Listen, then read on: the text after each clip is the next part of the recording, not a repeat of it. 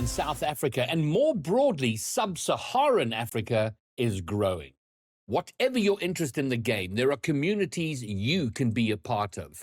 From casual players just looking for a way to play the game and hang out, to those with an eye to becoming professional Rocket League players, there are people you can connect with and get the most out of your experience.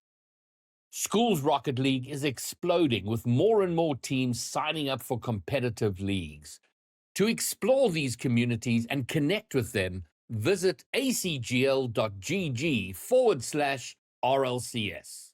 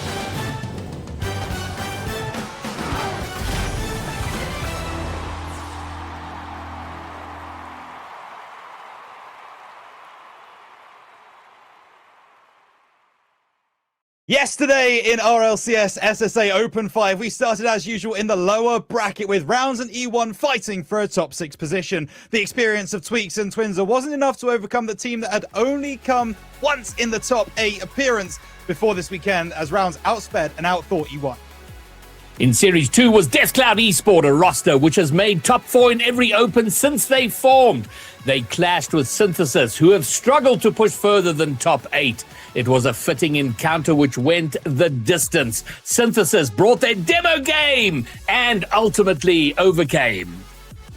And in the upper bracket, the Pioneers, well, we had question marks for them after the Open 4 loss in the grand finals, but they came back swinging, losing only one game to Astronic, marching to a 4-1 victory, which sees them in the top 4. And in our final game of the day, of course, it was the regional darlings of Five Fears taking a dominant sweep in this matchup for themselves, securing themselves a spot in that semi-final, locked and loaded for yet another day here in SSA. Folks, it is the Rocket League Championship Series. Everything is on the line, everything to play for. Five Fears, with that victory, have put themselves one step closer to Paris and maybe even Worlds. I'm Sam. I'm going to be your host today. And of course, I'm joined by my wonderful panel once again. Folks, how are we feeling about this weekend's matchups? GB, what's the vibe check? Well, the initial check is that we're going to have a very good opening series, possibly a second series. And then my one fear is that it might be quite quick for the remaining teams of Pioneers and Five Fears to see out today. Well, if each of us have a fear, we get to 4 fears, and that's just one below 5 fears, and that's where everyone else is, below 5 fears. Mark, how are you doing today? I'm doing good, but I mean, we got altruism in the back. Technically, we do have 5 fears on here today, right? So just because he's not on cam, he's still here. But no, I'm doing quite well. I'm hesitant to follow in Greybear's shoes, but I will. I think the first 2 series are gonna be very, very interesting, and then we still have potential, right? We still have potential to get good semifinals, and then hopefully the grand final will make up for everything, because KCP, for them, everything's on the line. So much optimism. Rhino, do you echo that? Nope. This is going to be a rather quick day, I think, folks. How am I the optimistic one? Yeah, it was a little bit weird. I didn't want to say it, but... That's a weird change. Listen. The fact of the matter is, we are only really saying this because of the quality that we see coming out from the 2 teams at the top of the region, specifically the one team that we see at the very top of the region in Five Fears. And it's tough to kind of go against them at the moment with the role that they're on, with the momentum that they have, with the quality they have on the field. they are a brilliant representative of SSA. They're doing great work, and until proven otherwise, they will be considered as the best.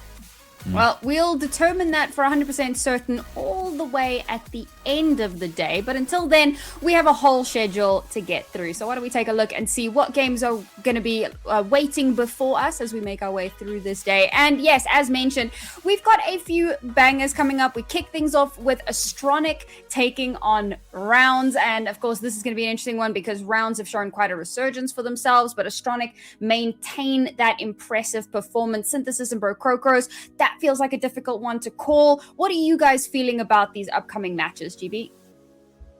Well, as we've all alluded to, I think we're going to have some really, really good opening matches. And Astronic are a team on the ascendancy with Inspire coming down to South Africa to play here and Renshira coming down to play from here for Rounds. And they are two teams that are looking really, really good. I think on paper, as it stands now, Astronic probably the favorite. But my goodness, I think they're going to go and do proper battle. And of course, this is where the bracket shaped up yesterday. As we said, the first two games, absolute barn burners, slogging it out, a 4-3 and a 4-2, incredibly close affairs. And we moved into our upper bracket, and well, we returned to your regularly scheduled programming with Five Fears and Pioneers taking some very dominant victories there. But we move into today, and I'll be honest, I don't think that we had too many crazy surprises out of yesterday. I mean, we even said, you could look at the Synthesis performance and you could say, oh, maybe that's the big surprise moment. Mark, what do you think? Yeah, I was about to violently contradict you. Like, Synthesis taking out Deathcloud. I mean, not even the play. We talked to Declan yesterday afterwards. Not even the players necessarily expected them to beat Deathcloud. And Synthesis showing the best version of themselves. We've always criticized them for being inconsistent as anything. We always criticize them for not bringing their A game when it matters most. That happened yesterday. They brought their A game when it mattered most. They made it Game 7. They won the Game 7. And now they finally have that. They can reap that reward. They have a top 6 matchup in our second game of the day against Bro Crocus, which, again, yes, it's going to be hard, but it's not unwinnable for Synthesis. Mark using the word "we" in that is a bit incredible. It's definitely Mark who's painted them with the brush of inconsistency. Yeah, but you took it over. It's not unfounded. However, I think we can all agree that when we have seen Synthesis playing at their very top level, in those moments where they do reach that peak, they can beat anybody that is kind of third to sixth in this region. Certainly, they proved that yesterday. Absolutely. Well, we look forward to seeing if they can replicate similar things today. But they're not going to be our first game of the day. That's going to be saved for a little bit later on. So why don't we dive into what we have in store for us for game number 1? And as mentioned, that's going to be Astronic taking on Rounds. And before we dive into it, reminder folks, please get your votes in. Let us know who you think is going to be walking away with the victory. If you're watching on Supersport, you can maybe jump into the Twitch chat if you really want to, or you can head on over to ACGL. I think you can still vote there. I could be off on that one, but go check that one out. Otherwise, let's dive into game number 1. Now, Astronic and Rounds. I think for Astronic, correct me if I'm wrong, Macht, because I know you love to do that, but I think that for Astronic, we expected them to get to this point, but Rounds was maybe a little spanner in the works. I mean, yeah, Astronic, they've been doing top 4 last time around. They sort of, especially with Inspire now being playing from South Africa, I feel like they are one of the teams that we expect to be at the stage. Rounds, I got to be very careful on how I phrase this because otherwise Rhino will be on my case immediately. Yep. But it is a very underdog team. Onizuma and Marcy, not really known to be at this level. Renshiro coming down, obviously elevated that roster, but I feel like this is going to be a new unfounded territory, and it's all going to be about the mental. It's all going to be the mind games for Onizuma and Marcy, especially. How do these two reunionese players adapt to being at the point where they've never been in their career? And of course, the question is, are Astronic going to be able to continue with the performances that we've seen from them leading up to today? You know, obviously they've had some good performances, but we've got quite a few teams that are in that always the bridesmaid, never the bride scenario. So what are we looking for from this team, GB, to maybe be the thing that elevates them and pushes them that little bit further? They had a great open 4, and the general consensus coming out of 4 was great. They've done well. They are clearly on the up, but can they bring the consistency? Can they continue to do that? And they've done that. They are here again, and they are looking very, very strong. So I think it's a case for them of just barreling forward with what they've already put together. And on the other side, I love what Renshiro has done, and I mentioned it briefly yesterday. He's such a great ambassador for the game, and bringing these 2 reunion players in Marcy and Onizuma. And Onizuma was dropped after Open 1 by Astronic for Inspire, and I love the fact that Onizuma has gone forward and now finds himself on a championship Sunday. Whichever way it goes, the stories are magnificent. And on the note of Renshiro, in his interview yesterday, he spoke a little bit about how, you know, the team hasn't gone through major upheaval recently. They've really tried to kind of stick it out as a 3-man roster and keep pushing forward as that. And he's felt that that's really made a big difference. And if you look at the overall trend that we've seen in SSA, Rhino, would you say that that's something that's contributed not only to rounds, but kind of in a general sense to a lot of our top teams? 100%. Yeah, I think you see that at the very top level, and Renshiro used NRG as a good example yesterday.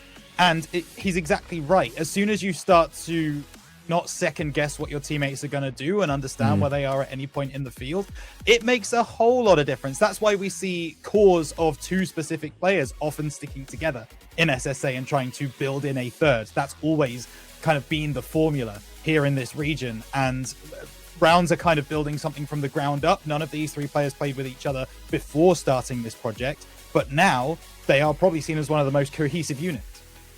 Yeah, and it's almost like a thing of the grass is greener on the other side, oftentimes with Rocket League players. It's like, you know, it didn't really go well for one event. So you scrim like 1 or 2 weeks together, you practice 1 or 2 weeks together, you play the event, and then you decide, now let's go separate ways. Oftentimes with really poor communication between the 3 team members as well to go along with that. So sticking it out together is very anti-Rocket League. It's very anti-bubble, because let's not forget, like, we have our 2 established teams. Beyond that, that's semi-pro. That's like the bubble area. And giving a bit of longevity and working together as a team is something that we need to instill more, not just here in SSA, but globally, I feel like across regions where people just don't stick, basically.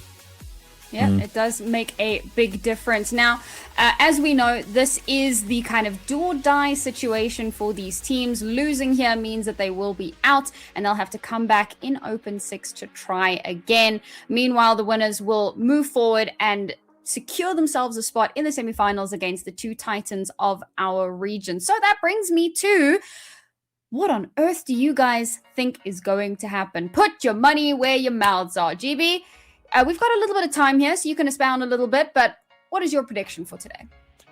Well, this is one of those series that I think you can go either way. I think there are good arguments for either team to persist here and or to prevail, to go forward and make a semi-final. And there are also 2 teams that I really, really like. I'm fans of all 6 players. I want them to succeed. So it's more the disappointment that we are going to lose one of them, which is unfortunate. Renshiro is the top goal scorer of the entire Open 5. He's on 18 goals right now. And as I said, there are great arguments, and I'm waffling away, working my way to a decision, which is I do think Astronic will prevail, but only just. Probably a Game 7 thriller. Yeah, not gonna lie, I've also struggled with this one. Macht, were you a little bit more easy to convince? Yeah, but that's due to the reason I'm petty. Mainly because Rhino knows exactly what's coming. You know it, I know it. Come on, give me Astronic. 95% because I'm confident that Astronic is just the more experienced roster, is perhaps the better team, quote unquote. It's obviously still within the margin of error. I think this is sort of like a 60-40 game in favor of Astronic. So I've given them the 4-2 victory, and the last 5% of my confidence was just out of spite. Nothing against rounds. By the way, nothing against rounds. Good org. Love the players. Just that man on my right. It's fair enough. But I wonder which way he's going to go. No idea where Rhino's going with this. Yeah. So tell us. You know what, production hasn't even that's waited. totally fair. They're not even waiting. And I get that. Listen, there are so many things that I could say right now to try and bring some credence to this pick, because to be honest, I do agree with the rest of the panel that Astronic are the favorites in this matchup. The thing I want to raise is the fact that the last time these two teams played was actually an Open 2. Renshiro was still playing in Finland, but Inspire was still playing in the Netherlands, and that ended in a 3-1 victory for Astronic to prevent rounds from getting to that mainstream. And there is definitely an air of revenge that rounds have in the camp right now, with Onizuma being dropped from this roster, with them having lost in that game. I think this vote result is fair. I think maybe in rounds' favor is interesting, but there is so much storyline behind this particular fixture here. We could talk for another 10 minutes, but we don't have it.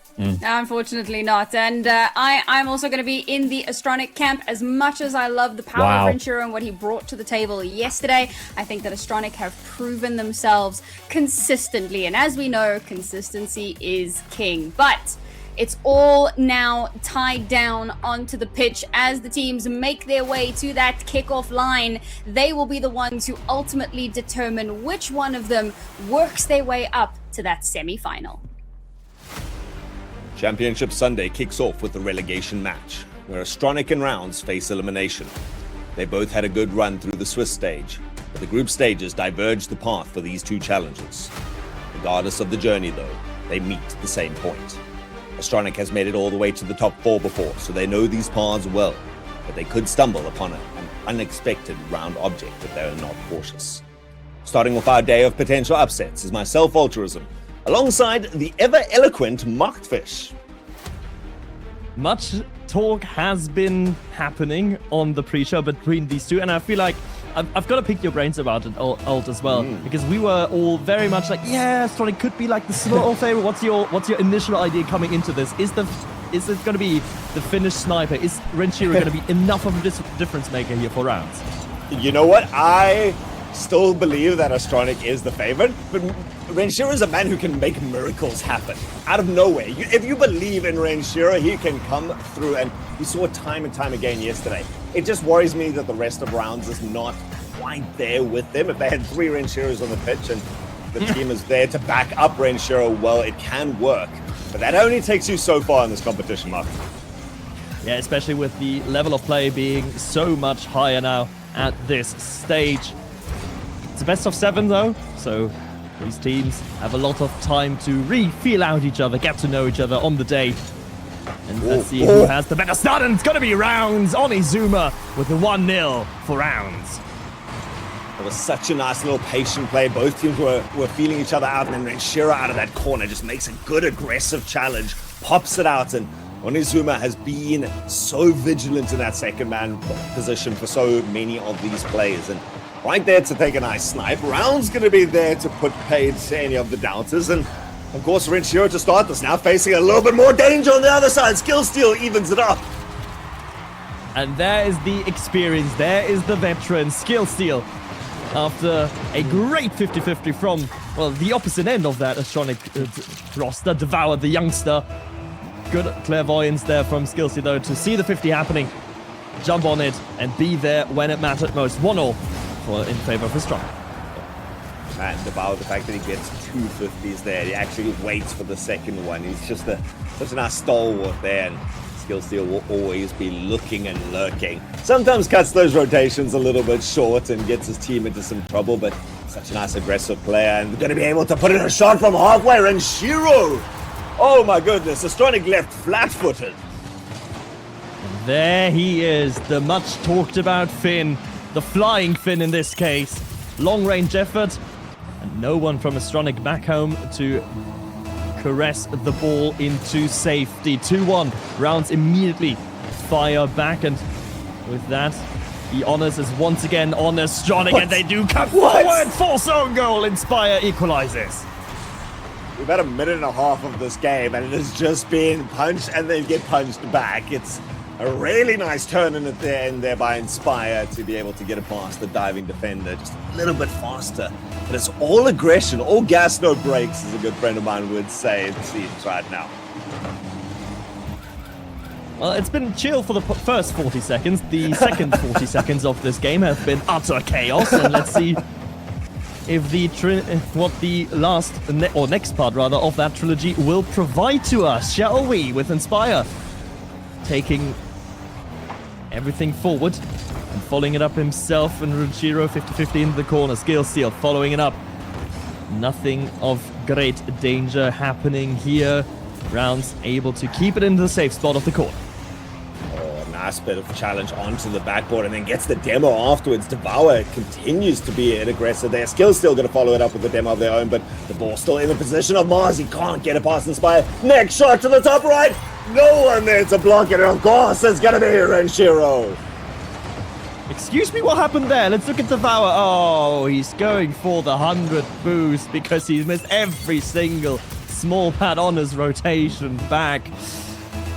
That is the mistake that will cost them. Devour not in a position to save the ball. Devour missing all of the resources to get into a position to save the ball.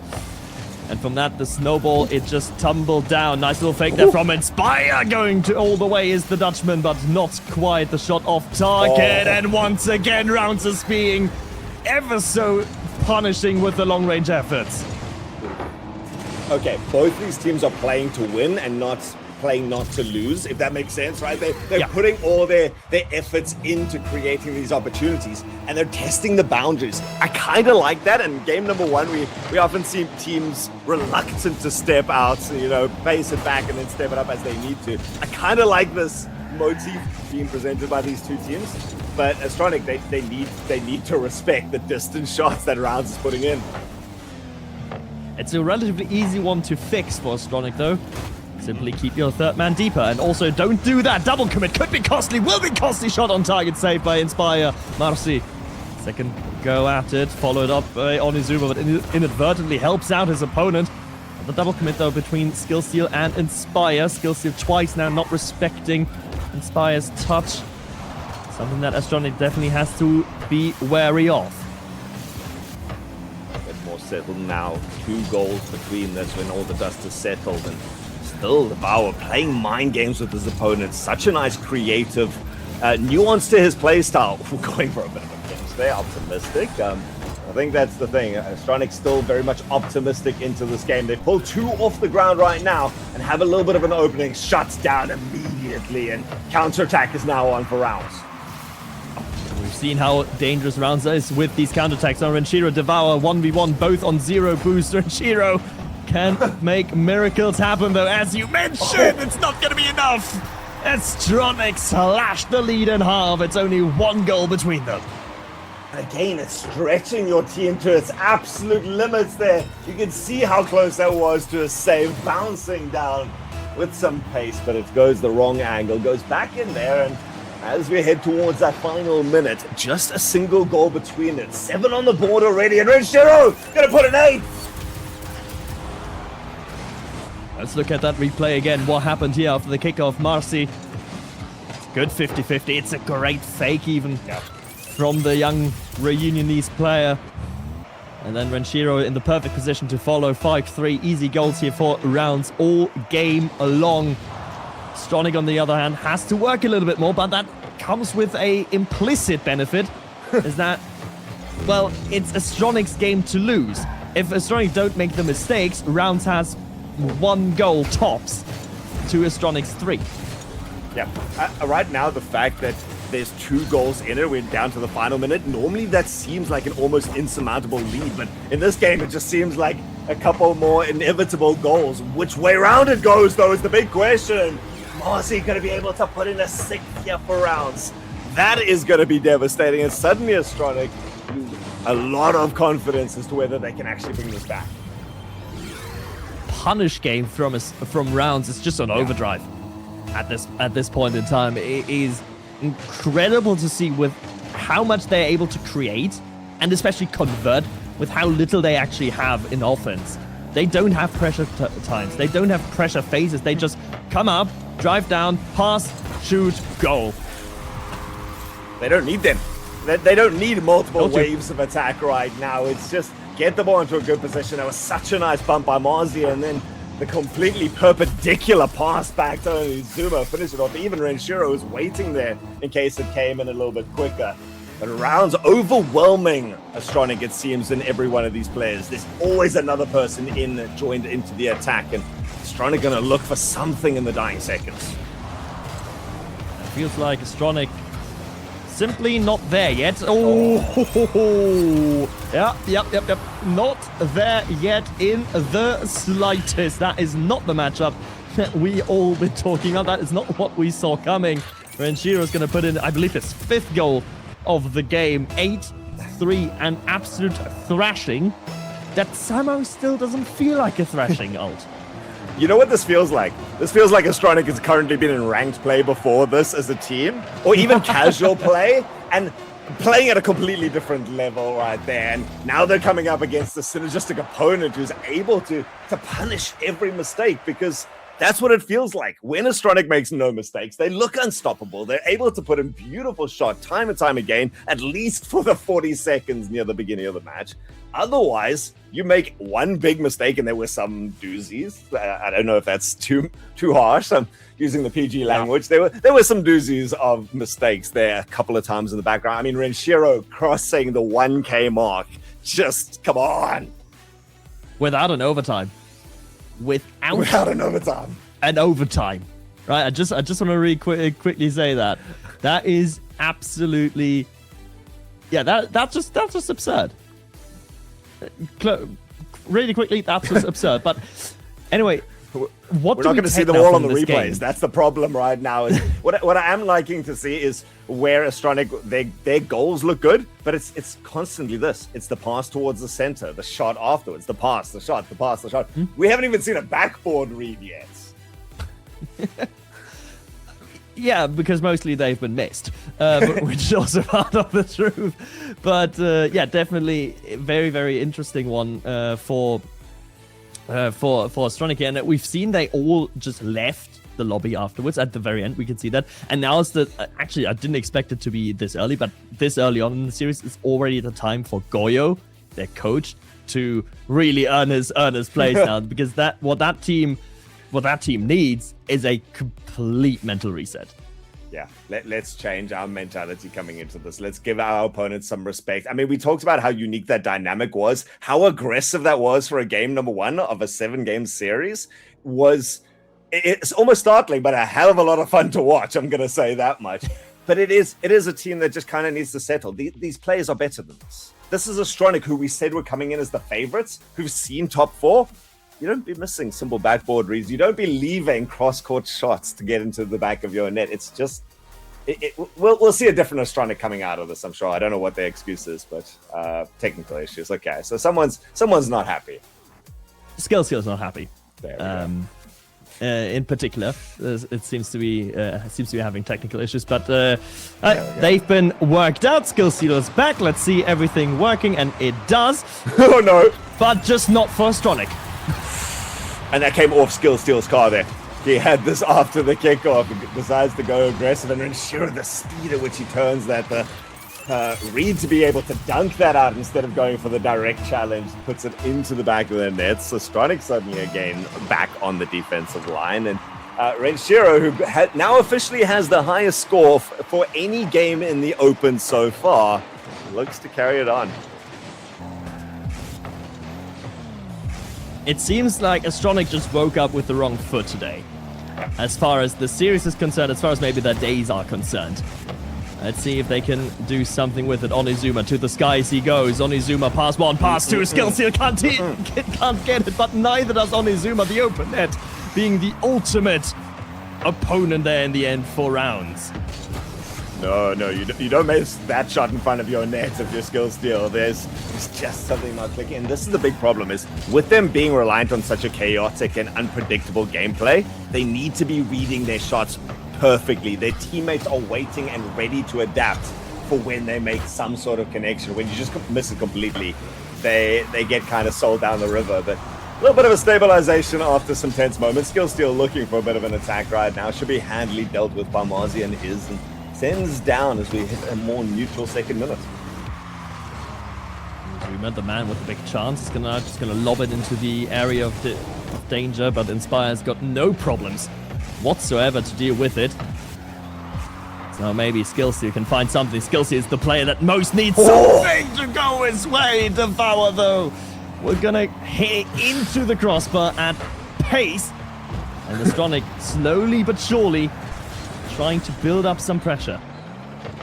Man, Greybeard's favorite statement across the RLCS seasons has been great events turn on small hinges, and it starts to harken towards how big are those missed shots on the open goal, or the fact that it wasn't punished when Astronic made a similar mistake earlier.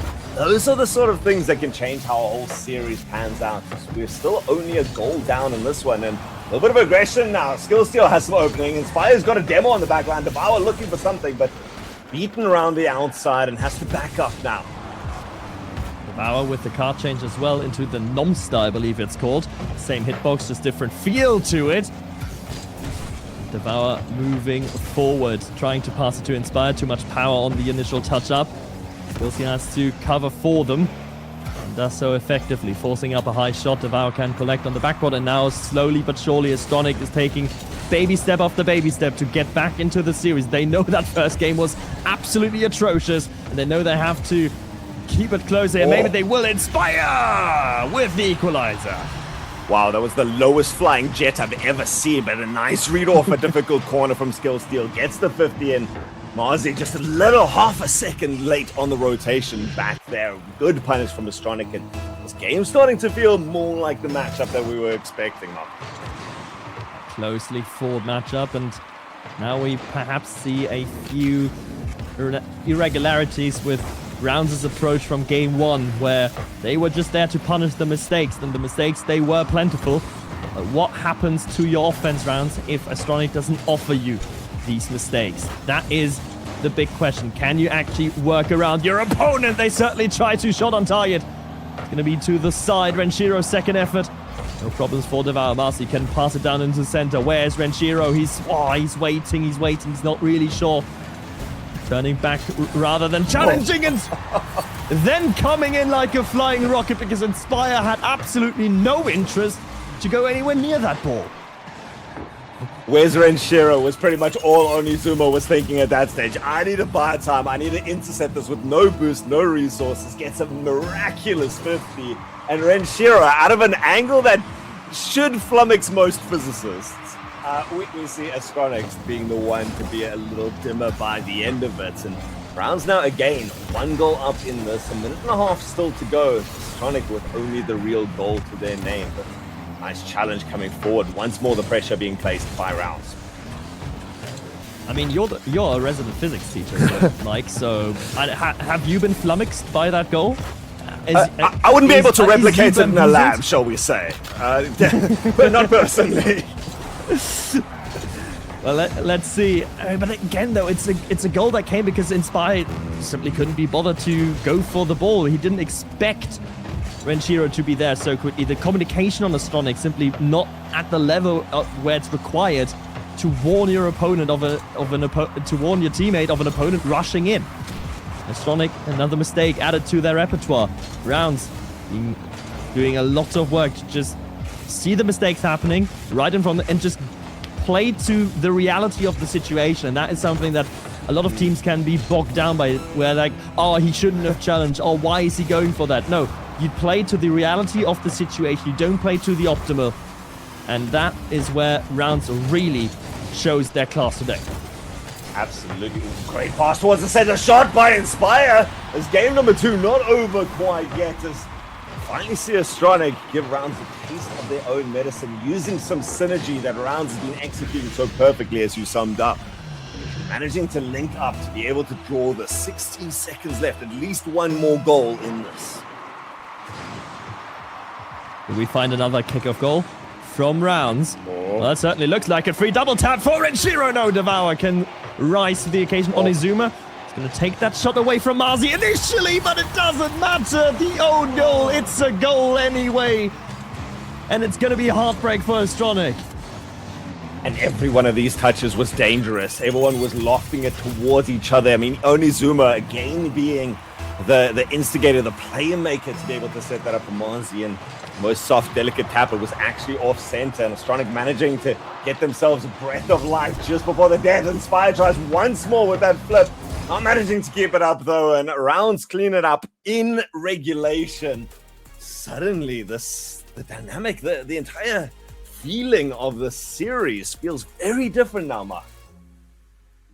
I am partially in shock and in disbelief as to what we are just witnessing on our screens. Rounds is doing everything they need to do. Rounds is just there, playing, vibing, having good solid touches, playing good solid Rocket League, but Astronic is showing none of that. Yeah, they're like trying to do too there much, was it this. seems. That's it. That was the best One shot play. of them in the entire one, for sure. I'm with you, Mark. There's just too much innovation, trying to dive for things that you shouldn't, maybe cutting rotations a little bit too aggressively, and timeout is 100% the call. Oh, yeah. Very happy to see that. I just want, like you say, there's nothing Rounds is having to do. There's not the manufacturing of goals that you typically see on a championship Sunday. They don't have to do anything special. They're just going, oh, we beat this 50, we'll take that shot, we'll get a pass in there. There's no challenge, cool. And there's the danger, and I think we all have fallen down that cliff before of saying, this is nothing special that Rounds is doing. It is still very high level what Rounds is doing. They are taking the opportunities that present themselves exceptionally well. Yeah. There's one thing of having the opportunities, but then also capitalizing on them, and that capitalization is really where Rounds show their class in this series. And I want to stress it and make it a point that this is still a valid part of a skill set. This is still an absolutely vital part of a skill set. That being said, Rounds doesn't need to change anything. Rounds is just riding the wave, and it's all literally everything is on Astronic. I don't even think we've seen the upper limit of what Rounds has available for us on display today. So we got to get to that stage before we have a real competition on our hands. But like you say, it's 100% on Astronic right now. Let's stop missing some of the balls in the air. You know what? And we always go about like what the overall picture should look like, but how to do that is very simply slow it down 5%. Stop diving immediately. Give yourself a second to read the ball, and don't dive in, skill steal, and waste half your boost as we start game number 3. It's little things, right? I still feel like it's mainly the communication between the players. It's normally there's so much on the same page as to who's diving in, who's taking the ball over, what's the position looking like, what's the boost situation looking like, and we are missing basically every single part of that. But maybe here on the breakaway something can happen for Astronic. No, Pinch is lacking into the center. As we see Inspire now into a different car as well. The placebo truly being with all these players. Inspire now in the Venom, trying to fight the decline of Astronic. Something interesting here though is Steel was trying to look for Inspire. Inspire completely sails past that one, and Devour now having to buy a lot of time for his teammate. Would have loved to have made a pass there, but no one was willing and lined up for it. So at least Astronic still reading what they're trying to do and being able to work on the same page. It's about execution right now. And it almost feels to me, Mark, that Astronic know what they want to do, and they're used to playing at a higher level than they are right now, and so they're getting themselves frustrated, and either they need to adapt or kind of step up. It is underwhelming from Astronic because we are, as you say, they are used to so much better as well. But it seems to be just like one of those days when you open the game and it's just like it's not firing. It feels heavy, it feels clunky, it feels off, and that is what Astronic seems to be primarily struggling with, and is an unenviable situation to be in for them, especially mentally. When you know you made top 4 last time around, when you know you're good enough to beat this round's team, and when you know you're maybe even the slight favorite, that on the day, you load up, you boot up the game, and just nothing seems to be working or going your way. You know what?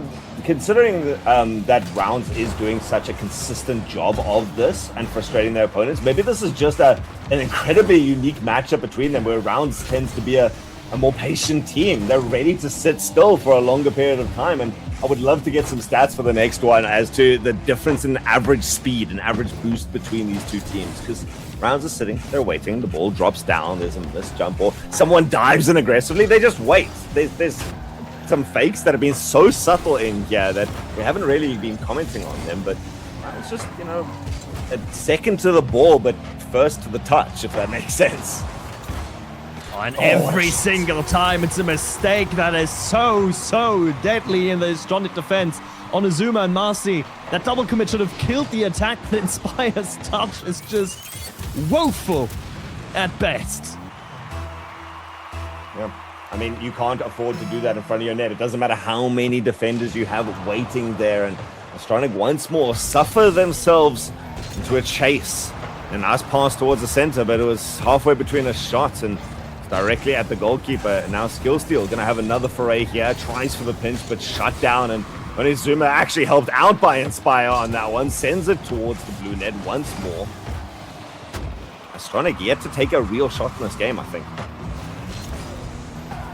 Astronic waiting to take a real shot ever since their first goal in game 2, it feels like. Seal, maybe an opportunity here for Astronic. They need something, they need hope, they need to give them that hope to themselves, but they will not be able to do so. Another counter-attack leaves them exposed at the back. And again, it's Renshiro, more than happy to punish. There's all 3 players there in the upper quadrant, that top left-hand corner of the field for the squad. All 3 were there. That is too aggressive, and maybe you'll get away with that in the brackets up until this point, but now it's do or die stage. You're 2 goals down, you're 2 games down, you're giving away counterattacks that's not even a one-on-one beat or requires a pass. Astronic, they need to put these goals away if they're going to invest that much, and now I'm not getting enough efficiency. That's a great touch by Skillsteal. Inspire looking to change us. There's not any sort of connection. That just hurts if you're Inspire. Yeah. You know you've got those 10 out of 10. It feels like torture. Yeah. On that blue half of the pit. It really does feel like torture. They're so close of having the good touches, they're so close of having the right ideas, but you can only feel for Astronic as Rounds is very happily and very gladly taking that situation and just rolling with the punches. There's another miss on the backboard. It's not going to lead into a goal on Izuma. Lacking about 10 boosts to get back to that ball and catch up, but still it looks ever so close to a Rounds, a 3-0, and who would have seen that coming? I don't think even Rhino was that optimistic. I mean, my prediction officially is out of the window. I gave it 4-2 to the side of Astronic coming into this. Already Rounds taking this away with that. Astronic putting 1 on the board, and this importantly being a complete clean sheet. And like you say, I think it comes back to, we kind of talked about on that point. Astronic on paper, Astronic in practice, Astronic on any other day is a better team than this, and they're playing like that, but they're not making those connections. Those 10 out of 10 in a practice range, 9 out of 10 times in a ranked match, you're going to make that touch, make that shot. There's nothing. It's a whisper. It's not even the part of, okay, you know, it's the crossbar, it's the post, it's like you're hitting everything but net. It is the death of Astronic comes one step before that even starts to be an option. The death of Astronic comes when making contact with the ball initially. The death of Astronic in this series isn't the fact that they are so close and they do have all the ingredients in place. It's that, well, they forgot to shop for groceries in the first place. No cooking at this stage. That no kitchen cooking. is vacant. No, the pantry's empty. The pantry's all empty. And that's what I'm still waiting for. I don't know, Mark. It doesn't feel like we're on the verge of match point now. We're on match point and this is amazing. And it just still feels like all Astronic needs to do is walk in, light the burners, and we're going to get some heat into this competition. Reverse sweep has never felt more possible to be right now. But I will be A, flabbergasted, and B, filled with gigantic respect for the clinical display that Rounds has put on to punish time and time again, but they give away the opening goal. This is the belief I'm talking about. The reverse sweep never felt so close, yet it never felt so far away either. I feel like Astronic, though, trying to pick themselves up by the bootstraps. They may have found them. Only time will tell. One goal, good start. Let's see if they can follow that up with a second one. Devour, wayward touch. Marcy's going to leave that down to Renshiro. He should have. But in the end, it didn't really matter, as no shot was to come anyway. Onizuma taking control, and now Rounds having to answer some questions on defense, but moving out into offense ever so effortlessly. Back towards the blue half. Continue to go. Still having to go up with very little boosts. Able to at least find the corner. Devour, it's just a couple of steps right behind him, and it means that Inspire, the last one left, Devour back and forth in front of the goals, trying to constantly carry his opponents, and the backboard that now seems to be vacant as Devour once more left in no man's land does manage to pick this up, but at 50 going to go the way of Mars. He pulls one into the air. Inspire forced to take that position up high, and that means there's no challenge. Renshiro, Devour absolutely bodies him off the ball, and finally there's a little bit of a breakaway pressure. Good bump though from Marcy onto Devour. And Onizuma has to be careful there as third, but on this day, I feel like that challenge works against this Astronic. Second one coming in, and Inspire hitting the crossbar. Counterattack going on. Devoured rotating back in time. And this is the balance that Astronic needed the entire series. Long that they've been missing the entire series. It is coming back late, but it's not too late for it to come back. Oh, they're there, and you don't feel too bad if those crossbar shots are coming in. That's a great place, and again, just a foot wide. On the outside, Astronic finally starting to rack some points up on the scoreboard in terms of shots, but not converting enough just yet. Keeping great pressure on for this extended period. It's going to be Devour once more in. Aspire sitting back, looking to control the aerial space. Has to take negative steps though, and coming in for one more challenge. Astronic rebuffed, and immediately that counterattack looked venomous. And to borrow my own metaphor from about 3 minutes ago, the pantry has been filled from Astronic. Someone nipped down to the shops and actually bought something. And now we can worry about them hitting the goal and not the post. Skillsy with another opportunity, but two defenders jump in, and Astronic having to build back from their own backboard. Onizuma into the ceiling. Marcy is there. Marcy with a big boy read. But in the end, Devour can sweep away any danger. Yeah, nice confidence from both sides there, and it's Astronic coming out looking quite healthy. Skill steal lingering in the background, having slowed down a little bit, seems to have changed things up for the team. Great pass! What a connection play here for Rounds on the verge of 2 minutes. It's all the way from their corner. Renshiro as high as he could possibly want in the air, and finds the teammates. We're equal at a goal apiece. The pass from Renshiro to Onizuma to finish the play is very good. The pass up to Renshiro, though, from Marcy is the real masterpiece of that play. Without that perfectly weighted ball, this counterattack simply doesn't happen. And Rounds show that they can't just capitalize on mistakes. It is also their brilliant execution. Once again, that is the reason why they're 3-0 up in this series. Now, surely wanting to make it 2-1 in Game 4 as well. Long clear out. Skill steal though. Already back for Astronic. First touch up high. Challenge on the second one. Nice. Gets the pass down to Inspire, who can't make contact with the ball. Oh man, I'm so glad that we have gotten to see a little sneak peek of what Rounds does have in store, and this is nice testing once more. Astronic really starting to put a large tally towards those shot counts, but accuracy diminishing with every passing attempt. As once more, they build from the back line. They've been at least consistently getting to the other side. Bauer in a little bit of an awkward position. Skillsteal coming out of the corner, going to have to come across his own goal. That's a great pop up towards the center. Marzi's up for it, and Spire gets a little bit more. Bauer once more being aggressive. It's already on the attack. Spire looking for the demo, and this still makes the save. Skillsteal one more attempt. And Spire a little bit too close to follow up, and there's still Astronic yet to break that backboard. Good opportunities here for Astronic, but alas, none hit the mark. With Inspire now going up high past one on Izuma, taking control. Beautiful touch and continuation down the counter attack for Rounds. As once again we are in the dying stages. Will there be another breakaway goal for Rounds? Marcy respawned in time. No one really up there to challenge. Renshiro in the end is going to deny Inspire's shot. With that, big strides have been made towards overtime. Will we actually reach it? There's no one home, but the ball hits the ground. Rounds survived by the skin of their teeth. Oh, this entire series hangs literally on a nice edge there, on a bounce and counterattack. Renshiro has a look at the blue goal to put this paid once and for all. This is golden goal. Astronic seeming finally to be present in this series.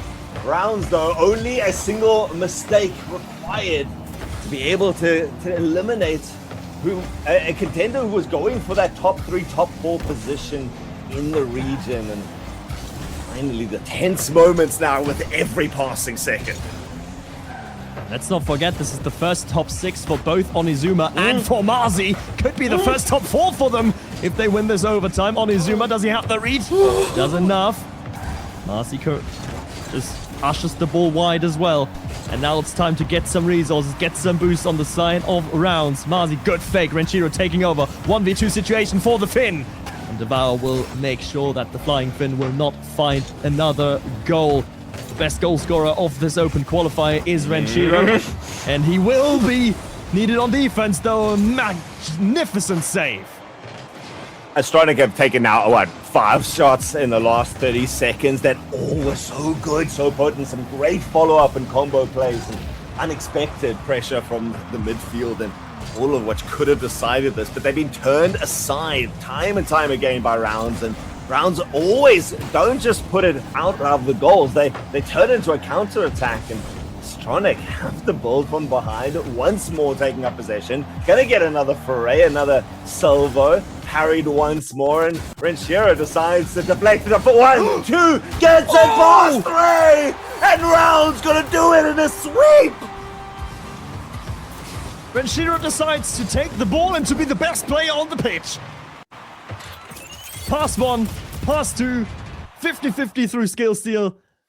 Holy moly, holy Renshiro. There is one man that you call to make a miracle happen. For those in the Christian faith, this is Easter weekend, and we are celebrating it by Rounds that we called out, coming through and shining with a divine light through a 4-0 sweep when nearly everyone counted them out. I cannot believe we have this right now. This is an incredible performance, and what a way to start a day of the upsets, it seems. I mean, you mentioned it in your intro to the series. A day of upsets beckons, and I feel like we shouldn't dwell on to us too much, because we've got a very, very happy Rhinoceros that is waiting, and I feel like also going to be very smug. So let's get the desk back involved. Yeah. Ooh, guys, do you know what? I actually feel a little bad that after such a performance, I now have to come in and say, right, let's dissect that, because the vibes were immaculate, but we do have to talk about it. And the first thing that we have to talk about is the Renshiro effect. Now, obviously, having someone that can be that person that steps up, that seems to be literally everywhere on the pitch, that is untouchable and always seems to be in the right place in the right time, is a phenomenal thing to have on your team. But Rhino, it does bring into question the whole concept of the hero plays and how consistent that could potentially be long term. I mean, the answer to that is look at that final goal of the game, right? There are certain things that a hero player brings you, absolutely, but I don't want people to get it twisted in thinking that Renshiro is a one-man team that tries to 1v3 against every other team in the region. He very much knows that he's got teammates there who will be able to support him and hold him up when necessary. They do it all of the time, and they do a fantastic job of it. We highlight Renshiro's play sometimes because he does have those one-on-one moments, but it's in those moments where he has to do it himself because his teammates are well positioned behind him to clean up if something goes wrong. And this is the big question that we kind of were asking late yesterday, even early today on the panel was, is this just Renshiro and co? Or did Marzi, was there other players there that could step up? And today, Onizuma and Marzi showed that they were there for so many great plays. The connections, the passes, the awareness, the way of controlling it. There was a beautiful stage where Onizuma jumps for the 50 on 0 boost, and Renshiro out of nowhere comes with a shot out of the corner. That just showed me that the team was communicating and playing with one mind, and everyone was that cog in the machine that worked. And on the flip side of that one, Mark, did it feel like maybe Astronic were not to that level today? A couple of overcommits here and there, maybe not as communicative as they should have been? I feel like dissecting this performance from Astronic is really difficult for the very simple reason that it is blatantly obvious to anyone who's seen that team play before that today, for all three of these players, they've rolled the 2 dice, and all 3 of them rolled the Cosmic 7 that said, no, you're not going to have a good day today. Nothing from Astronic was working. Absolutely nothing. Communication wasn't there. The touches wasn't there. The accuracy wasn't there. And we could see a partial comeback attempt in game 4 where they tried to sort of deny the inevitable, but in the end that's just what it was. It was inevitable. Rounds was inevitable on the day, and with that Astronic regroup, and honestly the best for them is to just forget that this day ever happened and do not touch the game today at all. And this is the big frustrating thing. Inspire was here. He now goes back to the Netherlands. That's the end of Inspire's stay in SSA. You come so far because you are so confident that this is our big run for it. This is our big stand up and showcase what we've got. And you called it heartbreaking at one stage, Mark, I think, there where Inspire goes for it. He's just got to get something, get on the backboard, get a shot towards goals. The opportunities were boundless. And I could score that. Whoa. Calling out the one. Okay, it was buddy. such a free double tap. He was in the air so long. He had 40 boosts remaining, and then he just flew over it and whiffed it. That was truly heartbreaking for me to see. Now, there is just one last thing that I do want to touch on a little bit, because Rhino, we didn't get the chance to talk about it before the game. Keep it as concise as you can, but it is an important point. Astronic and demos. Lay it on me. So Astronic are one of the most demo-heavy teams in the entire region. Certainly in Open 4, they were only beaten on demos by 5 Fears. You just didn't see them really as much on this occasion, and certainly not the effective demos. We've talked about that a lot on the broadcast, where it's important to get that demo on the last man when the other 2 have gone forwards. Astronic weren't doing that. They were getting the demo on the last man, but rounds were in a position where they were able to defend anyway. So those demos didn't really become too fruitful, and Astronic got frustrated by the end of it because they weren't getting the demos that they wanted. B, they just weren't getting demos full stop. And I wonder if that was part of why they struggled today. Very well, could be. Now, just a quick one. If you, like Mark, believe that you could have hit that shot, make sure to come and join the community that ACGL has set up, acgl.gg/RLCS. Find your people and come play some amazing Rocket League. All right, that's kind of going to wrap things up here, but don't forget to go ahead and vote for your driver of the day, acgl.gg/vote, or if you are watching on Supersport, there should be a little QR code that pops up at some point. You can go ahead and vote for your driver of the day. And I'm going to be honest, much like yesterday, it's feeling like a Renshiro day, but you know, we'll give it a few more games to see if that changes. But he is head and shoulders at the moment above everyone else this open. He has performed out of his mind. But that leads us to setting up our next game of the evening. That's going to be Brocrocros taking on Synthesis. We've already had a 4-0 ridiculous, I think upset is a strong word, but certainly surprise. It's a weak word for this. What do you mean? Nobody, because it was one of those games where it felt like it could have gone either way, but the fact that it was a 4-0, that was the big one. Now we come into the Brocrocros Synthesis scenario, and I'll throw this to you, Alt, because you felt the need to interject. How do we think, are we expecting something similar here, or do you think it's going to be a little bit more in that realm of actually close? Listen, I did not give Synthesis the credit that they deserved yesterday against Death Cloud. I got called out justifiably so for it online, and I'm reticent to really underestimate them again. At the same time, Brocrocros, they were underwhelming to me. I expected a lot more from them yesterday, personally, but so it's really anyone's game. It's both these teams on their best day is going to be one hell of a clash, and on their worst day could be very unpredictable. I'm still going towards Synthesis, but we'll save that for the predictions, right? Yeah, save that for a little bit later. But speaking of, guys, you get to get your predictions in now, so go ahead and do that in the Twitch chat, hashtag BCC or hashtag SYN. Let us know who you think is going to be walking away with the victory here. Now, Rhino, you were talking about Astronic and demos, but over the course of the day yesterday, Synthesis showed they were apparently no slouches when it came to demos either. Yeah, it's a part of the game which is starting to really find its feet here in SSA, is that demo-heavy style. I think because 5 Fears are the most successful team in the region, they do it a lot. Teams are like, oh, maybe we should adopt that kind of style as well. But, Synthesis able to get a lot of demos in the game yesterday against Death Cloud. It disrupted them, it put them off their game, and that's what they're designed to do. If they can do the same against Brocrocros today, a very fast-paced team, then yeah, absolutely, it can disrupt rhythm, it can confuse them, and it can frustrate. So I wouldn't be surprised if we saw more today.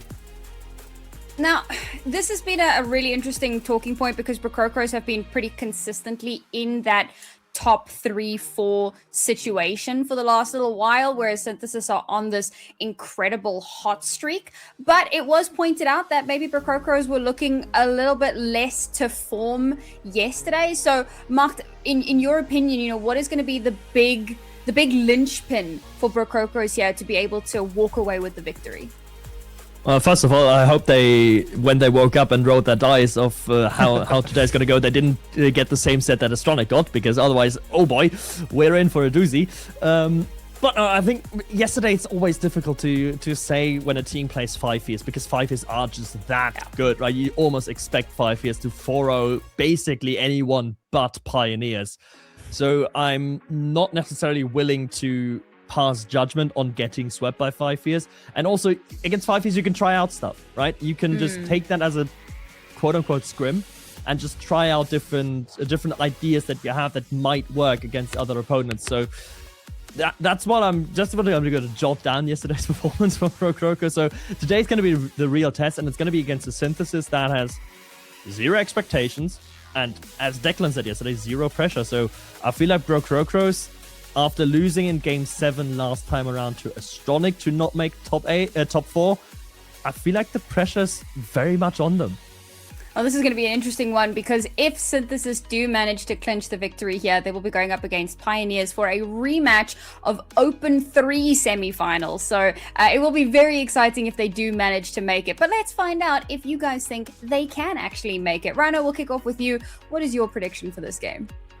Look, I was one of the few Synthesis believers yesterday. I got rewarded for that, and it was great to see. Unfortunately, I do think this one is just a little step too far. It's one of those days where Brocrocros, we've talked about them being third in the region for so long.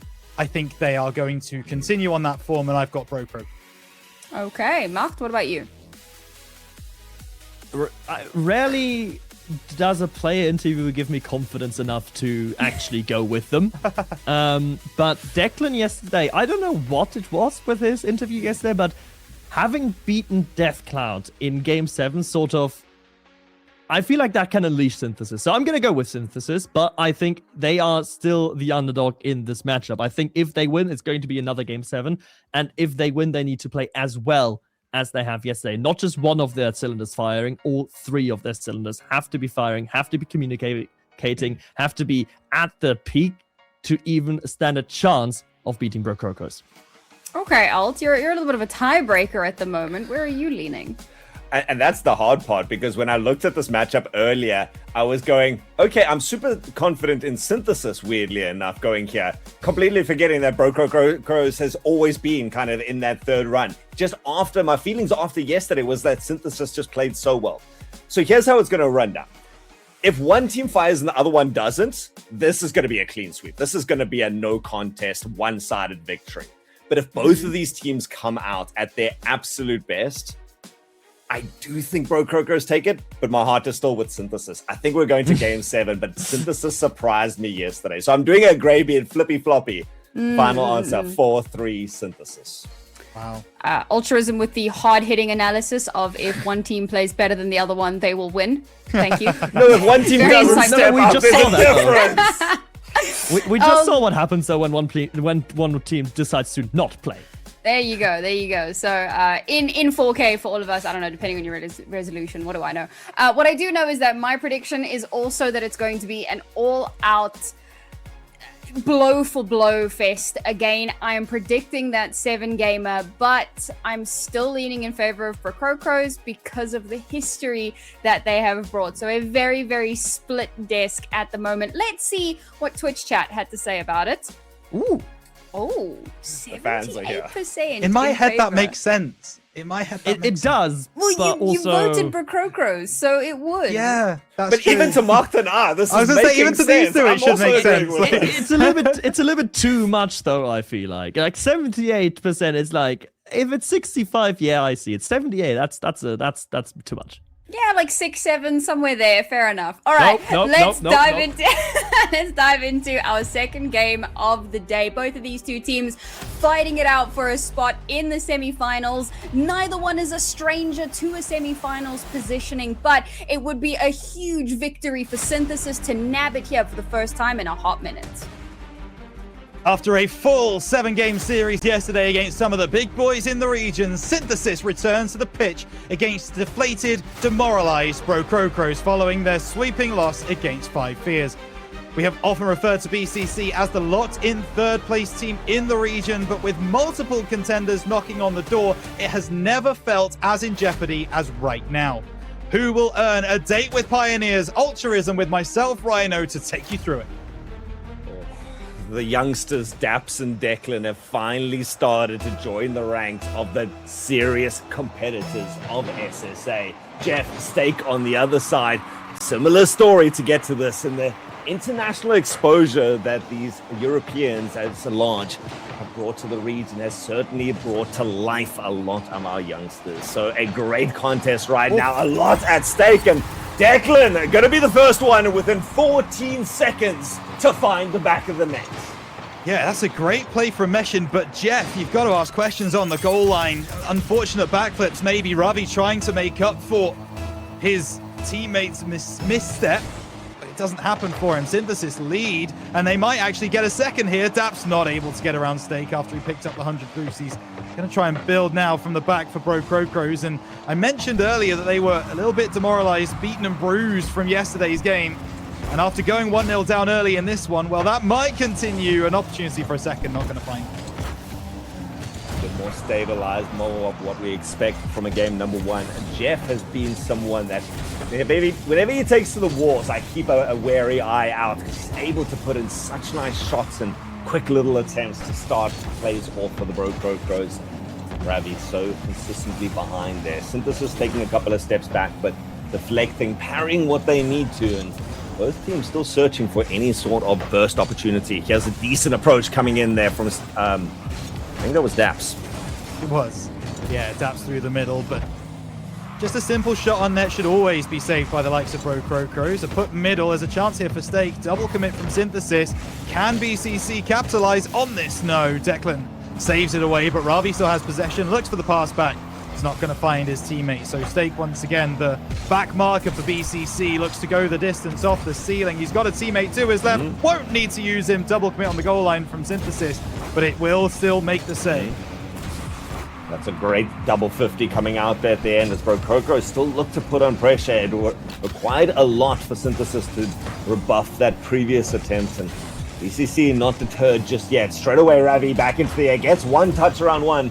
Declan looking comfortable, skirting past the goal line. Daps in a bit of an awkward position, has to go straight up there. Ravi, or at least Meshin, jumping in behind there to make the clean save. As still, oh, that's a big double commit. Stake has the opportunity right now. Pass towards the center, Declan. That was really well handled. Oh, and there's a chance going the other end, but Jeff manages to read it well, and now Stake down the left-hand side. Doesn't get beyond Daps. Declan going up to meet it on the left wall. He's quicker than Ravi. We're not going to say that very often, that's for sure. Meshin off the near side. Got there by Daps as he brings it through. Ravi just having to try and bring this one away. He doesn't get there, but Declan's shot misses. There's still a player back. There's a ball on the goal line. Jeff and Declan locked together at the near post. So it's an easy finish to the far. Synthesis 2-0. Oh, Grabia is probably fuming right now, but Meshin and the rest of Synthesis, jubilant as that goal slides in. It was beautifully placed otherwise. I mean, I think even just stationary at that stage, they try to break it, I think, without too much preemption.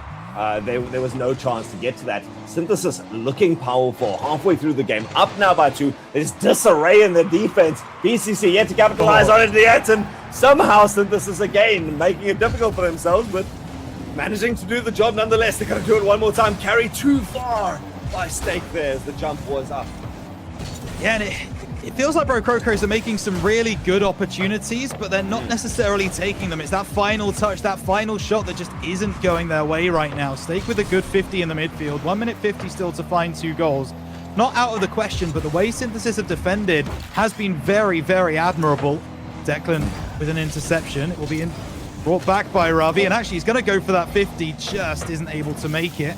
Stake down the right side. Ravi with a lot of boost to work with, but Stake loses possession, and I just don't know that heavy touch was what the doctor ordered there. 1.5 minutes still to play. There's a reset here, opportunity cleared away. Certainly being try again. The name of the game here for BCC. Really no massive opportunities. It's certainly not been a missed point for them. It's just handily being taken care of. This is a big push forward. Stake actually has the open goal. Gotta take advantage, and just massive as he bulldozes his way down the length of this field. That is a lesson, right? Record this clip and watch it again and again. It's a lesson in how to take 50s in Rocket League. Beautiful work from Stake to be able to get beyond the Synthesis attack. It wasn't even the Synthesis defense. It was in Brokoko's half. But he just made sure to be bigger, make that card do more of the work, and get beyond the Synthesis players. And that's actually a miscommunication. Jeff taking it away from Stake there, but will be able to recover and bring it back. So now 50 seconds to find a goal for BCC to bring us to OT. It's not looking so unlikely now, and they seem to have just been able to get their wheels under them, if you like. They've settled into the game a little bit. Here's an opportunity to see if that actually has happened. Stake will finish the job. 2-2. Is this an actual calculated fake through the air like this? I'm interested. Jeff takes off, and Dap still had all the opportunity to reach that on the backboard. A little bit too much distance to cover, though, and suddenly the demeanor changes with 36 seconds left. Brokokos level it out. Synthesis lose complete control of the game. Punished for it. They are, and will they be punished again? Stake looking for the bottom right-hand corner, and that's intelligent from Stake. Meshin looking for a reset, going beyond Jeff, but there is Ravi back, and he's not got a lot of boost, so he flicks it up forwards. Will be brought forwards by Daps. Jeff collects. Can he keep possession? Just about winning that 50. Stake, backboard. Have you got a double for us? He does. It's just not low enough. And there was a chance coming through again. Synthesis double commit, but as long as that ball gets sent down the other end, they don't care how many people commit for the ball in OT in game 1. So my feeling at the end of that is Brokokos has had to work harder for their 2 goals, but at the same time has had more attempts and makes me more confident towards it. Daps, though, doesn't need anything more than 1. He takes in the first 8 seconds, he collects it handedly, and He just keeps his nose to the grindstone all the way through. Maximum pace to the top right corner. Not even Ravi the import can manage to pick that up. Wait, Ravi's not the import. Give me a second. No, it sure isn't. But neither is Daps, and he made sure that his car was made so big going on to the goal line. Difficult to 50 that one away. Difficult to get it away from the goal line. Great work from Synthesis. They see that OT over the line when actually it looks pretty scary for them. I think what you were about to say there, Altruism, is that BCC probably had the more of this first game in the end, and they didn't really have to work too hard for those goals. That one from Meshin really finding the bottom right-hand corner after players in the bottom left were busy doing something else. That's really all I can say about it. But in OT, all it takes is a moment of brilliance, and this is just so neatly taken. Where I say Bro Crocos worked harder is they put in a good number of shots. There was some miraculous defending from Synthesis over a large extended period of time. The 2 goals, ironically, that Bro Crocos did get were softer looking goals, right? That nice like breakdown, the counter attack by Stake to take it down, then win the 50 and then slot it in at the end. But when it comes to Synthesis's goals, those were beautiful. Those were something that I want to go back a couple of times and watch, and it makes me excited. Synthesis giving away what was a confident lead at the end makes me worry just a little bit, but this is still the underdogs winning game number 1 and already off to aggression in game number 2. Yeah, but I don't think Bro Crocos are going to be mentally too out of it at this point. You know, you were 2-0 down early. That happens. You bring it back to 2-0. You take it to OT. The conversation is going to be, well, let's just not go 2-0 down and then we win the game 2-0. Like, it's absolutely fine. I don't think they're going to be too concerned. The problem is they obviously have a couple of players who are inexperienced in the likes of Ravi and Jeff. Goodness me, fired into the bottom left corner. But the calm, experienced voice of Stake is going to be so important in that BC. No, absolutely right now. So no panic, no need to panic for either of these teams, and tense moments in front of the net again. Just methodical working up as both of these teams. Bro Crocos, the fact that they did have so many potent attempts, you're not expecting Synthesis to be able to keep up that level of defense over a 7-game series. So it imbues you with even more confidence that we'll get our shots, we'll get our attempts, we'll work our way forwards, and that's what they look to do here as they hem for Declan in the corner. Still makes a lot of distance, but possession held by the Bro Crocos. Stake unlucky really to get such a weak touch on that ball. Opportunity forwards. Daps looks for the cross field, and this is the Hungarian looking to take a shot. It will miss wide left. Stake tries to bring it away. Declan intercepting, getting a reset as well, deciding not to use it, and Jeff can easily clear it because of it. Now getting the reset and flick forwards. Only 1v1 in the back lines, but Daps wins out. And there's a demo! Oh no, the third man demo for Synthesis works wonders. Daps fires from halfway. Bro Crocos caught off guard. Not even from halfway. I mean, all 3 players of Synthesis are in front of the ball when the final contact is made, and that's insane. The demo so heads up there. Bro Crocos, a team that relies on their fluid rotations, interrupted at that stage. And Synthesis, game number 2, once more, the underdogs in the lead. Yeah, and hey, maybe you were absolutely right to believe in what Declan was selling yesterday in his interview. Definitely come through today with a bit of a chip on their shoulder. Maybe there's a shot down. What a save on the goal line. And there's another opportunity for Bro Crocos that they're going to be looking at going, well, against another team, that would go in. So what more do we have to do?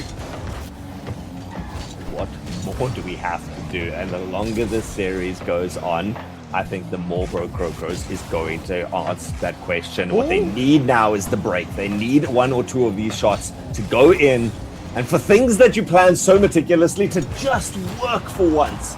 Bro Crocos still, they keep plodding away at it. Nice challenge. Both of the players in the center make no contact. Jeff going to be able to just hem this down in towards the corner. Meshin coming through an interesting angle there, trying to disrupt the play in the back line. And Ravi, everyone quite patient in their plays. I don't see too many players snatching at the ball too much. And I think that's a good thing at this particular point. It's only 1-0, still over 2 minutes to play. No one really should be kind of over-aggressing or snatching at opportunities. Synthesis, if they steady the ship, they know they win the game. Crocros are trying to build an attack that they believe will work so they can push more resources forwards and get the goal to bring them back level. I think it's good game management from both teams at this particular point. Now, as that clock starts to tick down to 60 seconds left, I expect it to get a little bit more frantic. But at this particular moment, both teams just jostling for that midfield possession. And at the moment, neither team really coming out on top. This is where the exciting play comes in. Both teams, they don't really want to throw too much at that first attack, but they're so ready to collect or counter-attack as they're dropping and turn the game on a dime in this midfield battle. Now the pace picking up. Synthesis looking the aggressors. A nice chip over the top for Mission to start, but doing enough is Crocros to find the link. Daps cuts this off at the halfway line. Again, we end up at this neutral tussle. Demo on the back line leaves Steak with work to do, but Kane just settles the nerves and sends it down for something to pop out here. Ravi trying the absolutely audacious off that left side. No real angle to find, and I got a little bit scared that he might have done as Jeff trying to challenge. Now, Crocros know they need to be the aggressors. Steak over to this right side. There's a demo on the back lines. Drop down nicely. Double commit from Synthesis. Chance in front of goal, but recovering from that demo is Daps, and with 30 seconds to go, Synthesis clear their lines. Never have I seen, or at least not in this open thus far, have I seen a team that, when they look uncomfortable, still makes it work. As Synthesis, they just are able to pull it out, and this is the depth of mechanics that Greybeard was alluding to yesterday. They're so good at just being able to make it work and recovering on the defensive line. They're going to do it for 10 more seconds. And they get a second game to their better. Ravi takes it up high in the center, looking to carry it, pass it along there to pop out the corner. Declan intercepts it and takes control. Past one, two players up here, but they both are doing enough to send it all the way down the lane. BCC have to try and take this and take it long. They can't. Synthesis, they take game number 2. Well. Here we go. Crocros backs against the wall. Synthesis winning. I mean, 1-0 is a pretty crazy scoreline for two teams that love to attack and aggress. But I'm trying to, in my mind, figure out what we're missing from the Crocros side, because they are normally creative. They are normally that aggressive team that somehow just finds something from absolutely nothing. Steak almost finding something there, but Declan getting down so quickly. And then there's a Ravi shot as well off that left-hand side where he tries to find an impossible angle. And again, that's the creativeness we want to see. There's the Crocros timeout. It had to come really for them. Hopefully they've got more answers than I have, Ultrism. That's all I'm going to say. Because that's the weird question now, is there's nothing that Crocros is inherently doing wrong. It's not like they're missing. If we compare this to our first game of the day, because I think I did curse the entirety of today with my intro to that, saying that this is the day of upsets. But in that first game, the team that we expected to do well was just missing the ball. They were not making the connections. They were going for overly optimistic plays. Here, Crocros is very well constructed. They're very set plays. They're pretty routine things that you would expect to work, and the shots have been of a high caliber. There just seems to miraculously always be a Synthesis player spawning into that moment from off camera. So what do you fix when nothing's broken, technically? Well, that's going to be the question. Do they increase their speed in transition? I think it's been relatively slow building up from the back. Do they try and be a little bit more aggressive, get more demos on the Synthesis side? Do they just try and change their entire game plan and maybe counterintuitively play more defensively, invite pressure on, try and break on the counterattack? These are the conversations that will be happening in that voice call, because they have players who are adept at all of those different styles of play, and I'd be interested to see which one they try to employ. Yeah, talking about adapting though, Daps, Declan, these guys are showing up as kind of what we now see as a more senior version of those junior players. Ravi, Jeff, certainly a next generation of players, and maybe struggling a little bit to find that maturity on the main stage, the leadership. What a breakaway. Okay, timeout buff. I mean, with the goal explosion, that's quite apt, isn't it? Yeah. I don't really know where Declan expected that ball to go. It had a fair bit of height on it. Maybe he expects it to bounce a little bit higher off the bottom corner. That's the only thing I can really think of. Otherwise, you're not going for the 100 boost there in the slightest if you think that's going towards your net. But the best possible reaction from a timeout for Bro Crocros is to get an early goal. They've got that now. They've not had the lead so far in this series. Can they hold on to one now that they do? Wave number 2 of Synthesis turned aside. That stage, Bro Crocros managing to hold this. Declan, the most interesting passing I've seen back towards his own side of the field that I've seen in a while, but does at least come back to join the fray, and Synthesis continue to put pressure right now. But once not in the ascendancy, not the team with the advantage going out of the first minute, Bro Crocros is going to be breathing a sigh of relief that for once they're not doing that. Rule 0.5, I guess, 1 divided by 2. And then suddenly, tense moments, Jeff recovers. Goodness me. I mean, that's just a block, right? At that point, your car's sideways. You're not, there's nothing keeping you there. You're just trying to block off the player forwards. And I don't mind it. It was effective, certainly. As now Bro Crocros try to build out. They can't do so on the goal line. Stake driving across, putting it to safety, and then being able to spark a counter-attack past middle. No one's up for that one. I'd like to see maybe a couple more pre-jumps coming through from the likes of Jeff and Ravi, because Stake does so well oftentimes to collect the ball in the back lines and put a nice pass forwards. Just needs one of the teammates to take a risk and go up for that ball a little bit early. Maybe they'll start doing that as we move further into the series. That's Victor. Ooh, that's a really nice attempt. But again, just calm on the baseline. Stake trying to formulate something. But I like what you say about Jeff. Or any player, when you get that 100 boost in the corner and you've got such pace on the ball to start a counterattack, your team, at least one player, needs to be there for when you make something happen. You've got a slight advantage. You need to try and exacerbate it. And Bro Crocros is trying to do that right now. Synthesis once more stabilizing perfectly. Mesh and carrying it with a full boost tank, and Gap's going to be the second into the fray. Beats out Stake, who was up to it quickly. Jeff doesn't find any connection, so time for Synthesis to stabilize. That was an optimistic jump there, and the pass backwards actually reinvigorates us for another long shot. Mesh trying to get that deflection, but Synthesis doing well to at least try and elongate this pressure that as far as they can. That's a bad push to the center. Jeff sets up something high.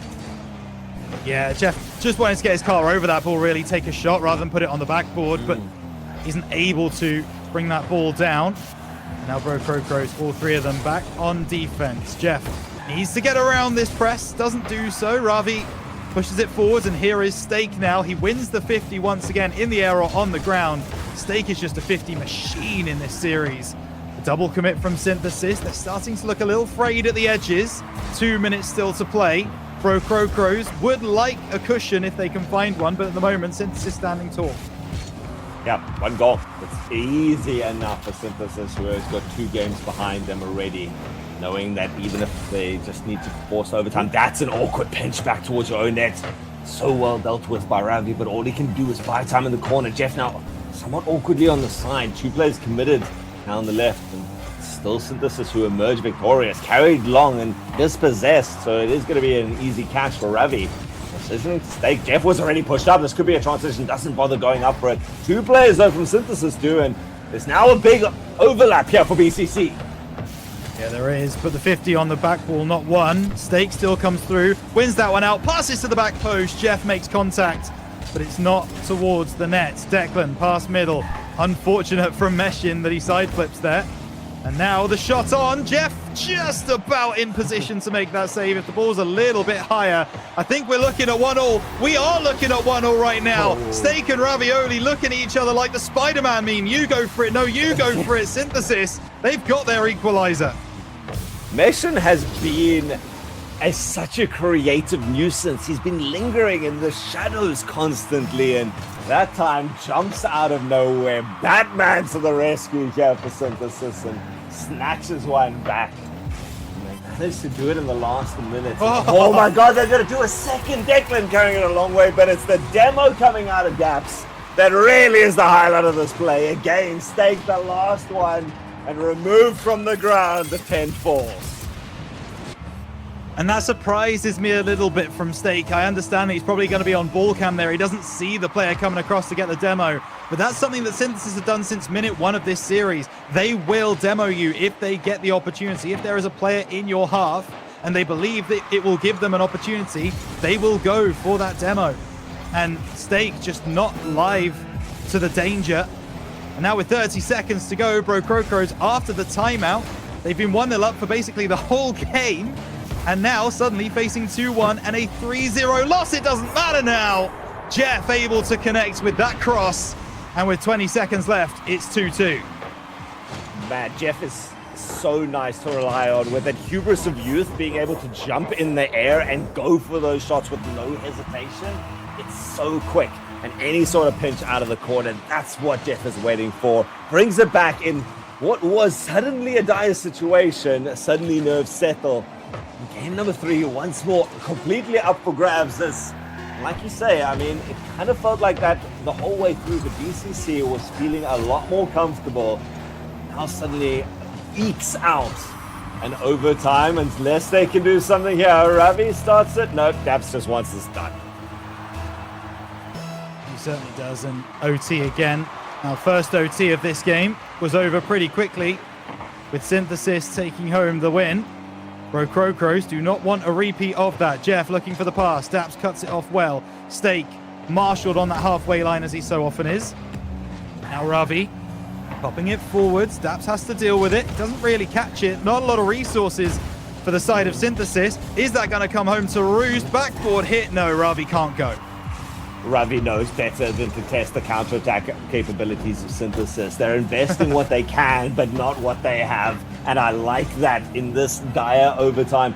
I feel like if BCC can bring this back as they are trying over and over again, it will feel a lot better about the series. But 3 games down, match point on the line if BCC cannot emerge from this wave after wave, this crescendo of pressure that they're putting on their opponents. Something's got to explode, and counterattack. Declan finds the backboard, taken care of by Stake. First time really that Synthesis have got an attack in this OT, and they're going to keep it as well. But Ravi now bringing it back towards the Synthesis half. There's a miss in the air. Ravi will leave it. Stake will shoot. Stake will score. The Spaniard firing Bro Crocros to their first game win of the series. And suddenly it feels like we actually do have one of those to watch, Altruism. Oh, this needs to go the distance. I'm still so glad that I predicted for Synthesis to take this overall. But I am feeling glad to see Bro Crocros stepping up. That camera angle at the end was beautiful to watch the straight progress down the center of the field. And that was a nice culmination because it was a Bro Crocros extended attack where they felt like that they were the better team for a minute or so, that it just finally paid off.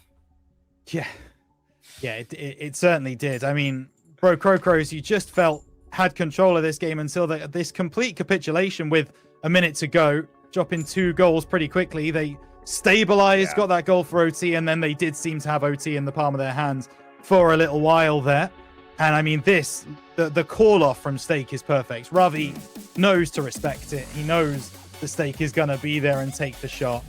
That's exactly what you're looking for in a teammate. So, Bro Crocros back within 1 game now, and we'll see if they can push on. I don't think Synthesis played badly at all in that game, so I don't think they're going to change too much either.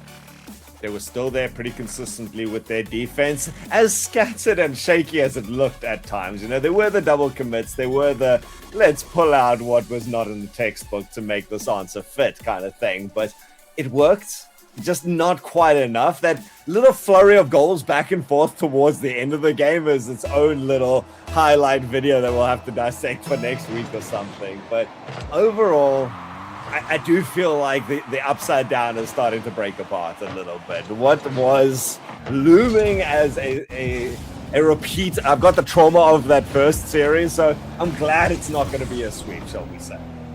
Yeah, absolutely. Seems that way. And yeah, as opposed to game 1 of our first series of the day, which felt like in any other world, it should have probably gone the distance. Oh, dear. Well, if things keep going on this way in this game, then we will be guaranteed a game 6 at minimum. Ravi leaving that one for Stake once again. The communication between those two is on point today. It's beautiful, and that shows Bro Krokos is doing aggression perfectly. Measured aggression, adaptive aggression, where you're going for that. You're in a place where you can maybe make something happen. I'm at least going to start the opportunity, and then when the call comes out, you bail out and you haven't lost too much. I love that coming out from Bro Krokos, and not something that we see enough in this. It's given them an edge back, a window towards taking this series, and they get themselves goal number 1 in game number 4. An extended series still on the offing. Certainly, as Declan goes up to challenge this, it's going to be intercepted by Ravi, looking for the backboard, but easily pushed away on the backboard. Now Jeff knocks it forwards, high in the sky from Daps. Who will get there first? It's actually Stake who does, but a challenge is right there on the scene. Now Ravi able to get around the player in the corner, but Meshin sends it away. Synthesis do not want to be defending right now. They want to be down the other end of the field, but a demo might prevent them from doing just that. Ball off the backboard. Ravi's going to try and bring it away. There's another demo downfield. Meshin takes out Stake. Won't matter if Ravi keeps moving the ball forwards, which he does, eventually gets challenged.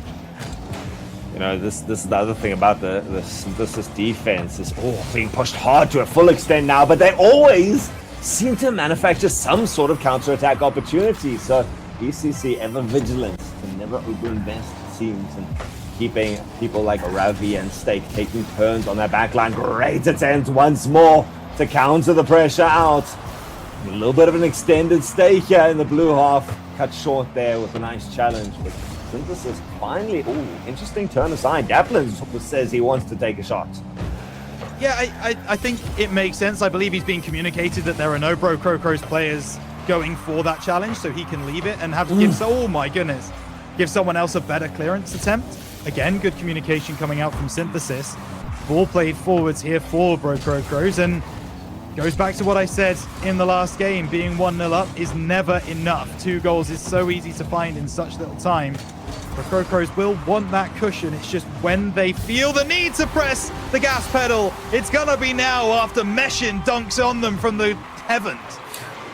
Oh, I love this. This is some faith in your teammate. Look how early Meshin gets up for that. He is involved at the same time that Daps brings it around, and just happens to be at the right time. You know, sometimes when you've got that third man in reserve, you gotta risk it. You've gotta manufacture those chances, and it doesn't always pay out, but don't get punished for it. Instead, they get themselves that goal back that they needed. Synthesis once more in the conversation, and they're looking to put on even more pressure. Yeah, Stake clears this away down the left-hand side. Just about gets a 50 onto Meshin. Unfortunate boost spawn for Jeff, but he knew he had to go for the ball instead. Now, Ravi, he will get that mid 100 and he'll move forwards as well. Stake going to take it around that right side. Pushed away by Meshin. A bit of a double commit again on the backlines for Synthesis. They do need to tidy those up if they're going to challenge some of the very, very top of this region. Not going to get found out for the moment. Jeff down the left-hand side, looking just to win some 50s. And if he's been under the learning tree of Stake for a while, he'll be very adept at them, but not right now. Stake will stake his claim onto the ball in that back corner. Ravi trying to get around the side and does. Very bitty towards the middle portion of this game. Neither team really getting that possession they're looking for. Still deadlocked and tense moments right now. BCC looking to level this up. Great defense once more. Daps by fingertip save. Jeff comes to put on more pressure. Nearly sneaks it in under the low guys. Stake looking to set up even more presence. Ravi has pushed up quite far though, so again, Synthesis always looking for that counter-attack opportunity, but BCC doing a good job of maintaining this possession and progress constantly, once after each other, down into that orange half. Absolutely, and that ball played across the goal line. Synthesis going to be wishing there was a player just banking on that cross. Didn't happen for them.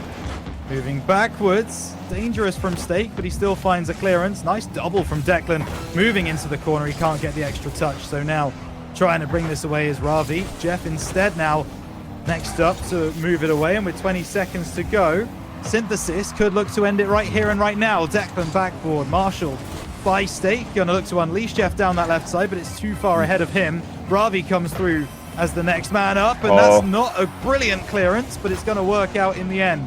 Stake pushes it to the other side. Ravi's up first. Jeff trying to get there, can't do so. Meshin down to Daps, and Synthesis might be able to keep this alive. They do in their back corner. Jeff has taken out Meshin downfield. The ball stays alive, and oh my goodness, Daps continues to keep it up in the air. Pop high from Daps, looking for some help. The push forwards, and it's saved away. It's another OT.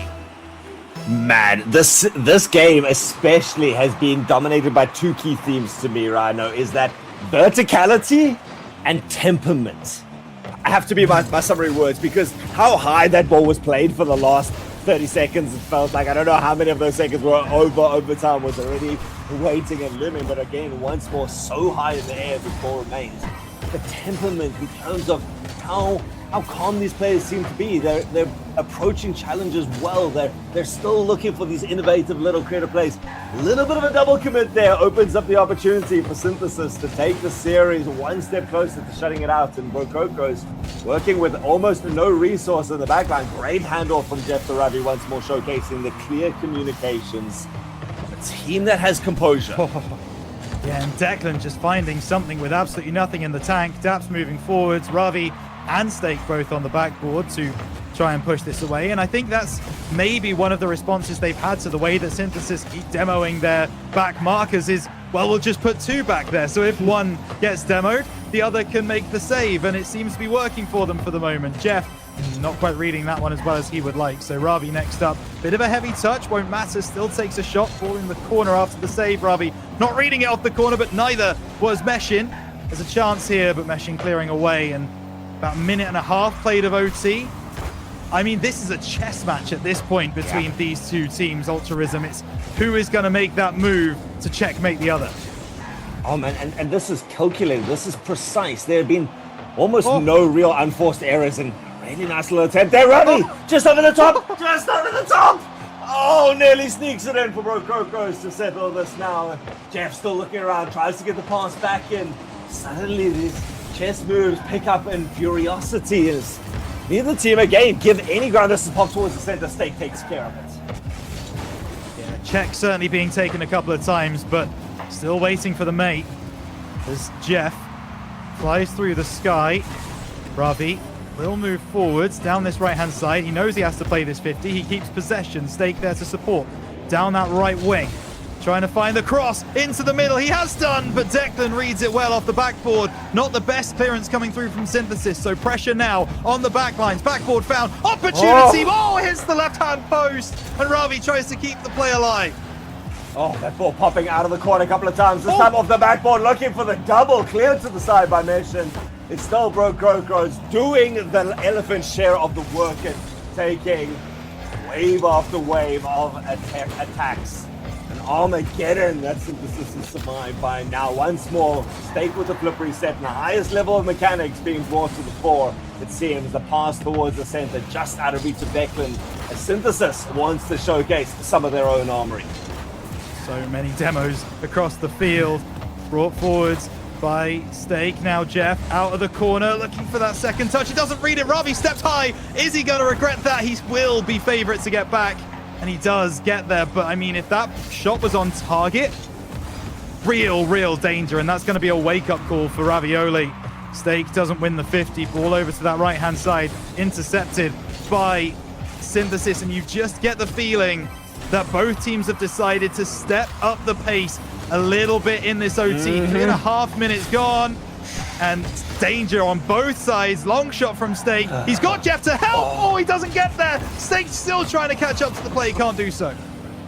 You can feel the tension. I don't know about anyone else, but the front of my seat is all that I have purchased of right now. I am leaning forward as 4 minutes looms, an entire game really coming out there, and just a goal apiece in regulation time. A goal needed. Again, just on the verge. That's a great pass. The follow-up was there, leading it for the shot. Declan was waiting and watches as it's rebuffed once more as teams pulling out saves time and time again. This is a great follow towards the center. The early jump comes out from Declan to put pay to that before it becomes too dangerous. The ball settling towards the orange corner. There was physicality looming. There was redirects in the offing. Both teams just reading these with the palm. Yeah, I'm going to be honest, Synthesis should have won this OT with that opportunity. There was a real shot there for, I believe it was Meshin, and he just fires exactly where the two defensive players from Bro Crocros are in the net. He had more time than that to pick his spot, find the right-hand post, find a shot into the upper shelf. I just worry now that is that the only opportunity Synthesis are going to get before Bro Crocros find the key that unlocks their own defense. Clearance away, Stake to collect, popping it high. He's favorite to the ball. Backboard, needs help, pancakes it. Oh my goodness, Ravi won't get there first. 5 minutes gone, an extra game played, and you can't take your eyes off this action. Jeff off the backboard. The follow-through is there! The Spaniard levels the series. It felt like it was inevitable. It felt like it was deserved. And that one, so high on the backboard, out of reach despite a lingering defender, straight down confidently with pace down the center line. And all you have to do is pick your spot where it's most awkward for the defender. Does so perfectly. Stake with 8 shots to his credit. On the other side, Meshin with 7 of their own. This is within a shot in double digits. Look at those bars split down the center. I mean, it feels like if you took every single statistic that the game has to offer, you would end up with this game being 50-50. It is right down the center. And if game 1 was where we saw one team stepping up in a way that the other team just weren't there, this is the game that we wanted on the desk. This is the game that we theory crafted could be happening. Synthesis and Bro Crocros playing at their top level against each other, and we are 2-2 in the series. This is what we wanted to see. I was most nervous about this prediction for the day. I started with all the confidence in the world towards Synthesis. Then remembered Bro Crocros was 3rd effectively in the region from previous historical results. I originally gave 4-2 to Synthesis. Minutes before the game started, I had to lock in my final when I went 4-3 going, you know what, if I get this, I also get to cast a game 7 because, man, what an exciting series this is for us right now. And I'm so glad that I put that down because what better way. But there is another darker side to this where Synthesis now 2 close games where they looked so confident, so in control in the beginning. Have they lost this? Was the timeout buff just extended over the rest of the series? It's going to be the question. Declan and Daps want to prove it wrong, but actually now 2 gone forwards and there's an opportunity for the counter. Ravi reset, goes for the bottom left corner. And that's the worst way to start game 5 for Synthesis. Ravi solo play down the left-hand side. Meshin put under pressure by Stake, but wasn't needed in the end. Great work from Ravioli, 1-0. Oh, man, flip reset. A nuanced mechanic that I think too many people rush, but they're showcasing what simple aerial mechanics cannot. Being able to get around that ball and curve it back towards the center. Control it along that sort of distance. It is a high-level mechanical play that should be added to everyone's repertoire if they really want to climb to this level, and it's showcasing the level that SSA Rocket League has got. Oh, that one! Maybe not the best showcase, but it sets up dire situations, tense moments in front of the Synthesis net. Counter-attack still always something that Bro Crocros is aware of, but looking at that net so fervent. Stay. This is a wonderful run, but not going to get the distance, and why should he? Synthesis so scared. Did you see that? No one challenging early. No one ready to make that commitment from the Synthesis side. And after the way that this game has started, I completely understand. Defense is more important than trying to counter and steal that ball high up the pitch. It does tell me a little bit of something about how their mental has been affected by those 2 OT losses, in that they might not be willing to go for those early challenges as much as they have been. Goodness me, Bro Crocros have woken up in this game 5. Ravi, so much patience in that shadow play as the ball coming around the corner and the hands of Meshin. But never before have I so desperately wanted face cams for both of these teams, because I just feel the demeanor is darkened right now for Synthesis once more. Facing Bro Crocros coming forward with confidence and a great pass that was on target. Daps forced into a save-in without any sort of resources. At least pops it up towards the center. Stake turns it aside. This is a great position for Declan to be in, but takes half a second too long. Hesitates. Now going to rely on the rest of the team who have taken up position. Great avoidance of the bump leaves Synthesis in a good position overall. Looking for the pinch. That one's ricocheting up, down, daps into the air. Gets another quick bounce there. And Synthesis picking up the pace. Completely playing pinball with their opponents. But BCC still holding firm. Oh. There comes the final shot. No. It's too high. One more time. No. One more high shot. Third attempt. This one BCC recovers for. Can you call a timeout mid-game? Because I feel like they need to right now. Like, how Synthesis have not scored in that sequence is balmy. You've got to be able to put that ball on net at least. Make Crocros make the save. If they get across the goal line and do make the save, hold your hands up. Fair enough. You know, we go again. But it's Synthesis missing simple shots that they simply should not be. And they should be 1-1 in this game. They are not. Will that shake their mental? I worry that it will. And I also have been told multiple times across this season that Synthesis aren't a team that believes in timeouts. You better become one if you lose this game. Oh, absolutely. Something needs to be reset, though. Some change needs to come in there because that Marco used the word heartbreaking in series number 1, and that feels like a heartbreaking progress of play just because you could feel it. You could feel the moment of it breaking there and just nothing forthcoming afterwards. Right now, another moment looms, this time in the hands of Crocros. Optimistically, tentatively in front of the net, turns it around as Jeff eking out a little bit more and going to be aided and abetted by Stake to make sure Synthesis utilizes everything that they've got and takes themselves all the way back to their back line. Certainly. Crocros, they'll be asked to do the same. Stake, left-hand side, gets the pass to Jeff. He is favourite, but met there by the 50. And now Meshin towards the backboard. No, won't find the second. 3v2 opportunity. Ravi downfield. Jeff at the near angle. Stakes to try and recover, but he can't get over the ball. But Ravi might be given an opportunity here. Off that right-hand side. That really smartly misses the bump. There's still an opportunity. It's off the backboard, but Meshin clears away. He's not going to be able to do much more because he's been sent to the Shadow Realm. Daps off the left-hand side. Off the backboard. No, cleared away by Jeff. 30 seconds to play. Synthesis. You got to find something. And still, they keep themselves calm. I mean, Daps there on his own baseline has the audacity to fake out on the clearance. Catches that ball in the air as Declan right now. Meshin a little bit high pushed up, but just creating space for Daps to remove from possession of that and makes for an easy catch. Still, Synthesis on the right side of the field. They just need one little pop towards the center. And that's what Declan and Meshin are trying desperately. It's going to be all up to Daps, taking it high. The only one left with boost. Tries to bring it around, both teams waiting there, and it works! Meshin was there waiting. You could see one more behind him. It was Synthesis. They had one opportunity, and they break through. I'm shocked. I'm at a loss. I don't really know where we go from here. This has been such high-level Rocket League across the entirety of the series. And Synthesis, having been beaten and bruised across this game number 5, show resolve, show heart. Say, Rhino doesn't know what he's talking about when he's talking about the mental conditioning.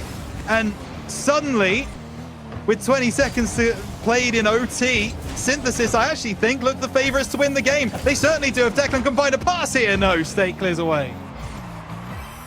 Well, Rano, where do we go from here? We go to another overtime. The last one gave us an extra game. We're effectively, basically on Neo Tokyo by now, and then a little bit more. This series has gone the distance already in terms of number of minutes, in terms of goals, in terms of absolute cinema. And we continue once more, deadlocked at a goal apiece. One goal sets a team on match point, on series point. I feel like we were talking about this game going the distance in game 3. Even more so now at this point. Ravi looking to win that 1v1, but there is a player back to make the save. No challenge from Stake. Jeff tries to bring it forwards off that left-hand side. Cleared away down the line. Meshin doesn't win that 50 cleanly. on that sidewall. Jeff might be able to. Ravi at the angle, good save as Daps races across his goal line, but Jeff has taken out Meshin. There is one less player on this defense for Synthesis. Can Bro Crocos make it work for them? Great double, no, it doesn't go home. Stake with a chance, Stake with a goal. It's always him. Sorry, that involuntary gasp at that moment right there. Ravi removing what should have been a perfect collection. Torn asunder is the stalwart defense from Synthesis, and the defense that has stood the test time and time again. This time, removed from the play by an extra touch at the end. It's not credited with a demo, but it is physicality. Bro Crocos, they were down 2 games, and now they only need one more. It's a goal every time between them, but it's enough. It is enough. I mean, you talked earlier as well about this is one of the games where you wish we had player cams. I want to release the caster cams after this because I don't know what you've been doing over there, Ultraism, but the hand gestures, the absolute shock and awe of every moment of this game. Thank you very much, production. That's what we're looking at.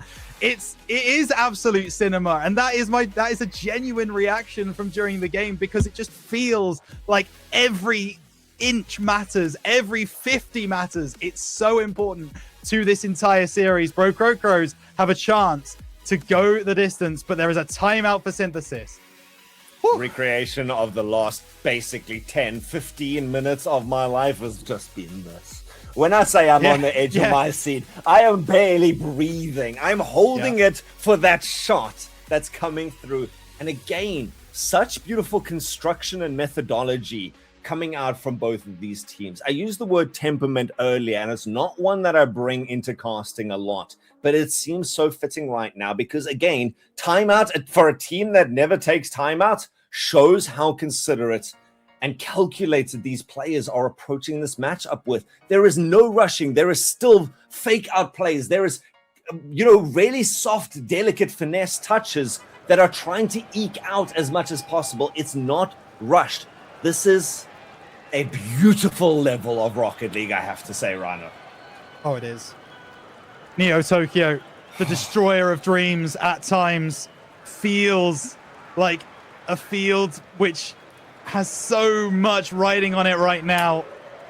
I mean, look, this is a game for top 4. We're not going to sugarcoat it that this is actually the grand final, but it feels like it. It's got the energy of it. It's got 2 teams battling for every single touch on the field, and 5 minutes could be all that separates this series from being ended.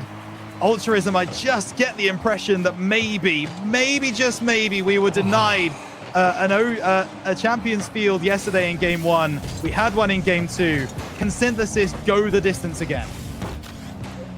Rhino, you know me. Anyone who's watched Rocket League at the SSA level on Rlcs for any of the previous years knows me to be a dreamer.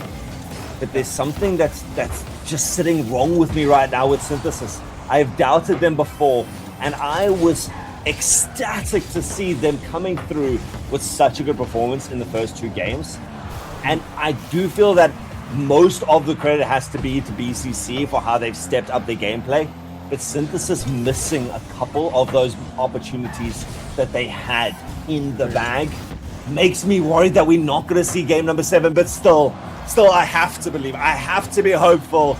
First minute, even Stevens so far, and game number 7, please.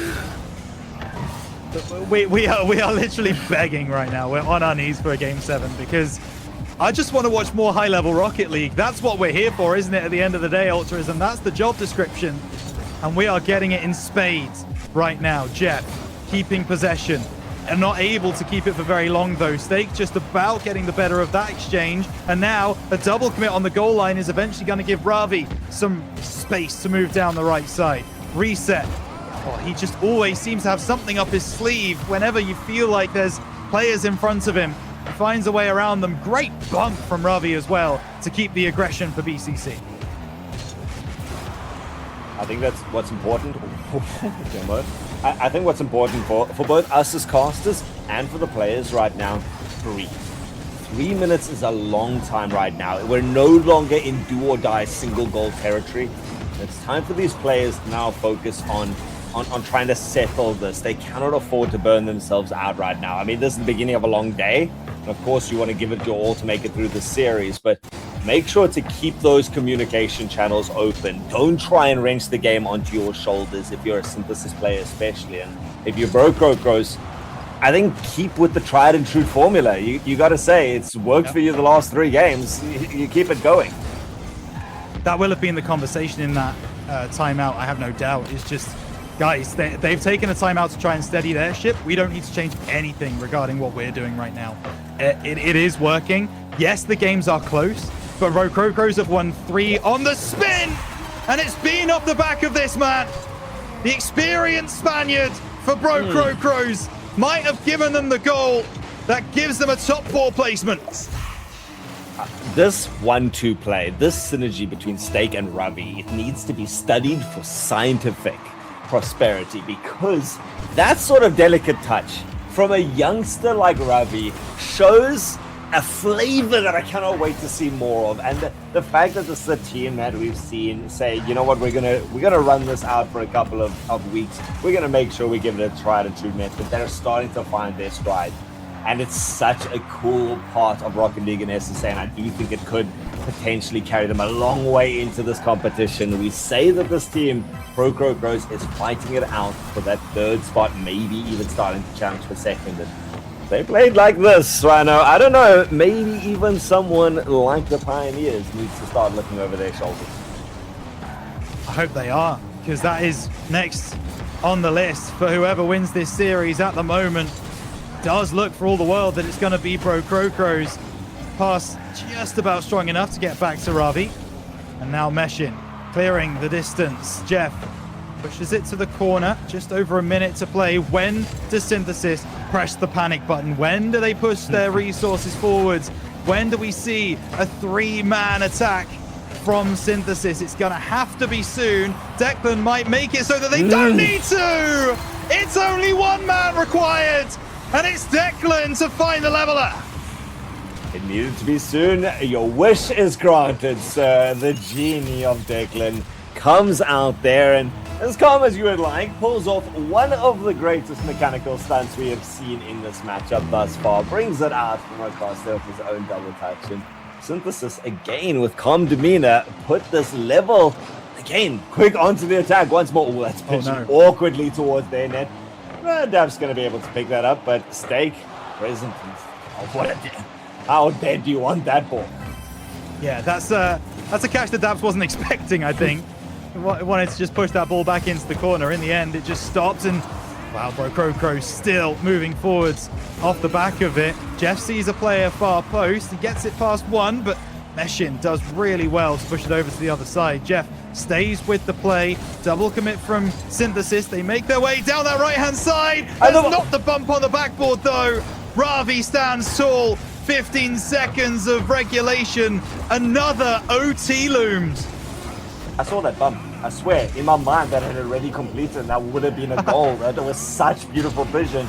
Still, we are going to be doing this all over again if Synthesis doesn't have something to say. No, we continue. Very few times do we see more than 1 overtime in a series. Yeah, treated to, I believe this is our 4th Rhino out of the 6 games. Yeah. Just give me a confirmation 4, and we're one of those taking over 5 minutes. We effectively have had our game 7 thriller already. Synthesis 1 goal away from taking it to Champions Field. Rlcs, a single goal. And what's interesting to me, Rado, it doesn't feel like a single mistake. It's not a mistake. It's who can manufacture the most miraculous thing right now. Absolutely, and I have done a fact check. It is the 5th overtime out of 6 games.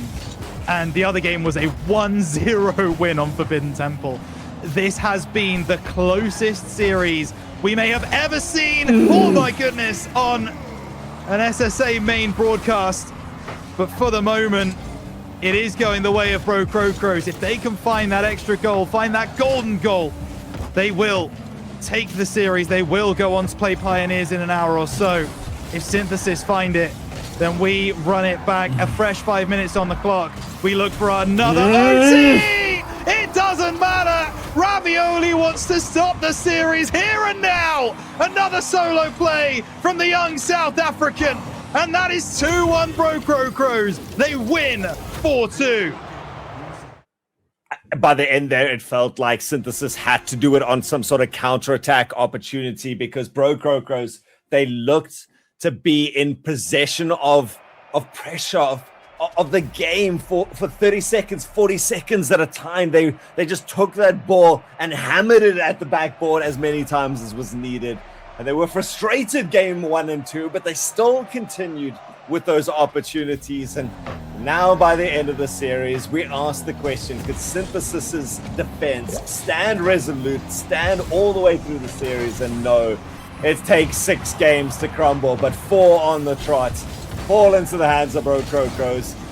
But I think even the panel will be there giving me credence for why I gave and why Mup gave Synthesis the recognition that maybe Synthesis had a shot in there. Absolutely. I mean, I had it at a 4-3. I genuinely thought Synthesis would get another one on top of that. But at the end of the day, it is Prococos that walk away with it. But Mark, you were saying in the green room, and I kind of want to pick on this a little bit, every single one of BCC's wins were in OT. So Yeah. what do we kind of draw from that? Well, it's sort of... There was some sort of break, I think, after the OT of Game 3, where I feel like still Synthesis was the stronger team, but Bro Crocus came back and on the back of Stake had that experience to sort of like push them through and revitalize them step by step by step by step. And in the end, it was just... The difference was so minute, it was so small, it was just the ice and overtime. And I feel like that is where Synthesis was lacking, and that's the only area where Synthesis was lacking, because otherwise it was really, really strong from Synthesis, and Bro Crocus had to bring their A-game. Granted, they brought it, and hey, if I'm Pioneers, I'm thinking do not head into overtime with BCC, man. I think the nice thing is there was such a cool dynamic there. For me, it was Synthesis coming in with the counterattack strategy, whereas Bro Crocos was the one to push that first punch. And when you're trading back and forth over that sort of an extended series throughout a match, it does always tend to favor the guy throwing the first punch. You get that extra first shot advantage. And that was, it just ended up being an overtime every single time that the war of attrition won out.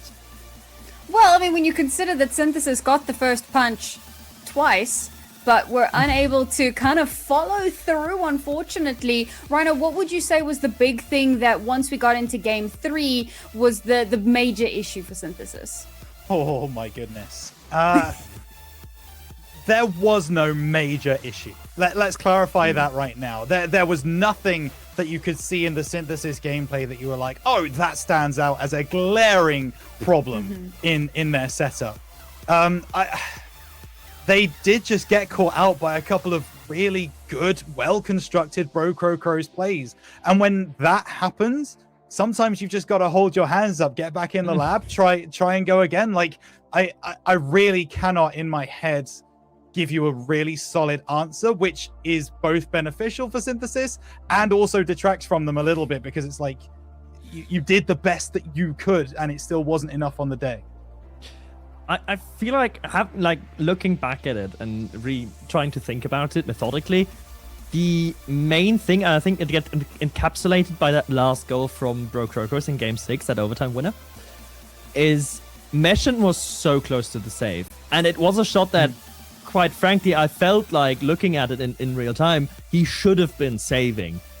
But in the end, it was that flip a tiny bit too early. It was that really small sort of detail, maybe the really small panic of like Synthesis that cost them very dearly, because most of the OT winners, if I remember correctly, were of that nature, were like actually like savable shots. And when you consider how many unsavable shots that Synthesis was managing to get to, I mean, we say, yeah, if Meshen had gotten a little bit further on that one save, there were moments, and I think both of them come from the same core problem. You're on the defense too much. You are letting Brokrokos extend their period. You're not clearing the ball or wrenching that possession away. And you can ask yourself, maybe that's just Brokrokos playing well, but if you want to take that step up into these big leagues as Synthesis, you've got to have an answer for those sort of things. So your big question is build from the back, because when they get those counterattack opportunities or those nice passing plays, then they were perfect. I think that part of their gameplay is already nice and strong. But what was nice to see is this is the conversation we're having between a team that we kind of didn't give credence to at the beginning of the weekend versus arguably the third best in the country. And I once more iterate to listen to this guys who called us out after our bad predictions yesterday. I have respect for your organization and your team after today, for sure. We were not familiar with your game, as the expression goes. But that does bring up one more question that I just want to circle back to that we raised yesterday about ceilings versus, potential room for growth. Mark, do we feel like this is the ceiling for this iteration of Synthesis, or do we feel like there is still more room for this team to grow further? Oh, there's always room to grow. Is there? Yeah, 100%. This is the most consistent Synthesis that we've seen all year round.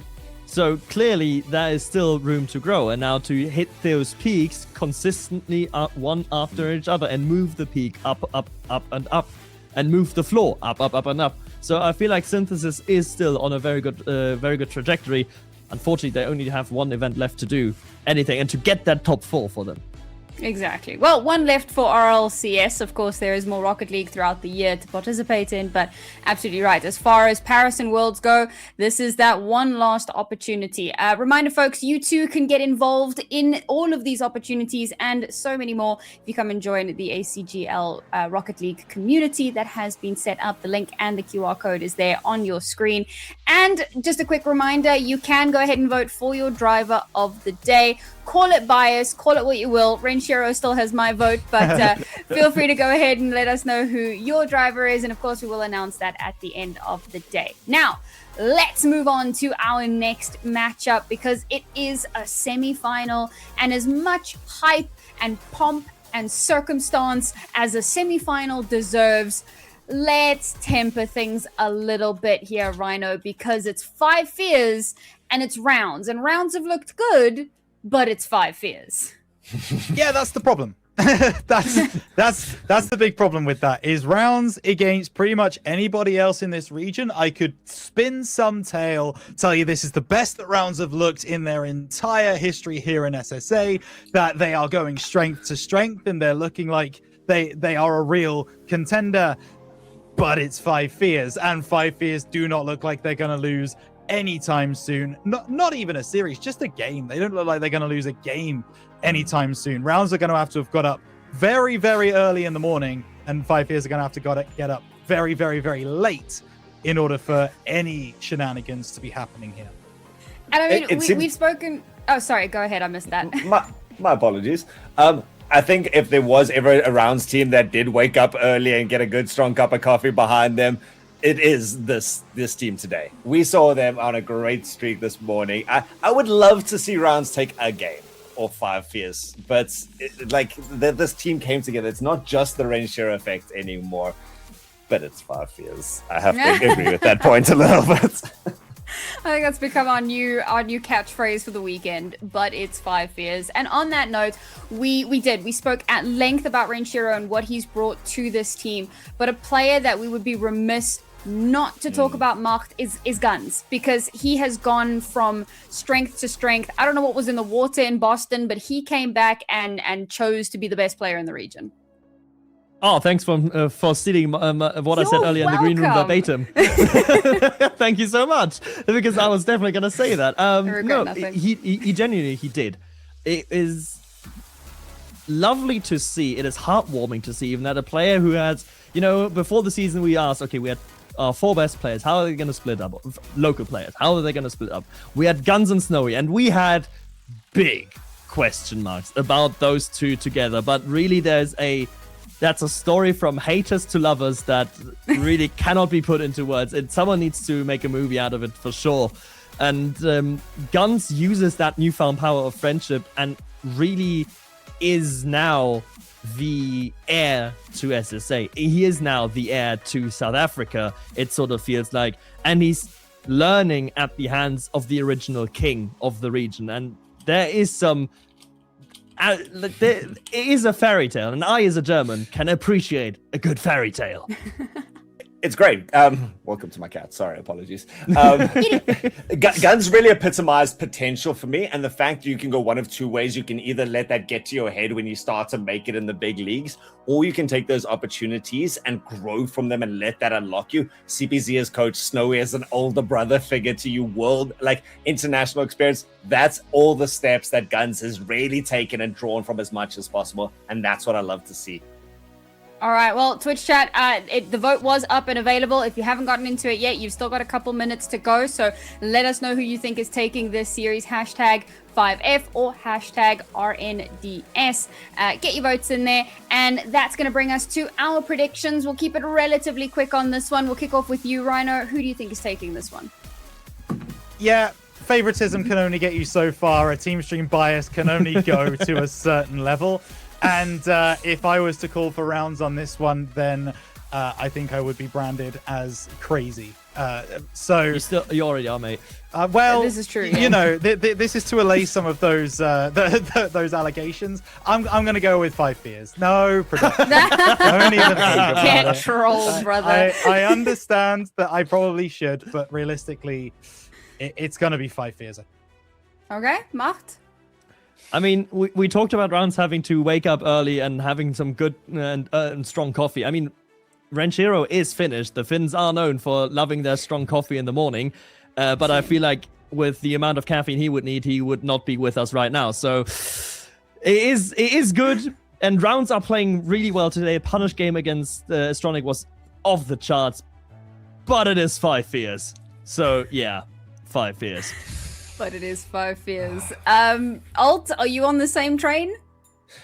But it's 5 fears. So we can start with that. But the fact is, I see in the Twitch chat that there are a couple of people who are going, rounds deserves a vote. We're not going to have 100-0 split, and I don't think it deserves that. My heart is saying that I would love to see rounds pick up a game. 2, I think, would be an incredible achievement for them. But I think my logic, and I really need to get a prediction right this weekend, it has to be 4-0 for 5 fears. I wanted to check if there was anyone that's not on the desk right now that had that face, just so I could assuage that poor Twitch viewer. But no, unfortunately, it is a bit of a sweep for 5 fears, including myself. Twitch is a little bit more divided on it, though, to be fair. You know what? I'm glad to see that there is so much support for this team. And as I said, Renshiro has... I'm really warming up to him as a player. He's been performing incredibly well so far. But the question now becomes, can that continue? Will the heroics that we spoke about after their last game continue to be the linchpin for them? Macht, we know about the Brothers Grimm, but there's something about those fairy tales that you forget. They're all terrifying. So is this fairy tale actually going to be a Disney one, or will there be a few bumps and bruises along the way?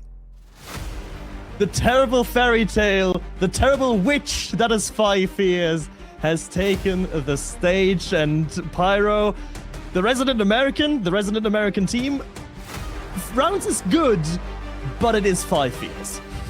Well, I'm hoping that we do take the scenic route in a match like this instead of just the straight beeline drive that the 5 fears appeared to be taking to their championship title. But yeah, they have to go up against Rounds, a team that has gone with surprise after surprise in this lower bracket run. Let's see how far they can take it along. Is there going to be unlocked potential that we didn't see coming between the two Frenchies of Marcy and Onizuma? Yes, Reunion Island technically is France, so we're just gonna call them that. All 5 fears is Behemoth, but right now David is throwing the first stone. Let's not forget, Rounds just came off of a sweep today, 4-0 over Astronic. You think they got anything left in that fuel tank? Yeah, they got double, and they're ready to use it. I mean, yeah, it was a sweep, but they're also playing against an opponent who maybe hadn't switched on their monitor, so I don't know what to do with that win. Still, it's a great start. It's the perfect start here 4 rounds into this matchup. And as much as we talk them down, and as much as we talk 5 Fears up as being, well, the best team in the region, Goliath is known to have lost at least once in his life. Listen, they've been bruised on occasion, but doesn't appear like they'll show off anything of that sort. Snowy does secure this one. In fact, the last time these teams met, beautiful backflip, by the way, was 3-0 in favor of 5 Fears on that Swiss roundup. I think Rounds did take them to OT at one point, so I got to give them credit there, but they're going to have to work hard for that extra time. In fact, every time 5 Fears and Rounds have played this season, it was 3-0 in favor of 5 Fears. They've yet to meet. This is the first time they meet in the playoffs. And but still, Rounds in games is 0-9. 43 goals scored by 5 Fears, 17 from Rounds. Well, that make that 19. Now with Onizuma, second of the game. I love this because the shooters for Rounds have been Marzi, but especially Renshiro. It's Onizuma that has been popping off in this game so far. 2 goals for them in this one. Completely warps my perspective, Mocked, as to who to look out for, because not only had Marzi and Renshiro had such great shooting percentages in the last matchup, Renshiro across the playoffs has had 50%. Flip a coin. That feels like the way we're doing the goals here in this game as we're squared up again. And look at Guns, like all he ever wanted was that demo. He did not care for the ball, for the flick. All he ever wanted was the violence, and it's the 5 Fears signature way. No team demos more in SSA than 5 Fears. And even internationally, even at Boston at the last major, 5 Fears was the 3rd most demo-heavy team there. Granted, they only played 3 series, but still, it was a high average at almost 6 demos per game. Yeah, if there's an opportunity to leave the ball to hunt somebody, then that option will be taken. But think about this. Rounds suffered cataclysmic demolitions in their matchup against Ashonic, and they still were fine. So it's about how you receive the demos, not just how a team is giving them out. So they're weathering the challenges thus far. Tied up, as that is going to be the advancement of Tekaz to get 5 Fears their first lead. As we appreciate this goal from Tekaz going in, cleans the double tap into ground pinch from the Spaniard. I wanted to take up on your point. It's the thing is against Astronic. Astronic was landing a lot of demos, yes, but we often make the difference between effective demos and demos for the sake of the demo. And whilst Astronic had a lot of demos, and very rarely were they really effective because they were not in a position and a situation to follow up on those demolitions. And that is where there's levels to this. And these levels will be shown by 5 Fears because every demo, as it is so ingrained in the way they approach the game and approach the way they play, every demo will be calculated, every demo will be followed up on. All right, well, Professor Mocked is ready to mark every single demo that he sees out of 5 Fears, and he's expecting an A+ effort. And so far, it's been nearly A+ from these shots taken out of 5 Fears. Another one off the backboard could set up success, but look at that deep rotation from 5 Fears. They're just not willing to give away the possession so easily. Rounds not wanting to give up the goal as easily either. Off the crossbar, this one comes, and from the post, Guns will tack on another. Just bullying his way through their Guns. Tekaz does a lot of work, getting more of an angle than I think both Marzi and Renshiro expected. And then for Renshiro, he's just in the blight of the defender, having to guess when does the attacker come in, how high is the ball, can he shoot it under me, and unfortunately he loses that guesswork. Didn't study up properly for Guns' question that was asked and for Guns' test, and the result, well, that is clear. 4-2 now in favor of the behemoth of the region. 5 Fears are taking the lead and are trying to take the game away from Rounds. Reset there from Guns. He activates it right away and puts the Punisher onto Onizuma.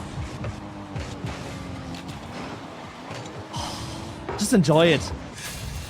Just enjoy it. It's clean. It's easy for Guns. And it's just so effortless for 5 Fears overall. here in the latter stages of game 1. They felt a bit sluggish, they felt a bit lethargic going into it, but they've warmed up very quickly. They're hot, they're on fire, and they're looking to blaze through that finish line here for game number 1. Five Fears are not the type to hang back, even in a 5-2 scoreline. Guns will take care of business on the goal line, and we'll see how much farther that he'll get. Nice dunk on the air dribble. Hunts for the bump. Will not secure it, so Tekos takes it instead, but diving down arounds to attack the ball once again. Onizuma carries us out from the corner. And a few more seconds tacking off this clock leaves you desperate for hoping Rounds getting that comeback. There it is! They're able to find Marzi in the center of the paint.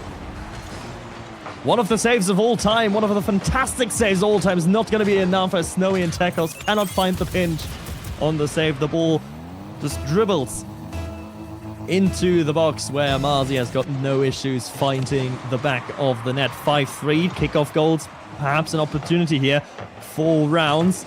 That bounce though will favor Guns and Tekos right on it. Tekos so quick, the Spaniard, but Onizuma does have his number this time around. 30 seconds remain if Rounds wants to stage a comeback here.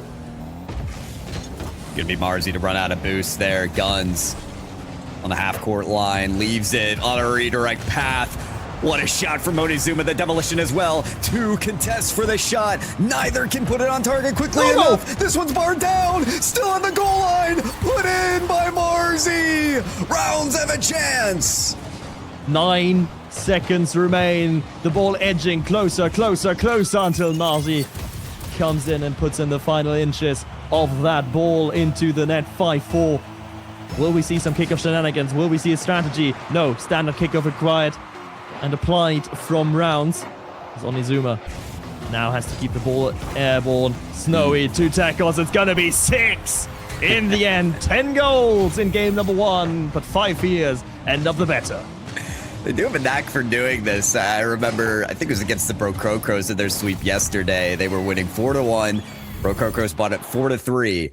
And then unnecessarily, the scores racked up, I think, to 7-3. They'll just tack on the goals one after the other, even at 0 seconds, to ensure that victory. But this felt far from an assured victory. Mocked 5 Fears have a knack for making these close games and then putting on the goals afterwards. But you still have that feeling that Rounds have what it takes to give 5 Fears a hard time. It's almost like 5 years is okay. It's Rounds. First of all, Rounds is playing good. Let's just put a pin in that and take that as a given. Rounds is playing really good and making it difficult for 5 years. But it's almost like 5 years like, yeah, they're just so supremely confident in their own ability, which, you know, for Snowy goes without saying. But Guns and Tekos fill that gap and fill that same sort of mental space.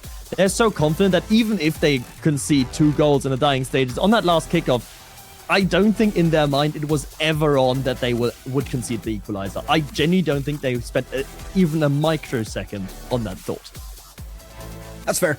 It's absolutely fair. I think I'm just impressed with the way that Rounds were efficient on their attack. Yeah, I felt like 5 100%. years, they didn't appear to have a lot of layers on the defensive end. And it's part of the reason why they're such a scary team, because they're always primed and ready for that deadly counterattack. But Rounds, effective as ever. And then you consider as well, I don't think we saw a goal out of Renshiro, who has been kind of this primary striker for Rounds. So there's more flavors still yet to be seen from Rounds in this series. So we get underway with game number 2. It's Rounds right off the bat at the net. Rounds trying to find an early kickoff goal. Renshiro, a little bit of miscommunication with Marzi, works out in the end. Tekos, though, does get the save and now tries to transition down the left flank of his. Guns, that's a wave dash of all time. Certainly going to be experimenting with those ones, but hopefully not too often with that result if you're holding it with 5 years. Possession easily lost, and 5 years having to battle and claw their way back into a dangerous position of which they have arrived now. Guns onto the backboard. Onizuma has that on lock. Oh, demolition all the way down the field in an open lane, but Onizuma just didn't get the right end of the ball there on the flip reset. And so that idea will die for the moment. I like how you mentioned earlier, though, Guns, experimental on the approach. That's what makes him such a fun player to watch, is you get those pop resets or those delayed resets. He's always trying something a little bit different, even if it is a flubbed wave dash. Yeah, that's the beauty of having a young player who's really burst onto the scene last year, but now is trying to solidify himself as the top dog of the region. Like, the hunger to try and to understand the game and understand his own limitations, perhaps, at an even higher level, and doing that in the series, again, just speaks of supreme confidence. But speaking of confidence, hello, Onizuma, holy pre-jump. I think this is a redemption play from Onizuma. Had wanted that earlier chance off the leading demolition and couldn't do it, so the bump is called out by Rounds, and Onizuma takes their chance, secures it this time. As 5 Fears, they're showing a bit of a trend of having that net more open than we expect them to. Speaking of which, Renshiro has space, and Onizuma can't complete the play. It's Guns to keep things at 1 point.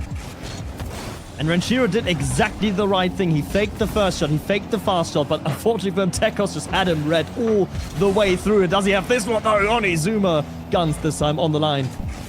Gonna make sure nothing of note happens to that back line. And again, 5 Fears are playing very lax. They are playing very loose defensively. And that is how Rounds found their first goal. But the question is, can they pump it up now offensively? Rounds has been very, very solid on their own backline as well.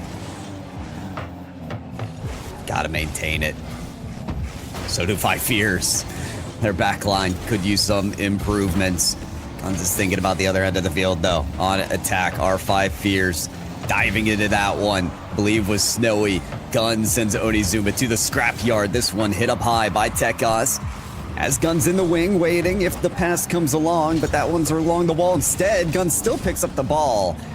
And it's not going to be sent towards the net. Nothing threatening enough for Rounds to have to take a desperate dive at. Instead, it's volleyballed around one side to the other. Who's going to take ownership of this ball from the corner? 5 Fears hunting for that chance. Rounds are giving up nothing. Long clears, not the way through. Maybe, though, close calls here with Guns finding the bump. Oh, Snowy very aggressive again as third. And Rounds have picked up on that. They've seen that Snowy is really aggressive, yes, third man in this game, in this series. And overall, 5 Fears is very aggressive. So they're not afraid to use the long ball to just clear that last line of defense relatively easily. And that so far seems to be the secret sauce here in game number 2. Demo tries to connect, not going to. Tekos and Guns now tasked with getting it to Snowy. The opponent will just help out. Snowy's shot is not going to be on target. This is exactly what I've been impressed with from Rounds in that Ashonic series, and otherwise as well, as they're just resilient. How long have they been able to weather shots right now from 5 Fears, as well as those air dribble bump attempts from Guns? No matter what bump or what shot comes to light here in game 2, 5 Fears just haven't found the avenue to the net. But you know that it just takes one play, one golden chance from Tekos. It's up high. And that rotation a little too long for Guns to take the shot. That one passed to Tekos. He goes for the bump instead of the shot. And that was not the magic sauce. Thought that ball was in initially already, Tekos. But Snowy's shot slightly too far past the post. And now Renshiro has got an opportunity. Tekos in his way. The Spaniard will make sure it stays at just 1 goal deficit, but time running out for the top dog here. Time running out for one of our behemoths of the region. Rounds very close to sneakily stealing a game away on Izuma. Can't get it past Tekos. Heroic save. Still should be the end. Renshiro, first goal of the series. And you could be just about sure that it's the first win for Rounds, but if any team has the most creative kickoffs in this region, it is 5 Fears. I'm interested to see what they'll produce here. It's not over until it's over. But the team with the most creative kickoffs goes for a box standard one, which will not earn them anything. This game, done and dusted. And Rounds, they do what they did against Astronic, just at a higher level. They punish the mistakes that are being presented to them. Yeah, and I'll tell you what, that mistake for 5 Fears looks like a bit too far up placement of or positioning of their cars. Too often have they let this net a little bit open. We saw that in game 1. It wasn't a big worry because they're in the lead for the majority of the time, but that was their failure here in game number 2. And I'll tell you what, Mocked, in my predictions, I had rounds with a win. They just seem like that team that has caught fire, that has given Five Fears a hard time before in terms of overtimes. I know they haven't won a game yet, but they don't have to admit that anymore. They've got a win under their belt now. They got that win. They have proven to themselves, most importantly, that they can do it. Sure. And that today maybe just is their day. Everything seemingly going their way in that first series, and now in the second series, they held game 1 relatively close. They won game 2. It seems like perhaps today sky's the limit for rounds, or there's Five Fears. I mean, you know them more intimately than all of us. Five Fears, they do have a few more gears to unlock, though, right? The thing about these top teams, when we consider Five Fears and Pioneers, their ability to adapt is unbelievable. I mean, that's why we've seen so many mix-ups in those grand finals, right? Pioneers were down 1-3, ended up winning the series. Five Fears were down 1-3, ended up winning the series. They know how to make the right changes. That's part of what makes them so competent. So 4 rounds. Oh, they have to keep their head on a swivel, as well as 4 wheels exactly where they want them to go. This one didn't look like it would end up in the net. Yeah, Renshiro rushing back, landing, and then ever so slightly misjudging his first jump and his flip, not making contact with that ball. And Snowy's, well, I don't want to call it a psycho touch because it certainly wasn't, but Snowy's long-range effort is rewarded with the lead here for Five Fears. And now it's going to be interesting. How do rounds play with their backs against the wall? How do rounds play with the lead against them? Still could be a flurry of shots like we saw in game number 1, as they do have the ball in the right spot of the net, but not with the right player on the field, rather. But that's Snowy. It's right over the boost. Hasn't spawned quite yet. Tekos plays this around the corner, and it'll stretch to the other side. Again, rounds have done such a great job at playing defense, playing their roles, not leaving big gaps unless some of the mistakes come around. Five Fears, they look like they're in hunting mode, ready to punish those mistakes. Five Fears is still, I feel like, a little bit in their wannabe freestyler phase, where they're trying to overcomplicate matters unnecessarily. Here, though, not the case. Guns double tap down and has the read from the crossbar as well. The youngster with the 2-0. This is dirty. Right away realizes that's going to be a weird bounce off the bar. Let me boost down to get a hand on that, a wheel on that, and that's all that was needed. The pinch in the double kickoff. Now Five Fears, all gas, no brakes, and they need boost as well to cover Onizuma. The double off the ground forces the double commit for the save. Double committed on the save, but at least save made for Five Fears. And Shiro looking for Marcy, but unfortunately he turned away a little bit too quickly, couldn't get back in time to receive the pass. Bumping his teammate as well. Not the ideal state of play for Marcy, and it's nearly punished. Guns only hitting the woodwork. Still remains at 2-0 in favor of Five Fears.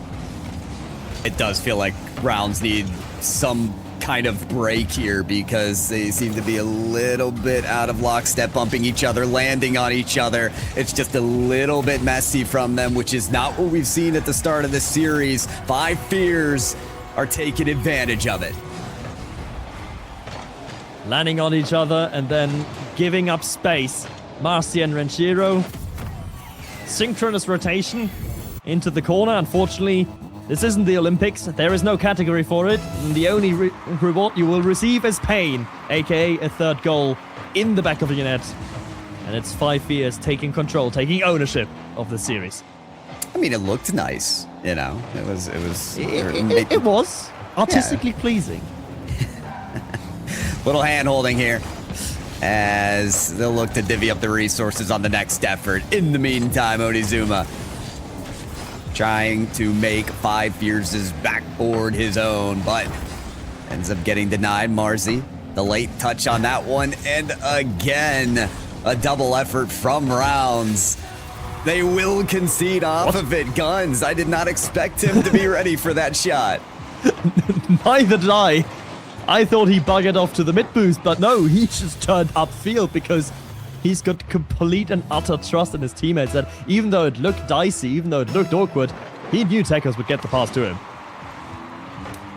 I feel like playing 5 Fears is like you're walking a tightrope. If you stay balanced the whole time, you can really get a chance to prove yourself, but you start to wobble, and it just gets more and more unbalanced and more scary. 5 Fears have sniffed out these little mistakes from Rounds and have made just a perilous game out of game number 3 for them.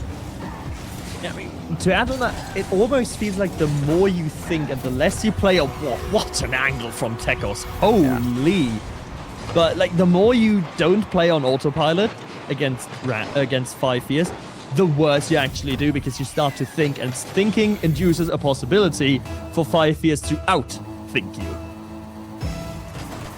Yeah, you want to do all that critical thinking before the game. Yeah. leave it to muscle memory afterwards in those snap reaction plays. The comms and, well, at this point, Mocked, maybe even the timeout is something to utilize for Rounds. After this one, we will see if it is used, but in the meantime, 5 Fears, the type of team to rack up the points if they can, and Guns, an opportunity to showboat as he will in the last 50 seconds. We know 5 Fears. They are going to push for 6 and 7. They are going to push for more goals, that's for sure. Snowy trying to start that push right here, but Rashiro has him red. Tekos, second touch. That's going to be better for 5 Fears. That's number 6. That is half a dozen goals from 5 Fears.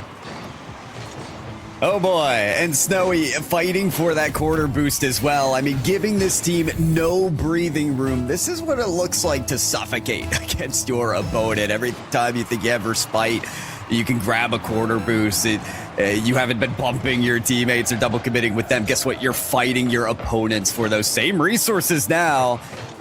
Guns just went for a triple tap with 2 different resets.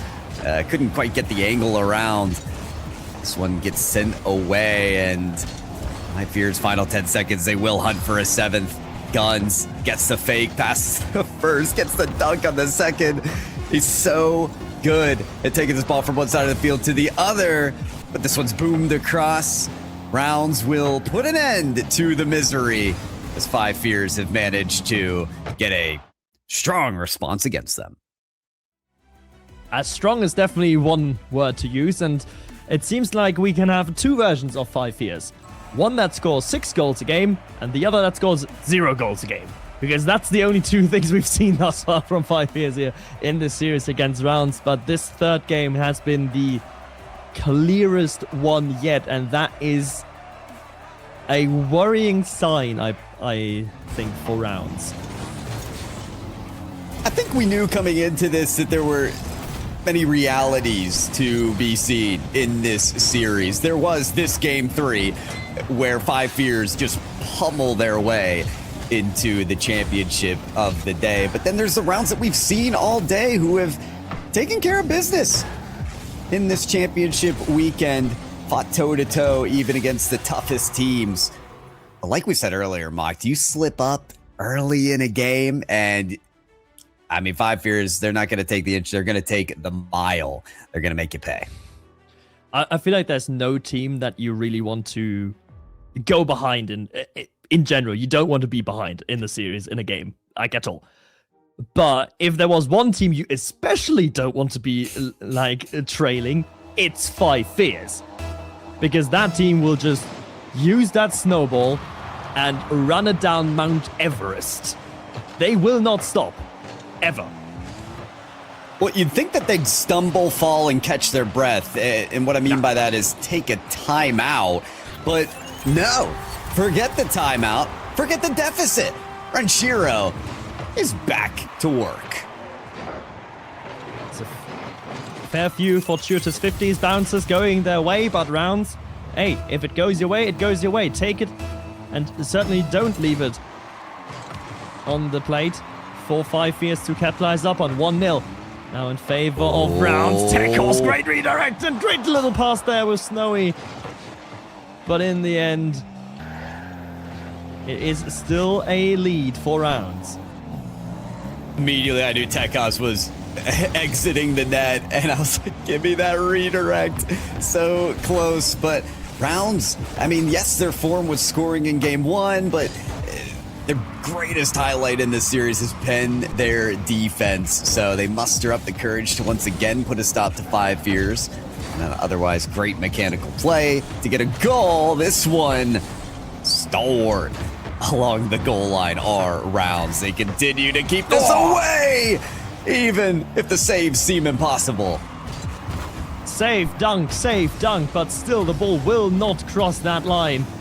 Tekos looking for guns, and once again the net is hermetically sealed. Again, 5 fears coming from their own backline. Rounds finally get some reprieve, get some time to think, get some time to readjust.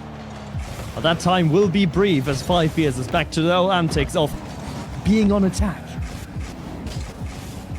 And this is the kind of team that you like to see in that position if you're rooting for 5 fears, because that's where they're comfortable, is targeting the net and making you expend that boost for each and every rebound that they get. They got to think twice about those rebounds now, though, as Guns has put that square in the path of Onizuma. Had read that perfectly, but just couldn't get it to the net. It's Snowy versus Marzi now, as Snowy gets the reset but lands on the ground instead. And Marzi is flipping the switch now. Rounds trying to add to their lead if they're able to, but this is scary. Guns downfield has the reset over one, goes for the bump on the next, but it's a great time save from Marzi. Snowy asked the second question. But once again, the answer key has been leaked beforehand. Tekos, once more, it is constant pressure on the Rounds net, but each and every time Rounds finds a way. Tekos now looking for a redirect pass down. It's going to be awkward for the defense. But it's not awkward enough just yet. Guns, double tap, pinched away. Tekos has to be wary and is of the threat, credible threat that was the counter-attack there from Rounds. As 5 fears go back to their regularly scheduled program of living in the opponent's half. Yeah, but they're so good, Rounds, at just defanging 5 fears. Like, they've taken away these air dribble demo plays. They'll challenge Guns on an individual play right away. They've protected the backboard well for Tekos to not get these passes. And it's all cleaned up on, you would think. But Guns always has a rabbit out of the hat. He got the reset there. And I think he can thank the reset indicator, because no way would he have gone for it if he didn't have that visual cue of him receiving it. 1-0, 5 fears finally break down the immovable object that was the Rounds defense. Telling you, a card up his sleeve, a magic trick, something. You're gonna see it from Guns all the time, but was that magic trick all that's needed for 5 fears? Clearly not. Tie game, 90 seconds, reset play from Tekos will be taken away. Marzi strikes straight to the net and forces 5 fears to restart. But as soon as they leave their own half, they are back in your half. 5 fears moving forward. Renshiro off the line. Guns, second time of asking. This time Renshiro is a little bit quicker to the block. So is Marzi. Following it up along himself. Onizuma! 2-1 Rounds. 5 fears on the counterattack. Could not get their feet set, or at least in the position that was needed. Snowy covering that near post, but not getting to the save in time. Rounds capitalized, taking the lead. And Snowy, I think he wanted to pre-jump, but he couldn't. Tekos moving across the face of net would have bumped him out of the way regardless. So it's unfortunate defending on the side of 5 fears. But Rounds again capitalizing off a strong attack, off a strong counter-attack. And now Marzi has got another opportunity. Zuma holds the midfield line. Two reunionies working together to burn time off the clock, of which 40 seconds is remaining. Bumps, passes coming along, but Snowy cannot bite. Snowy has to retreat now. Rounds clear their lines for now. Full throttle for 5 Fears. This is the most fun time of the game to watch this team, to see what they'll develop, because they have to score now. Tekaz takes to the skies, goes for the bump, leaves it for a teammate, but it's a forced backflip as the ball didn't find its way to the opposite post. Snowy gives up the ball and does collect the bump, but Guns has to be careful here because he's on the wrong side of it, tries to pull it around, but there's not enough boost to do so. Tekaz denied by Renshiro. Snowy, a quarter tank of boost, it's just not enough. Rounds tie the series and make it 2s. The heist has been completed. Game 4 has been robbed away from under the nose of 5 Fears. It's 14 shots to 3. Guess what? Efficiency is key. Rounds, they do tie up their series, and I feel like it is a weird statement to say, but I'm gonna say it regardless. I think we're watching the best punishing performance, the best error punishing performance of a team ever in SSA with Rounds today. I will say this. I think the only time that a team outside of Pioneers and 5 Fears has taken either one of those two, like a game 6, like taken 2 games off of them in a best of 7, was Broke Crocos against the Pioneers at one point. I gotta fact check that, and I will. But what we're saying is we're in unforeseen territory right now with a team taking 5 Fears this far in a best of 7, and it was done so well. I think that 5 Fears, we talked about their need to adapt, and it is required, because what's clear is they're not disrupting Rounds in the way that's needed. Rounds on defense are all too comfortable, playing their roles, keeping their layers intact. Yes, we saw that 6-0 loss when they were jumbling over each other, but aside from that, their defense has been too strong. Their defense certainly has leveled up. Calmness, especially on defense. There's no sign of prospect panic. There's no sign of aimlessly jumping at shadows, aimlessly jumping at something that isn't there. Rounds is able to defend at a very capably, at a very high level, and 5 Fears has to up the ante if they want to break through that wall that, quite frankly, that what Rounds has been building. Clarification from earlier was looking for Org and even Astronic that had taken the Pioneers to game 6, and that was much earlier in the season. I'm not so sure about 5 Fears here, no though. No one has taken 5 Fears to 6 yet. Only Pioneers. Only the Pioneers, so 5 Fears, they've got their challenge maybe a little bit earlier on the day than expected. We will see Neo Tokyo. Well, right now, let's focus on what's happening on Parc de Paris, and well, we've seen this script before. Marzi on the goal line keeps one out from Rounds. Once more, Rounds is now on the defense. No, he can't quite force it through the crossbar. As immovable an object as the Rounds defense is overall solidified in the way for 5 Fears, who are chomping at the bits and who are trying in everything in their might, but simply cannot seem to find a way through into that orange goal. It's still tactful for Rounds. They've been very careful on their defense. It's much of the same. 5 Fears have yet to change that tune. Tekaz will try to do it with a redirect, but that one's on the outside. Renshiro has an early flick, but takes the 50 nearly perfectly. Close to landing in the net. It's Renshiro on that challenge. This one across the width of the field. Marzi gets the boost, but Renshiro's first to the ball. Lays at center field, but there's no one in terms of a teammate there on time. Instead, it's taken directly to the net. 5 Fears again attacking, but not coming up with anything.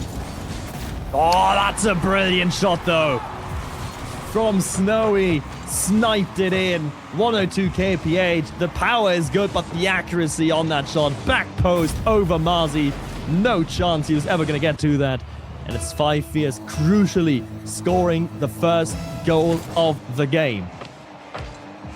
Honestly, I don't mind it for 5 Fears. Put the ball in the hands of Snowy. That is a primary striker, a seasoned one in the region. He's able to do it to put 5 Fears ahead. This one's so close, and Guns right along the net goes for the reset play. He's not given enough time to pull it off.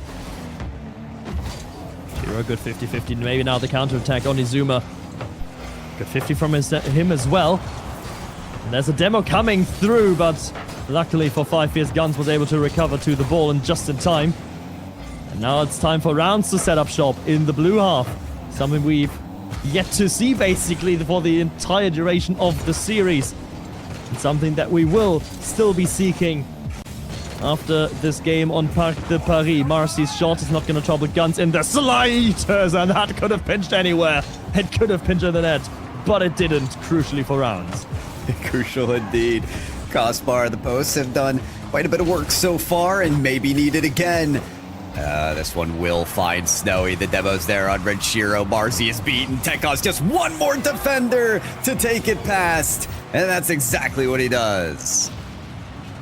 And that demo, even though it doesn't seem to be crucial, it is. Renshiro just did pick up the 100 boost, could have rotated back, but the demo denied all of it. 2-0, the 2v2 beautifully played by 5 Fears. And with that, Rounds down by 2, and it's going to stay down by 2. It's not going to be 3 just now on Izuma. It's going to fake the musty flick. It's still going to retain ball control. Can Rounds finesse their way into game number 5 as well? Or will a 2-goal deficit be too much to overcome? Snowy. Good 50-50 though from Marcy. Like both teams trying to play for that 2v1 situation. Onizuma had Marcy, but Marcy pulled off to the right instead of right behind where the 50 went. And then Snowy tried to slow it down for Guns to score. This one may need no slowing. Tekos right there to the net. Guns playing for the 50, over to Tekos. That's a bullet straight to the net as 5 Fears begin to run away with it. And that is game, set, and match. As far as the game is concerned, set still open. And match very much still open as well. About 3-0 in 38 seconds. I don't see a way for Rounds to come back here. It's going to be 5 Fears on match point. And going into Neo Tokyo, Rounds, they do have that timer which they still can elect to use, but Pyro, do you think that it's credible even to use it now? Because I don't think they need to. They've already shown how well they can bounce back from a hefty loss, and at 4-0, it's clear that they've had to endure yet another. It's also the question mark of when you do take a timeout, you also give your opponents a timeout. And maybe that would give 5 Fears more time to game plan against Rounds. So I could see the reality where they don't take this one. Yeah, it certainly does seem like a double-edged sword using the timeout here against 5 Fears. I'm with you in that I wouldn't use it. I wouldn't give 5 Fears, a team like 5 Fears, time to strategize. They've just won 4-0 against Rounds on game number 5, moving on to match point. And speaking of 4-0, over in North America, we've seen the little live update. Shopify Rebellion has eliminated Genji in top 6. Yeah, Rebellion have been on a tear this season, and 5 Fears have as well. But standing in their path still is Rounds, because even after such a devastating loss, you have this thought in the back of your head. You have this belief that Rounds can just come right back and attack. Their defense was tested in some really special ways. I think the 50-50s that 5 Fears were taking, you could see this one from Guns, right? That goes right into Tekos's breadbasket, have been executed super well. It's 5 Fears showing off why they're a top team in games like these. And it's 5 Fears ever so not worried about driving up the score. It was 1-0, 2-0, and then in the end they were like, yeah, no, we're simply not gonna stop scoring. We're gonna put in a few more goals here and there.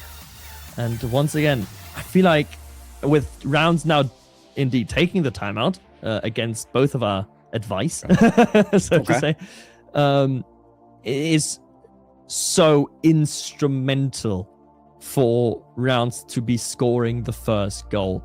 They've not won a game where they haven't scored the first, and I feel like for the way that Rounds game plan is looking, for the way they approach the series with a very defensive mindset, being down by 1 is basically a death sentence.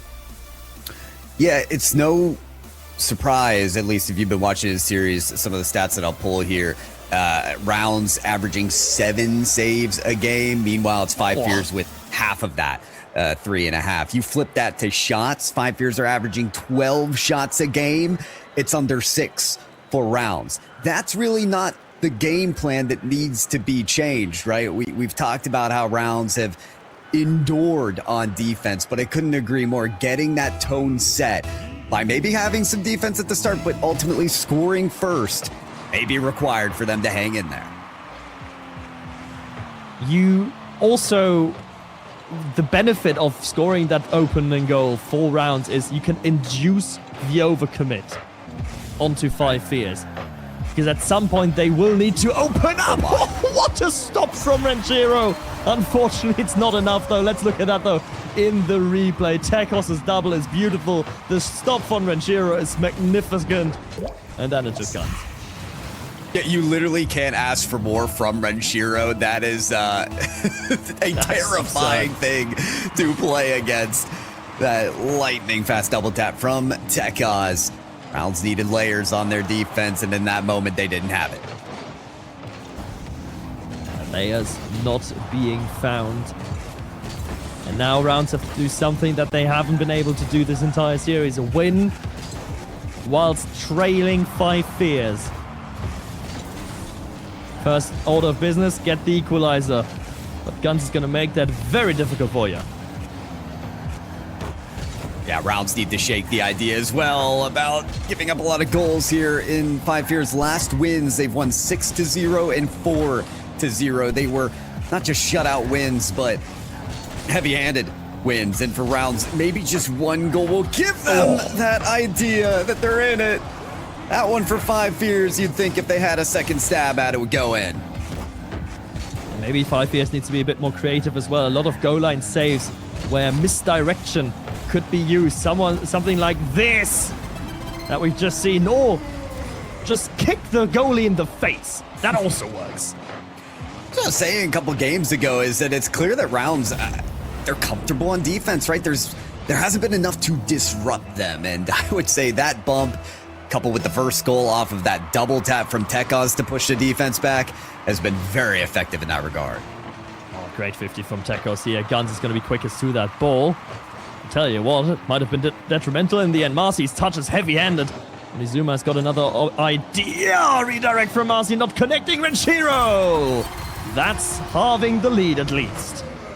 It's great awareness from Rounds. That first save is made, but Onizuma knows he's got a player near the net and not as many players on 5 Fears on their goal line. So attack, attack, attack, and eventually they'll get it in.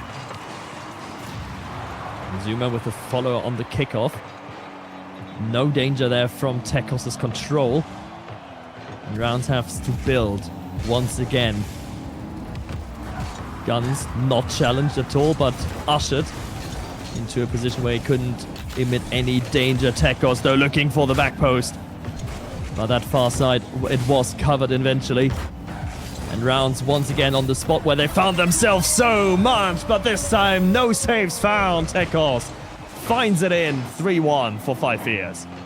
Isn't that a lovely pass? I mean, listen, on that pinch play, which that was after a slow air dribble, is not only that change in pace with the ball, but it's also a slow enough pinch that it gets in position for your teammate to score. Guns, very delicate with the ball in that regard, but not careful enough against Onizuma. And that, ladies and gentlemen, is why you need the safety net of a double goal lead. Kickoffs are dangerous. And Rounds able to come back within spitting distance of that 5 Fears lead. What will happen here? It's a neutral kickoff. In the end, works out for Marcy. Works out surprisingly well for the young Frenchman. But still, Rounds not able to capitalize of it, and that's not a sentence we've said much today. Oh, they've been taking advantage of all kind of situations in this series, but at times they're unable to execute in that fashion. In the meantime, Rounds, I think they're also enduring a lot of reinforcement usage, plenty of demos against them to have to corral their players against. This one, a little bit of contact between Five Fears as they're trying to get back in lockstep with each other. So he does get the 50 and steals the boost, but it's going to be a bit before Five Fears can attack again. That boost steal especially was so crucial on Izuma. He was at the end of a potential redirect, but he just simply couldn't rise up to the ball, given his lack of resources. And now Five Fears Guns has an open net, but has Nay boost. Can he still double it in? Yes, he can! Oh, with 12 free sets, it feels like, but still the ball doesn't cross the goal. I mean, he went for the reset, but it felt like maybe it could have been dunked in, and instead it walked the goal line. Rounds used every player they could to get that one out. Unbelievably, it's still a 1-point game. They used every player they could, all their thoughts, all their prayers, and all the good karma in the world, it seems like, to keep that one out. Everything they had and everything they didn't have worked in their favor. And now this is going to reinvigorate Rounds for sure, moving forward. 60 seconds and a bit remaining on that match timer at the top of your screens. And Rounds in the blue half at the right place. Is it going to be the right time for them as well? Tekaz, great dunk after the air dribble. Rounds haven't done such a good job about containing those plays from Five Fears' own backboard. And they get the advantage for it as well. Snowy awaits the touches. Can he get a pass for Nshiro?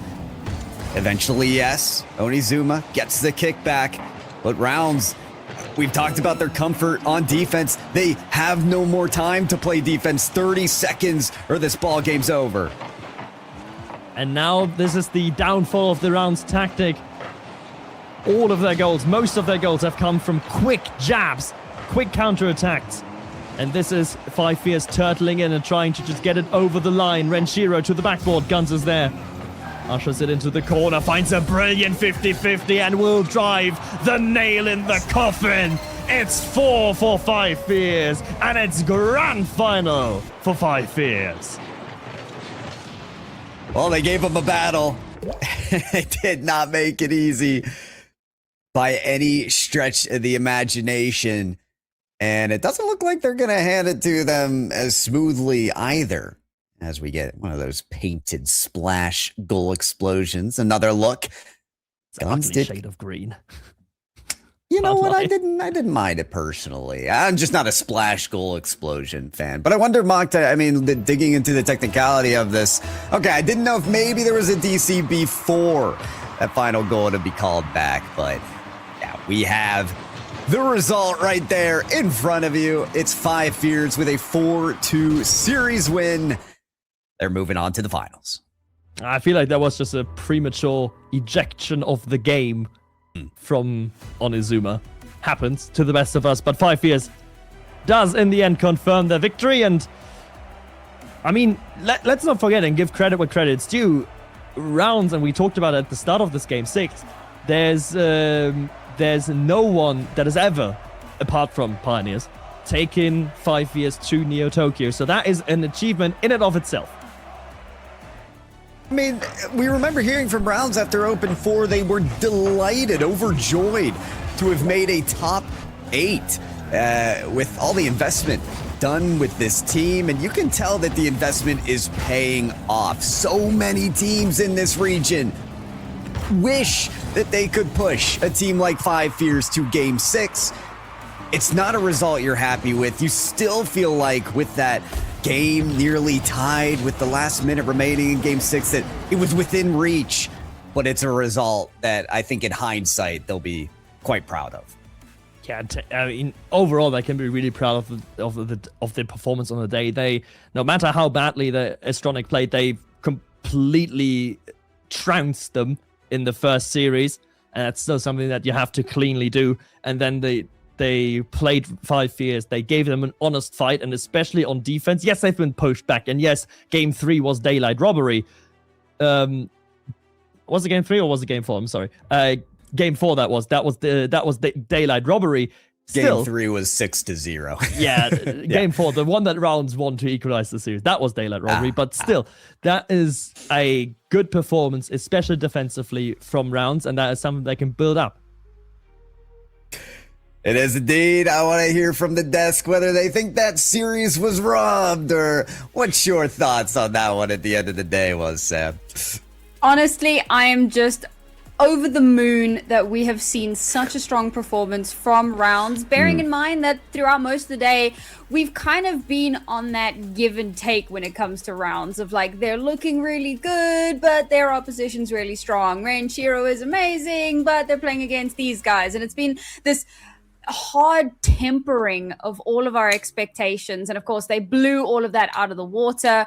4-2, a phenomenal performance from them. But let's talk a little bit about floors and ceilings, because when we look at the score lines, when 5 Fears win a game, boy do they win, but when they lose, it's incredibly close. Alt, I love to see that. That's the sign of a good, consistent team. When it works, right? And right now, I kind of came into this, like you said, we kind of underestimated Rounds going into this in terms of we've constantly set bars throughout the weekend of like, this would be a good bar to beat. And I set one just before this going, if they could win 1 game, I think that they've done well for themselves. 2 would be a miracle. And they managed to do it right now. So when it comes to 5 Fears, we're used to seeing them have an incredibly high skill ceiling and a pretty high skill floor. They are always consistently showing up on the day. The fact that today Rounds has shown that their skill ceiling is actually just a little bit higher than the floor of 5 Fears is a fascinating dynamic that really pushes them up in my regards towards that chase and closing the chasm towards the guys at the top. and now we spoke a lot about Renshiro, but I don't believe that it could have been a one-man army that helped them do this much. Or could it, Pyro? What are we thinking about how Rounds played today? Was it one person who went absolutely nuclear, or was there a lot more nuance to it? Well, I was expecting the Renshiro MVP performance. He is 19 for 38 in terms of goals to shots. That is 50% in the playoffs going into that series, but he only scored the 6th goal for Rounds. It was Marzio and Onizuma who were finishing the chances for this team. So it really was a collective effort. And I think it goes to show for Rounds. I mean, we said, oh, Ashanik weren't playing well. Oh, 5 Fears looked dicey at times. Well, there's something to be said for a team that's making all these teams look like that. They just have some surprises in their back pocket. They have the ability to make teams feel a little awkward and take advantage when they create those moments. And I suppose, you know, those 150 odd hours over the last 2 weeks for Renshiro certainly didn't hurt. Looking very good in the server today, and I think that this tells a fantastic story for the future of this Rounds roster. But unfortunately, that's the end of their appearance here in this particular Open, and we're going to have to wait until Open 6 to hear from them again in the future. But for 5 Fears, it was a little bit labored, but they did secure themselves that grand final spot. Here's the question, GB. Should we be worried as they come up against the old foes of KCP looking a little bit mortal? There's very little reason to be worried from that perspective. I love what we saw from Rounds. They've certainly entered the chat. They've made the conversation around the top 4 a little bit more complicated than it was at the start of the weekend. I am so enormously proud of Onizuma and Marcy. There is no South Africans on that team. This is effectively a reunion team being led by Renshiro, and I know how much work those 2 kids have put in, and I'm just so enormously happy for them.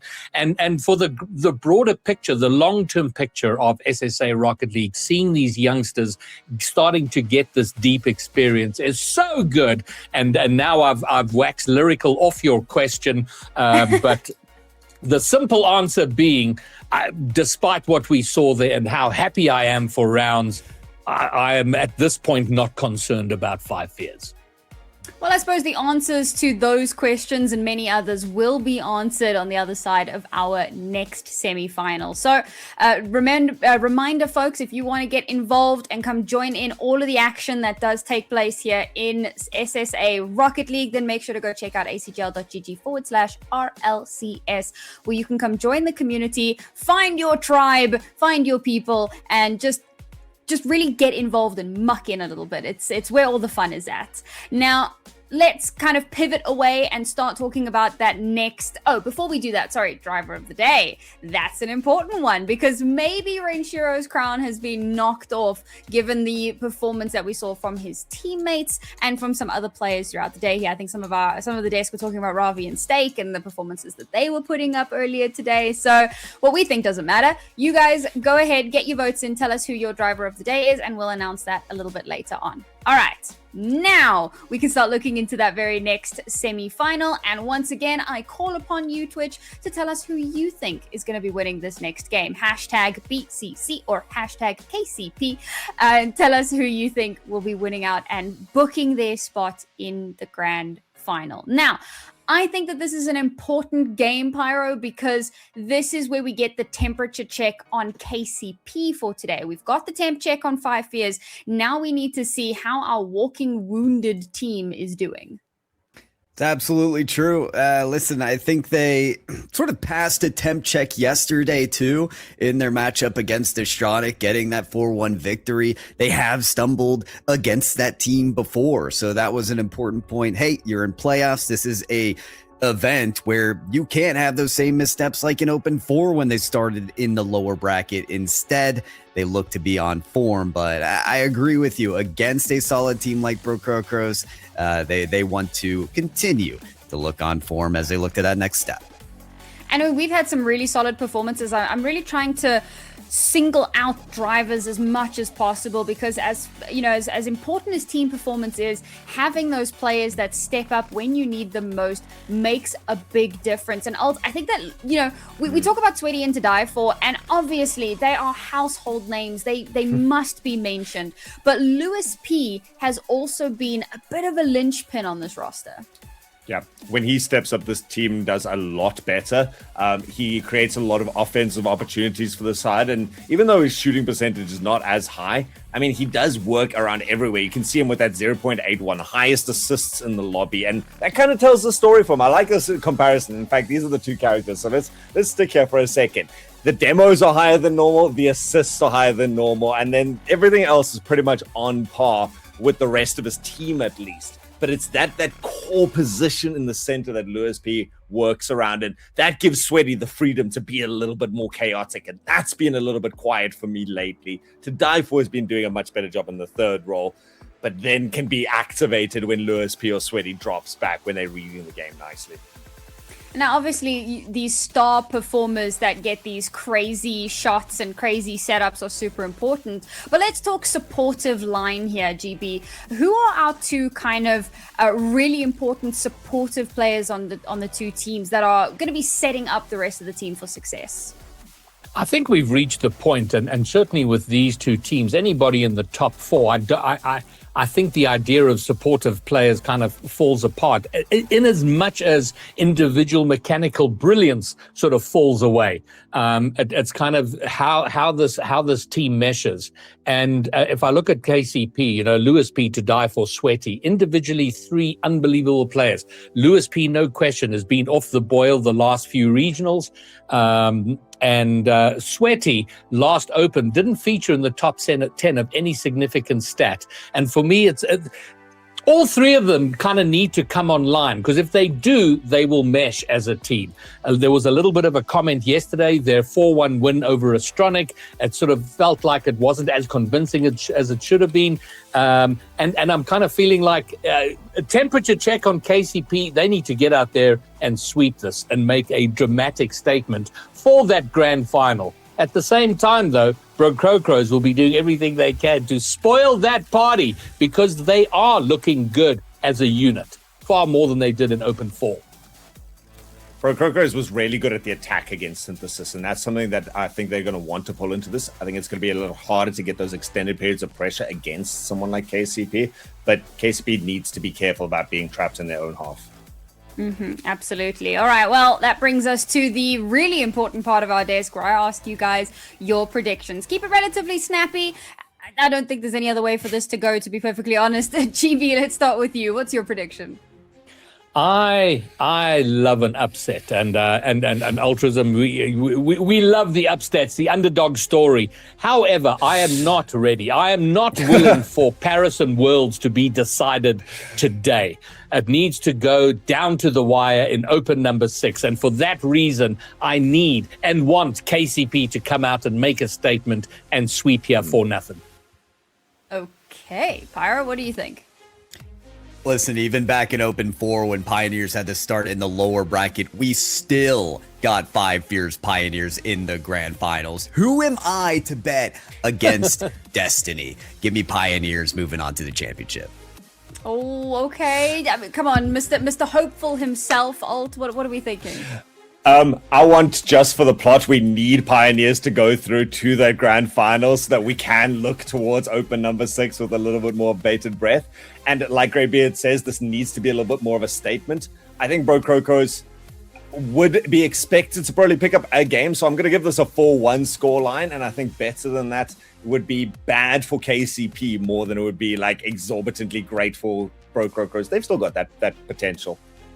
Yeah, absolutely. I mean, the discussion around storylines is always a difficult one because, as you guys say, if KCP don't make it here, our grand final is almost surely decided, and that does leave us with a lot of question marks for that next stage. But the excitement of having a team that could beat KCP, it's that short-term payoff. Unfortunately, I too am not in for the short-term payoff. I think that KCP are going to be taking this one, but you know what? I'm going to give one to Bro Crocos because I think that they have really shown their mettle over the last little while, and I think that they can certainly make it happen. Let's have a look and see what Twitch chat thought about that one. They were very optimistic about rounds. It wasn't totally unfounded, but it seems like there is a strong lean here again towards KCP, towards our second best in the region. Folks, we are dwindling towards the end of our little diatribe here, and a reminder that whoever wins this will of course book themselves that ticket to the grand final to play against the 5 Fears, who we've used the words walking wounded, we've used the word decline for KCP for quite some time. 5 Fears come maybe ego's a little bit bruised in that previous series, so whoever wins here might just be in with a shot. KCP versus Bro Crocos. Can Bro Crocos get their very first grand final? Let's find out. Semi-final number 2 in the SSA RLCS 2026 season. And very rarely do you get to a semi-final and go, this is not about this game. For the Kansas City Pioneers, this is about the grand final. And beyond that, keeping their dreams alive of making Paris and the World Championships. Bro Crocos, on the other hand, firmly established as the region's number 3. They would love nothing more than to upset the story. Blow the party to smithereens for the Kansas City Pioneers, and they've looked good. They're bringing it all, and this is it. Right here, right now. Let's go, Commandos. It's howling time. Oh man, I love your blow the party open metaphor there, Greybeard, because this really could be a turning point for SSA Rocket League. If we assume that 5 Fears is going to be the logical team, great start there for KCP at least. But if we assume that going to take a second shot, the BCC is struggling to get this out of their own half. We've got no time to really build the drama right now. The players are doing it themselves. Ultrasm trying to get his lyricism in there, and the teams disrespecting the effort with the gameplay, and finally the Bro Crocos do get it out, albeit briefly, from their own half. But there we go, yet another attempt. And I like this from Kansas City Pioneers. They are putting the foot down early. But speaking of which, Ravi getting a defensive demo, which might give them a bit of breathing room. Yeah, I mean, even there, just on the wall, a little check. Great stop there, dead in his tracks was to die for, looking for a way around. And nice squeeze out there, actually putting pressure down the other side. But otherwise, KCP pretty patient in the way that they're bringing this. On the other side, BCC so good at their rotations. Another one skirts just around the outside. But BCC have not looked unduly bothered right now by KCP. They're dealing with the threats as they emerge and even look to put one on themselves. Oh! Ooh. Well, yeah, to your point right there, a real venomous shot from Brocrocros doesn't go in. They survive for now, but the Pioneers finding themselves in defense. They're in huge trouble here. The shot is saved. Man, that is tense, actually, bro. Crocos don't just have their one flash in the pan. They stick around and they try to manufacture something. Some great bit of plays, passing attempts towards the center of the backboard, etc. None of them really finding purchase before a KCP player can snap them up and go down to the center. But the first 2 minutes looking pretty good for the fact that we've got a competitive series on our hands, Greybeard. Yeah, and as much as I want KCP to make a statement, nobody, the toughest job for a caster, we could handle a Game 7 overtime that's gone to over. There we go, stake for the Brocrocros. Despite the early pressure, Brocrocros break it down. Jeff from the wall, passes midfield, Stake picks it up, bottom right, bang.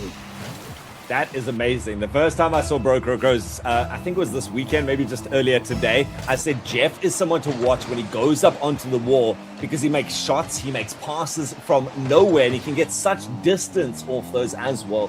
Has a player waiting in the center. And game number one takes on an interesting demeanor, a palo, if you will, be a KCP fan, in that we have a lead, and this time in the hands of Brocrocos, the underdogs. Here comes to die for, gets past one, doesn't get past Jeff.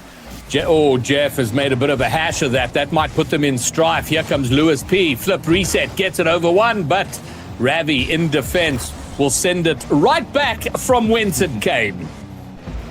I love how many of these long balls are going so close to the net, and there doesn't seem to either be any panic or anything these players can do. They just accept it, play for the rebound, and carry on going. To die for, playing for more than just a rebound here. Manufactures that towards the center. The pass not completed. I don't know if that was a defender getting in the way just in the nick of time, but the scoreline remains unchanged. KCP now trying to take up residency and throwing all three players. That's a decent test of a shot from Tadaipo, but the second one, even better. Lewis P comes in to finish it off as Tadaipo clears the line.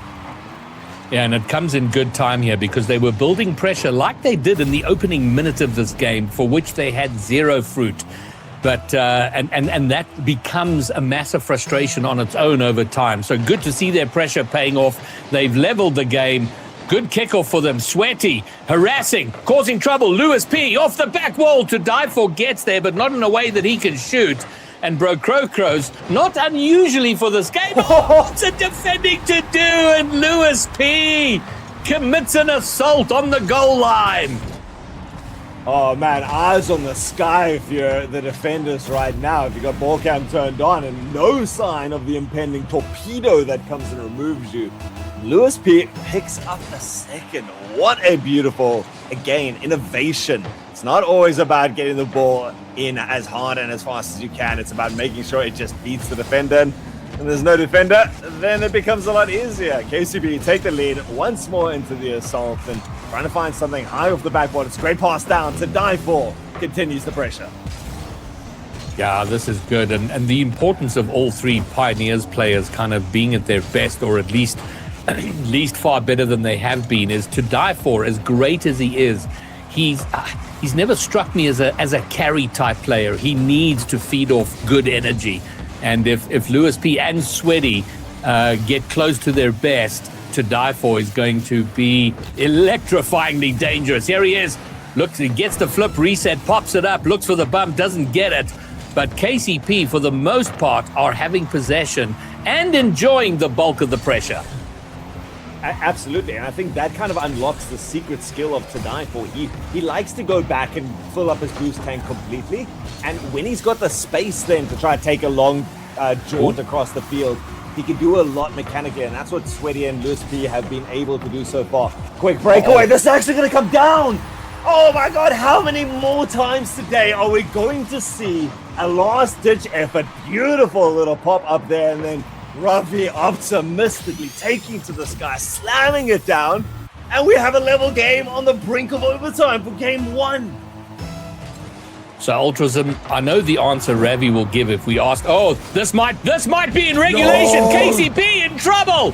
Ravi nearly pulling off the blinder, but we do go to a game 1 overtime. And my goodness, Ultrasm, Bro Crocro, don't they love playing in overtime?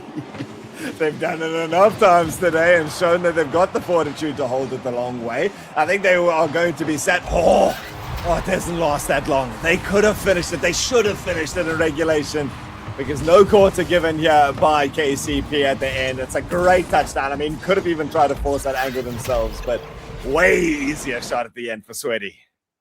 And for the second time today, we've seen a close to an either 0-second or dying second goal to force overtime, going against the team that scored the overtime goal, or the one that forced the overtime. And I've always felt that there's so much momentum with a team who scores like with 2 seconds to go, or a 0-second goal. But it's gone against them. KCP rise to the occasion and do in 13 or 14 seconds of overtime what they should have done in regulation. Yeah, maybe this is the difference between BCC and KCP at this stage, is that Bro Crocros, they tend to have a little bit more build-up. They get their little breakaway plays like Ravi manufacturing that at the end, but most of the time they need a couple of attempts to clear the baseline. On the other side, Pioneers, they've got the passing plays, they've got the individual dribbles, they've got the demo plays. There's just such diversity to KCP that we've seen a small taste of it now in game number 1, but a pleasant taste, it has to be said. Well, I don't know. So KCP have done what they must. They've taken game 1, and we were talking, I was talking about the Pioneers making a statement by winning this emphatically.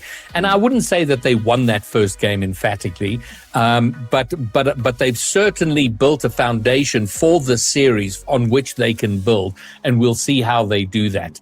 But we've said a few things about the young players. And to see Ravi and how well he is doing at this level, it's just so good. And Bro Crocros will continue to bring it. Yeah, I was commenting on Ravi, I think it was in the previous series that they played there in the lower bracket. For a youngster to be able to have that mental strength, he's showing innovation, he's going for creative plays, he's psychologically damaging his opponents with some of his fakes.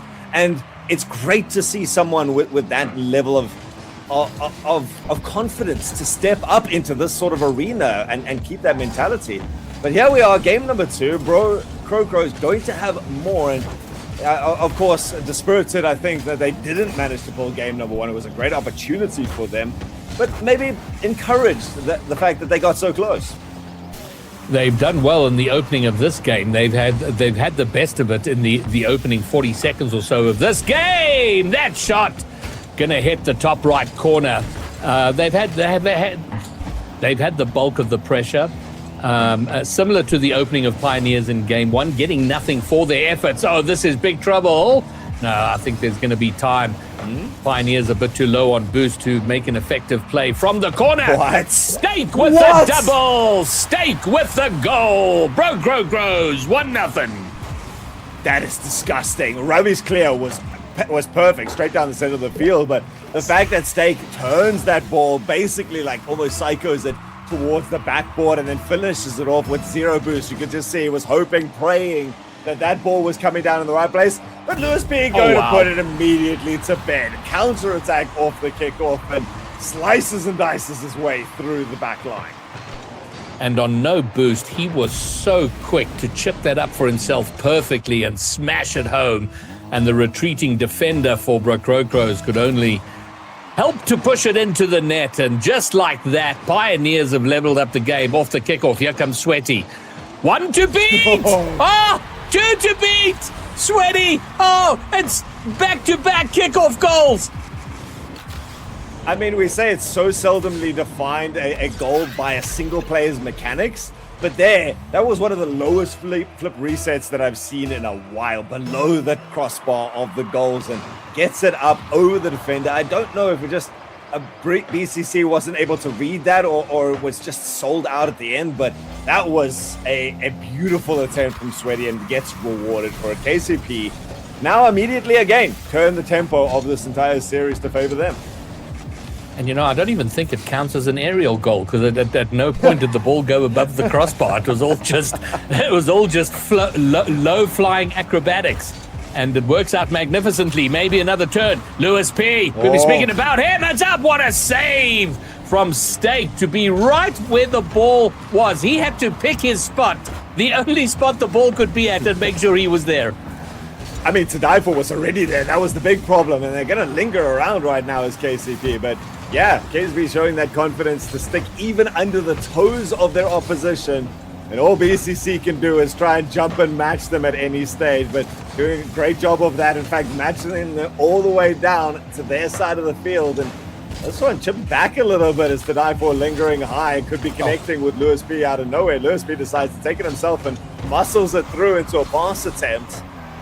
Both teams kind of just looking at that midfield, neither taking that shot that they needed.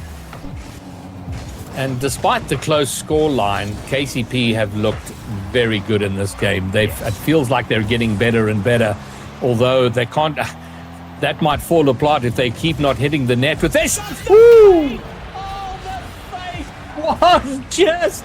Oh, it was awful. Awful. Look at this from Lewis P. Just aborts. Sweaty slams it home.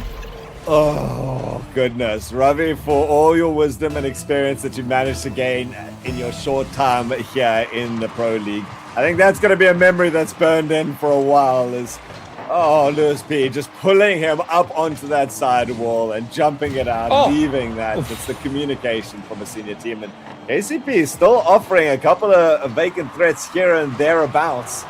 And this time they don't get away with it, but they got 3 to the better versus 1 from BCC. The opening minute belonged to Crocros from a possession pressure point of view.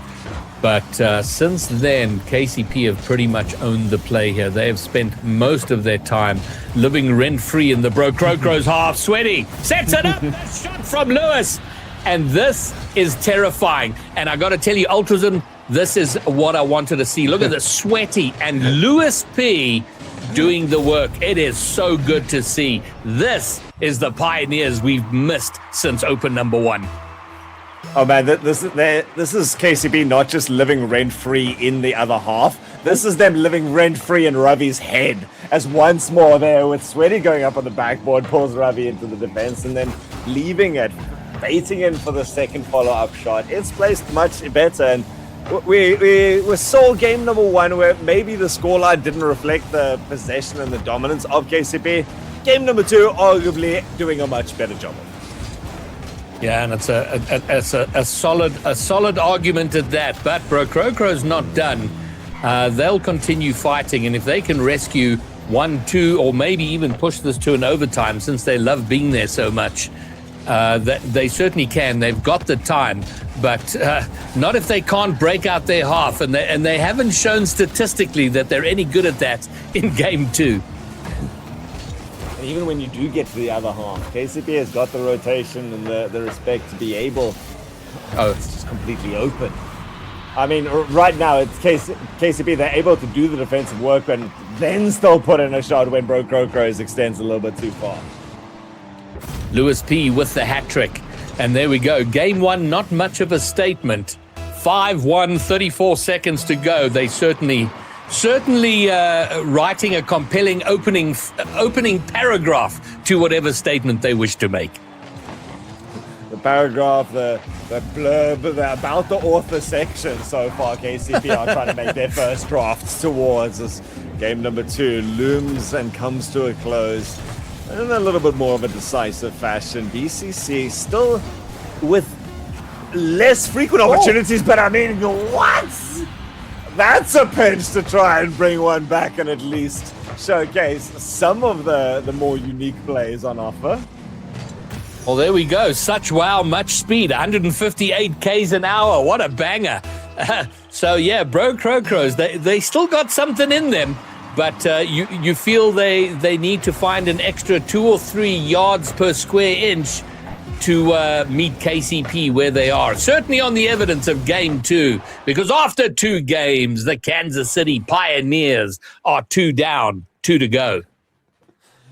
Great. I mean, we've been doing this for a while, right? And it's always kind of been the flavor of the best team that we're going to start off nice and slow and just feel this out, get a pacing of our opposition, and then ramp it up as we go. And Pioneers, they've gone electric, it seems, because that acceleration from game number 1 to 2 has been worlds apart. I mean, the fact that BCC is shaking off a 5-1 defeat, and it could have been more than that after getting a game number 1 overtime, is just incredible, and it must be leaving their heads spinning.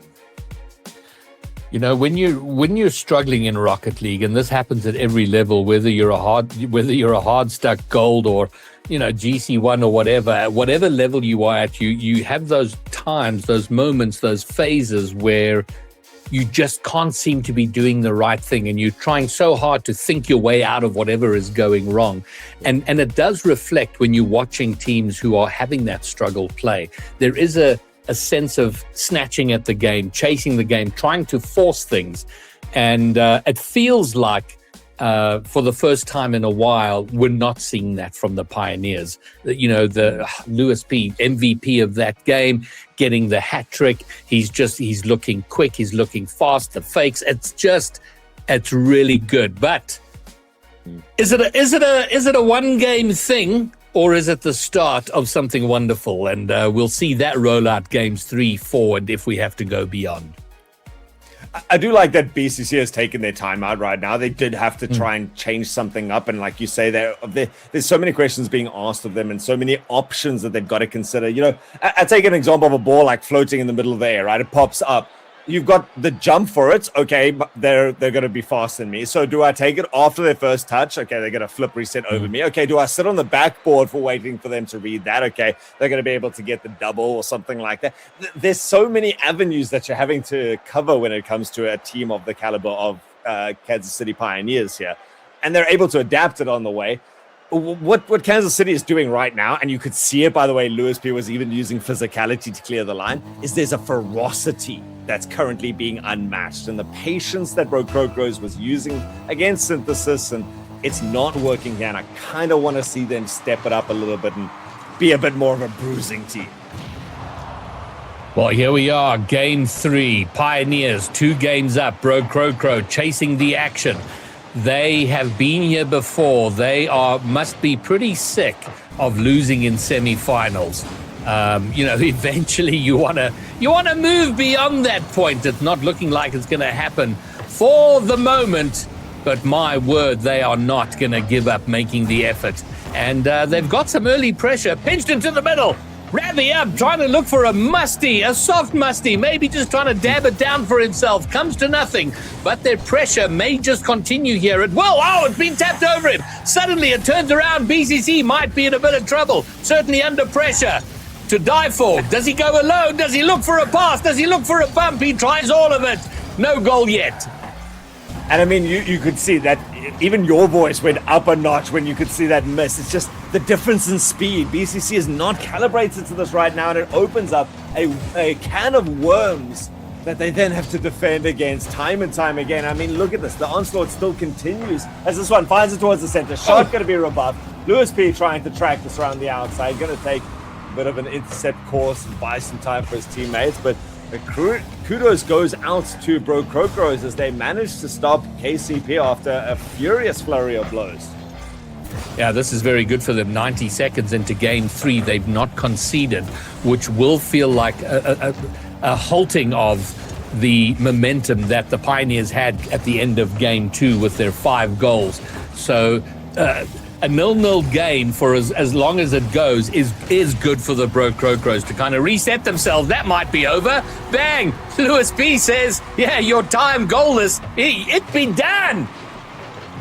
To die for. That was actually a devastating blow as one. That was as close to the post as can still reflect in. Jeff, he had the rest of the goal covered. That was tiny. But of course, it's going to be Lewis P. And I know that Sam has been pushing Renshiro for that driver of the day, but Lewis P putting in a pretty decent argument for himself. Yeah, and it's good. And you know, you want to see sort of coming to this stage.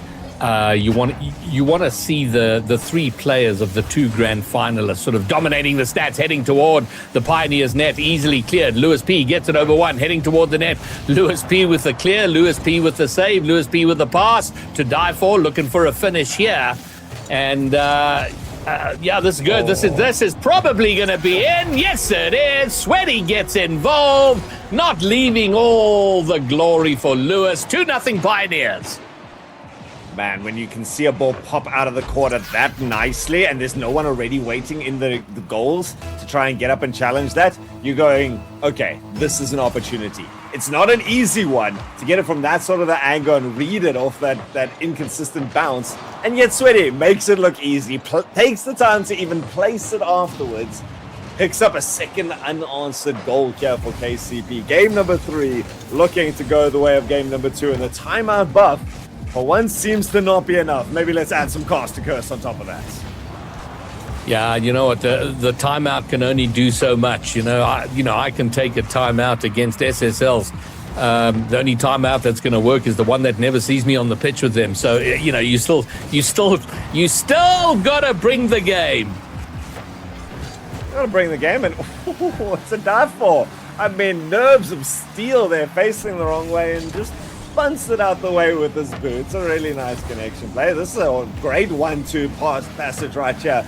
Ravi and Jeff working nicely together, and normally it's Steak that's linking up with his fellow South African, but there's a nice little play coming out here. There's going to be, that's a great place to wait and the better pass to find it. Yeah, this is good from Brokros. Look at this. Steak taking his time, sees or rather sees Steak lurking in the middle, and it was just perfect. Nicely done, Brokros. 90 seconds left. They ain't done yet.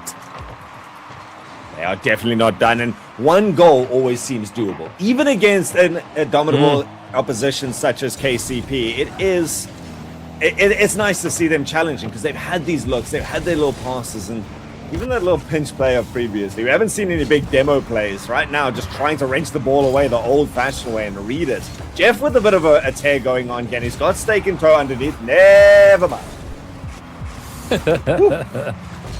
Action continues into the final minute. Pioneers ahead by 1. Better from Brokros. They were at this stage 3 goals behind, I think, in the last game. So they've done far better, but it is Pioneers attacking. Cleared away by Jeff, but not for very long, and they're having to do double work here in defense. And it's really frustrating, because you got to be on the other side. You're behind. You got to level it up.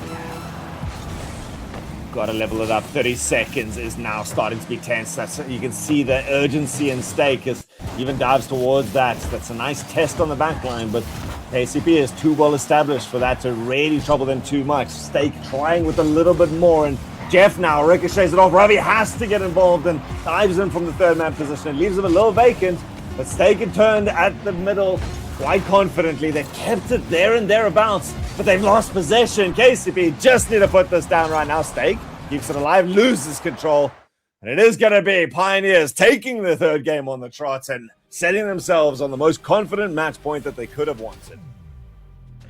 Yeah, this is good, and not as emphatic, but still very controlled, and controlled to the point where they took the win. And not every game needs to be a 5-0, and 3 down now. I mean, we've only once ever seen a best of 7 reverse sweep on the championship weekend in SSA RLCS. What sort of odds, Ultrasm, would you give for a Brokros reverse sweep here? Yo, shave my head, shave my beard, waxing in public Twitch stream kind of level of stuff. That's not an actual official challenge, by the way, to Twitch right now, but that's the sort of risks we're starting to take. Against some teams, sure. Against KCP when they're looking this good, no. BCC taking a game? Fair. I'll give you even odds on that. But the rest of the series combined? Yeah. Well, classically, I do think we've said this, but we see it so often that a team that's 3-0 ahead will more often than not give away game 4 because they sort of enter that cruise mode. And part of my narrative of KCP getting back on the bicycle to properly challenge 5 Fears, I want to see them shut this game out convincingly and not take their eye off the ball, not let Bro Crocros have a game and have to play one more game. They need to get this done, cut, print, and get ready for the grand finals. Yeah, especially considering they are here kind of trying to match their reputations back up to where 5 Fears were. We talked about it on the panel a little bit. When 5 Fears lost, they lost closely, but when they won, it was such a differentiation between the teams. KCP not always going through with that lack of mercy, shall we call it, on their opposition and being forced into a couple more tense situations. And I think a 4-0 would go a long way. And certainly holding that over 5 Fears who came through to the grand finals with 4-2. It'll be a nice confident boost if nothing else. Minute 1, game 4, done, 0-0. Bro Crocros want to get on the board first. That'll do their confidence the world of good. Ravioli in the midfield. He's going to have plenty time here, and he's coming up a defender who's got no boost, but neither does Ravi anymore. Jeff on the ball, though, misses his bump, so possession will fall back to the Pioneers and head on over to the Bro Crocros corner. Up nice and high. Once more to the air, but KCP more than up to the task there. Jeff trying to manufacture something, but there's no real plan behind these touches or these aggressive pushes. Once more, again, just kind of trying to keep possession of the ball. Lewis P with the greater amount of boost takes advantage of his opponent's greed there, and suddenly in front of the BCC net, this ball pops up. Stake has to push it towards the side. Very similar to the last game. Opening 2 minutes, no goals, 0-0. I said then that's good for Bro Crocros because they will feel like they're getting back into it. But that can all be undone by a Lewis P clanger. And certainly Pioneers will be looking for that. Here comes to die for. He's got no boost, looking for a touch, doesn't find it, but their pressure continues. Sweaty, he's going to jump off. No, he's going to go down. Try and fake things out. Try and cause some consternation on the goal line. Floating in front of the net. To die for's up. And it is saved away, but it feels like it feels imminent, Ultrazim. Yeah, consternation has been caused. Goal has not been scored, but the confusion abounds, it seems, here on the BCC backline. They've been able to pick up a little bit of boost, at least, as we see KCP. They're starting to run low, so they might be wanting to take a step back or at least slow the tempo for just the few seconds that they need to take this position back up. But they've done a good enough job to not relinquish their presence being felt in this other side, and even a demo to add over the top. There's no boost there for Sweaty to try and get the big flick that he wanted to find to die for. The ball still hangs around and demos keep it adding up. Yeah, but we might be entering frustration stage for Pioneers here because they have been in that final third. Oh, there it is. Oh. No, it's not. Oh, Sweaty should die for. What is going on? Oh, that might be a moment, Ultrazim. That might be a moment. It feels like Pioneers should absolutely be 1 goal ahead. Possibly 2, maybe even 3. Yet here we are, 90 seconds to go, and it's 0-0. I mean, that was such a beautifully executed fake as to let it drop down like that, and the shot just a bit high, and then a complete miss. Again, the risk that you take when you invest your third man doesn't pay off there. They don't thankfully give away a goal on the other side, but like you say, a moment of that should have worked. It all worked. It was on the blueprints, and someone connected a wire wrong. Instead, let's go back, let's fix the problems, and get a bit of a bounce coming out there from Sweaty. Take it all the way. Oh, sets no. it up. No, take it out, further shot. Oh, that one finds its way in. All right, I think that's got to be close to the hardest anyone's ever had to work for a 1 goal. in an RLCS semi-final. My word, it took really, really long for that first goal to come. But it does come, and it comes to Pioneers, and now they got to see out this final minute to take the semi-final. Semi-final number 2 in a sweep. Bro Crocros, though, would still love to cause some late consternation, get an equalizer here, put Pioneers through a long, painful, irritating overtime, win that, and then, hey, take it from there. Who knows what happens? I mean, KCB had to work so hard for that goal. They had to get everyone involved, including Sweaty once more, nearly beating the entire team. And so, Bro Crocros, they've been frustrating, but you're on the last game. This is not about the longevity of the series and the momentum. It has to come to fruition now, and it does. Even despite them trying for the in and out saves, this pop towards the center. But Reed stake up, and Ravi, third man, past 2 defenders. Big fan of the Late Show are the Bro Crocros, and in particular Ravi, scoring close to the end of time. It didn't work out for them in game 1. Pioneers, here they go to die for off the ceiling. Puts it awkwardly in front of the Bro Crocros net. They are going to be able to clear it, and it is Ravi who will make sure that Pioneers will not, or at least shouldn't, have another crack at their net. Although Sweaty's going to pick this up. How far can he go? It should bounce now. Indeed it does. We are in game 4, overtime. The last one didn't last very long. How long do we get this one? Oh, Graybeard, I'm yet to get the score of a prediction right today. I had this at Bro Crocros taking a game, and KCP could shut down and extend my misery. Right here, right now, and nearly do it just there. Bro Crocros would love to pick up at least a game. And I think they deserve a game, and there it will be! Oh, dear! Jeff actually connects across the field! And there you go. Bro Crocros get their one. Pioneers take their eye off the road for a moment, and it's bang. Bro Crocros get one back. And it is the irritation, because Pioneers are going to have to do more work to see this out, and Bro Crocros will happily let them be frustrated. Rabbi, the MVP of Game 4, with his late equalizer, and then Jeff with the overtime winner. How's that shooting accuracy from Bro Crocros, though? 2 goals from 2 shots. That's amazing, and just shows how well KCP is working at keeping the ball away from their goal line before it gets dangerous, instead of relying on a last-second touch. But I mean, this shot was so good. That staggered approach that both these teams are bringing into their attacks is so good to watch, and they're just outspeeding everyone. Jeff, the youngster, with no hesitation. That's the attitude I wanted to see for a while. And like we say, game number 5. If we're having another conversation as an introduction to Neo Tokyo, I'm going to be frustrated, because Pioneers have looked great, and they 2 shots. They had 2 goals, but they only had 2 shots, and Pioneers couldn't save one of them, and they should have saved one of them. They had so much of the action.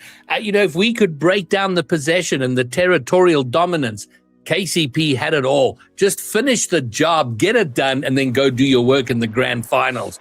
But Bro Crocros, if they're gonna challenge the top 2, they got to put in shifts like they're putting in now. And this is so great coming into this. That Bro Crocros was able to do this. I'm still yet to see someone in Twitch chat actually say that they believe that the reverse sweep is now possible. I don't know if there's that much copium in it just yet. As you say, it kind of shows the dominance that KCP has had, even though they lost that game. But we'll see. Game number 5 awaits. A little pause to start us off, just to build that tension a little bit more. And KCP, I think, like you say, it's always that game number 4 that you're going to lose if you're going to lose one in this series. So I don't know if they're going to be shaken by this, but potentially a little stung. A free timeout, and but it has to be said, in the little bit of game 5 we've had, Bro Crocro's shooting accuracy has completely collapsed, because they've had a shot on net and it was saved. So they've gone from 100% to 0. So it's all falling apart for them.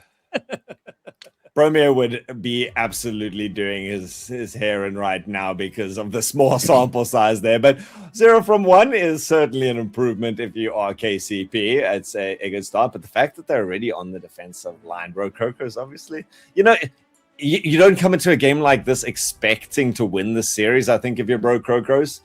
But they're going to take those smiles that they deservedly earned by taking a game at least.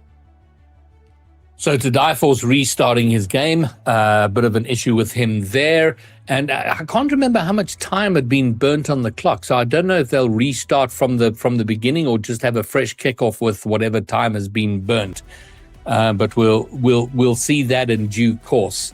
And the advantage for Bro Crocos is, they will feel like they're certainly not the team under pressure. I mean, if we're looking at who's under pressure, everything is on KCP. I mean, their future is still very firmly in their hands, but it feels like a heavy burden, and those hands are a bit sweaty and slippy. So the dreams are trying to escape their grasp. So all the pressure's there. Bro Crocro has got to go out and chill and see if they can just take advantage of them not having that pressure. Because that's the thing, is that KCP still has another entire series against their toughest opposition in the make or break for Paris, for Worlds, up for grabs. Every time this game goes to a one goal game or to an overtime, every second that's added over and above what they should have needed to play for this is detracting from the energy and the focus that they've got for that last game. And I mean, even slightly psychological, you're going, oh no, okay. So we have 24 seconds down on the clock. We are going to restart. Oh, no. Not again. We still have 24 seconds. 26 seconds now. I'm not sure what happened there, but I imagine it's going to start at 4 minutes 36 again. They're going to completely disregard the 2 seconds that were just burnt on that kickoff. There we go. Oh my word! And this time it's Jeff. It's not to die for once more. It's Jeff. Oh, is it Jeff? Oh, Jeff is now restarting. Someone should have told told the Jeff. whole lobby again. Let's go. Yeah, exactly. It's like, problem. hey, Jeff, to die for's restarting. You might as well get a restart yourself. So are they mind gaming each other here in terms of like, oh, sorry, I have to restart my game. Who knows? But either way, they're going to rehost the lobby, get back in, and we'll see if it's at 4:34 or 4:36. And I know we like to fill time in these moments to say, okay, well, does this break help anybody? And the honest truth is, whatever. It means nothing. It's just a minor irritation. The game will start and we'll be back to regular Rocket League. At least that's my view of it. Yeah, Bro Crocos didn't exactly get the boost from the timeout buff that they were hoping for early after game number 2. Declan in chat, a very experienced player that we've seen all weekend, is saying strats, but probably at least 75% sarcasm built into that right there. Because like you say, this is not going to break anything. I do believe we are re-hosting the lobby, so we're almost certainly going to be starting with the full 5 minutes to go, and changes nothing at the end of it. So, and I'd like to see this go the full distance. But at this stage, it's still a really good contest. That this last game seems to, I don't know, this is going to go one of two ways. Either this is going to break the momentum of teams taking this very seriously, and it's going to frustrate some players, or this is just going to make everyone more lighthearted and just lull their way onto the field for the next game. Yeah, well, I don't know. So are you? Well, give us a prediction for Game 5. Assuming Game 5 actually eventually happens, who wins? Let's start there. Who wins Game 5? We're done here. KCP clean this up here. And I think by convincing margin to preempt your next question, yeah, but at least 2 goals. I'm going 4-1 would be my up in the air, out of nowhere. Got it. Okay, I agree with you on the win. I think Pioneers are going to take it here, but I think Bro Crocos are going to make it frustratingly close and relatively high scoring, 4-3. 4-3 is where I'm going for Game 5. See, I'm with you on keeping it close, but if it is close, I don't think we're going to get that high. I haven't seen enough consistency out of Bro Crocros to score that many goals. So this would have to be a case of KCP kind of stepping off the gas and maybe being affected by the technical issues for them to let in 3 goals. So that's the only thing. I think if there is going to be a close match, it's going to be a 0-1 or a 1-2 kind of thing. But I'm with you. The rest of them have been close. So we saw 5 Fears get pushed for the first time. What feels like like a serious pushback from Rounds. Wonderful performance from them.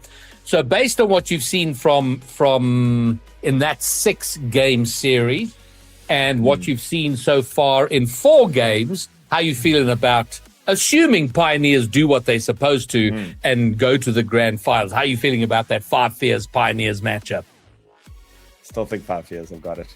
I know we're going to dissect this all later on the panel, etc. But let's get our say in right now and not have to answer Sam's questions. 5 Fears I've always had a lot of faith in from the beginning of the season. I think Guns especially has grown, and the rest of the team has grown around him and what he's able to do right now. I have not seen beautiful plays combining 7 different techniques from KCP that we're looking for from our top ambassadors. I'm being hyperbolic, but that sort of take control and make sure that there's nothing that any team, regardless of who you're playing against there, no one is saving this particular goal. That has been a little vacant for me. Well, I will say this. It's going to be frustrating for Pioneers because if they had just won the last game, they wouldn't be having these ridiculous issues. The game has restarted. Oh, my word. I feel like Jeff, he just couldn't quite get there. The game has restarted from 5 minutes, so it is a brand new, fresh game. So no time lost. Both teams will have all the time they need as they go in pursuit of a win. And no drama inside. Well, we've now passed the 4 minutes 36 of the pause we had at our first effort of Game 5. Still 0-0, but here comes to die for. 1 to beat. He flicks. He was looking for Lewis P in the air, and direction kind of let them down there. Good idea, not well executed. I think he just got a little bit more than he expected out of that, and Lewis P scurried afterward, but wasn't quick enough. Links together, and Ravi actually, I think he does. He gets credit for that save. The only thing there more by crook than by hook, I think it's called hook than crook, where more by luck than skill, shall we say, to make it clear. But on the other side, Broker goes up. That's a decent attempt at the double from Ravi, but a little bit too far out of his comfort zone. Ball's high and loose. There and thereabouts in front of the Pioneers net. They will have an opportunity. Lewis P pops it over to Sweaty. Sweaty tries a flick toward the net. Lewis P has possession. His first touch is way too heavy, and that allows Bro Crocros to get the clear. It's still very much a midfield game right now. These sort of high, loose balls in the middle. Opportunity here. Oh, it's a scramble. Double commit from Pioneers. Double commit from Bro Crocros. Still scoreless as we come to the 2-minute mark in the game. Bro Crocros have kept it out, and this has been the pattern for 3 games straight. Pioneers, pressure, pressure, pressure. Bro Crocros, defending. And then when they do get to the other side, it needs to be hard and fast. Jeff on a bit of a tear, but you can see a second's delay is enough for all 3 of KCP to get in front. And this is where Bro Crocros need to reevaluate how they're pushing their aggression. You know, they've relied in previous games on trying to get a couple of waves of attack, chisel out your opposition. Here, maybe needing to go for more of the synthesis playbook and try for a quicker counter-attack. Either that or when they get into the possession, Jeff especially has been pushing up just a little bit too much for my liking, and KCP so quick to counter that out, kind of takes him out of the play and he's left past the ball. So small innovations, but half the game down, and that was a decent attempt for KCP, but nothing forthcoming and no goals to speak of. And full points to Pioneers for their offensive pressure. But I just wonder if they're not penetrating through the Bro Crocros defense, if they get to 5 Fears are going to be better at this. And it's going to be even harder for them to find their way through. So they're going to have to figure this out one way or the other. Sooner rather than later. Sooner rather than later. Now or never. Kind of more of that dynamic. Because, I mean, Bro Crocros, they've taken 1 game. That's good. They took it closely. That's okay. They've restricted their opponents so they're not chasing 3 goals already. That's perfect. It's exactly what they wanted to do. And they're still willing to do cheeky little things like that, passing it back, passing it down, trying to get some sort of linkage to send in a rocket of a shot, but denied any sort of trigger at the end of it. And KCP now take a couple of steps forward.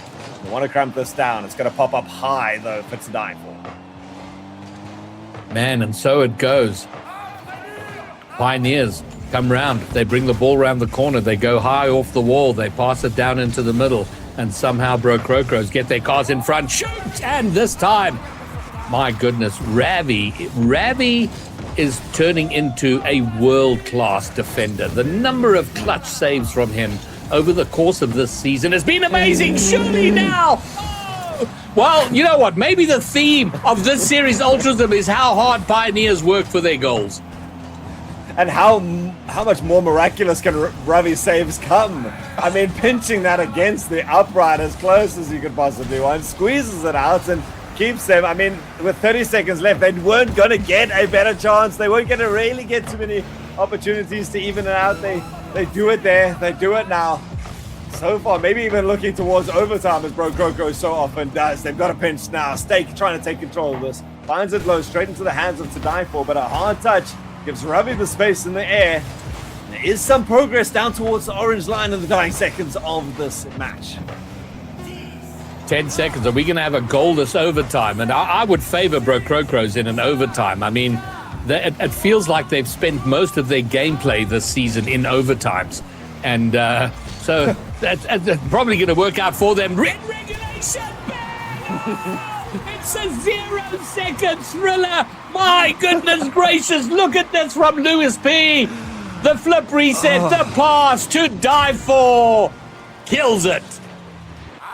You know what? If we're going to have a dramatic end to the series in regulation, make sure that there's no extra time or golden opportunities had. It's Bro Crocros. It had to be in style. And once more, Lewis P adds a couple more points to his tally for driver of the day. And To Die For, normally a quiet player, normally a person we don't always associate with finishing it off, steps up there, pre-jumping, speeding in with full boost, and gets that goal only just in terms of points behind at Lewis P. An equal contribution from all, it has to be said. And Pioneers at least only give up the one. And the predictions pretty much on the mark from most of the panel, it would have to be said. Remarkably, for a championship Sunday, the only sweep was provided by Rounds in our first series of the day, which is crazy when you think about it. Normally, these semi-finals are sort of chop, done, move on to grand finals. Oh, what a fantastic performance here. And I feel like our teams have really delivered in ensuring that we get some like really close matches, right? Obviously, there have been a few sweeps across the board here, but teams have been fighting tooth and nail to get theirs. And that's exactly what Crocros did. They got theirs. And that will again bring up that conversation.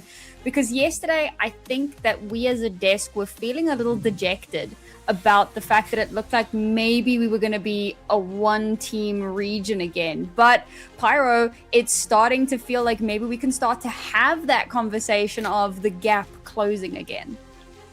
It's definitely going to take till this next match for sure. I mean, I'm hearing like Ultrazim Greybeard's words in my ears right now. The Pioneers had to work endlessly just for a single goal. And that's not the best indication for scoring against Five Fears. Like you don't want to see that struggle early on. To Die For, going into game 5 was 1 for 14. I mean, for a player that you just look to be that striker to be closing on opportunities, a 7% shooting percentage is not where you want that team. All credit, by the way, to Bro Crocros because their defense outstanding. But whew, it took them, Greybeard, it took them a lot to score. Way too much work there. Yeah. And especially frustrating is that they should have wrapped it up as a sweep. They gave themselves a lot more work that they didn't need to do. And then there was a lobby rehost. They burnt another 6 minutes there. So yeah, they should have done it earlier. Yeah, it was a bit of a tough one, but it did happen and it came down to the wire and it was very enjoyable. But somebody that you pointed out, GB, and I'd love to kind of expound on that a little bit more, was Ravi and his performances over the course of this series, because it feels like he is, we talk about those hero players, but this is someone who seems to be going from strength to strength. Ravi is fabulous. Ravi and Devour kind of came into the RLCS scene at a similar time, and they're at a very similar age, and they are very different people. Devour is loud and trolly. He's got a mouth. You always see him in chat. He's always got a word to say. Ravi, you never hear from. He's quiet. He's deliberate. He just gets on with his work, and it shows. It's amazing how far he's come, and I hope we get to see him in a grand final. You know what? I want to see Ravi and Devour at a LAN, and by that time they'll be old enough so we can share a beer. One of the things about Ravi that I enjoy the most is he doesn't have a comparable style to anyone else in the region off the top of my head. He's bringing some new flavor to this. He's not the demo chaser that we've seen of a lot of the players coming in here, or more of the old guard. He's not going for all these individual dribble plays like a lot of like the To Die For generation and the guys there. He instead, when he gets those touches, he's patient on the ball. He's looking, and you can almost feel the calculation that comes out in his brain about what path he wants to take through this. And when someone comes and dives overly aggressively, he's willing to adapt on the fly and just step back for a second, watch them go past, and then carry on going. So it's an innovation from a new generation that I don't think we've seen the end of, and could, with a lot of hope and optimism and prophecy ahead here, could be one of those characteristics that changes and finally provides a challenge for the top teams that are not used to it. There's nothing we love more than seeing teams growing and develop, but one of the players that we also highlighted before going in, Pyro, was Lewis P. Did he live up to the hype in this series? Absolutely. Yeah, Lewis P to me is like the reason that Pioneers have reached the heights that they do, and he does it all over the place. If he's got to get off the ball and take a demo, then he will. But the way he maneuvers around the cage, like controlling the ball on the wall to get passes out to his teammates, finishing the job. I think his stats right now are he's good for a goal a game. Like, those are the kind of players you want to rely on. I always think about Tekka as he has an assist per game right now in his stats. You rely on that player to deliver that kind of efficacy. So yeah, Lewis P to me, the team said yesterday, Sweaty in his interview, they're rallying around this player who decided to stay on their own rig at their own place in Spain and work from there. And you know what? In these wins, when Lewis P looks on his top form, it seems like it's working. Now, as a reminder, everyone, go ahead and vote for your driver of the day. Lewis P certainly made an argument for himself, but I will leave that decision up to all of you, and we will announce that at the end of the grand final. And don't worry, you'll have time to vote for your driver if you want someone from the grand final as well. That's going to be us wrapping things up for our semi-final. We're going to throw things to a short, like 5 or so minute break. When we come back, we're going to break down that grand final, and then we're going to get into the meat and potatoes of this championship Sunday.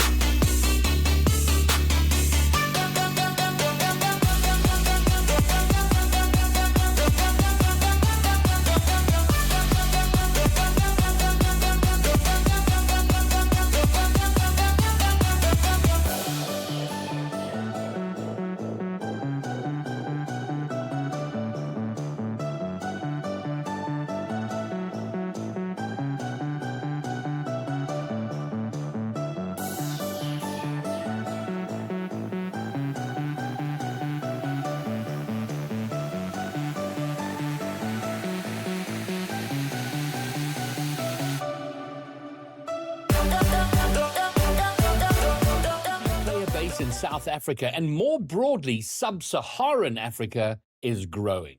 Whatever your interest in the game, there are communities you can be a part of.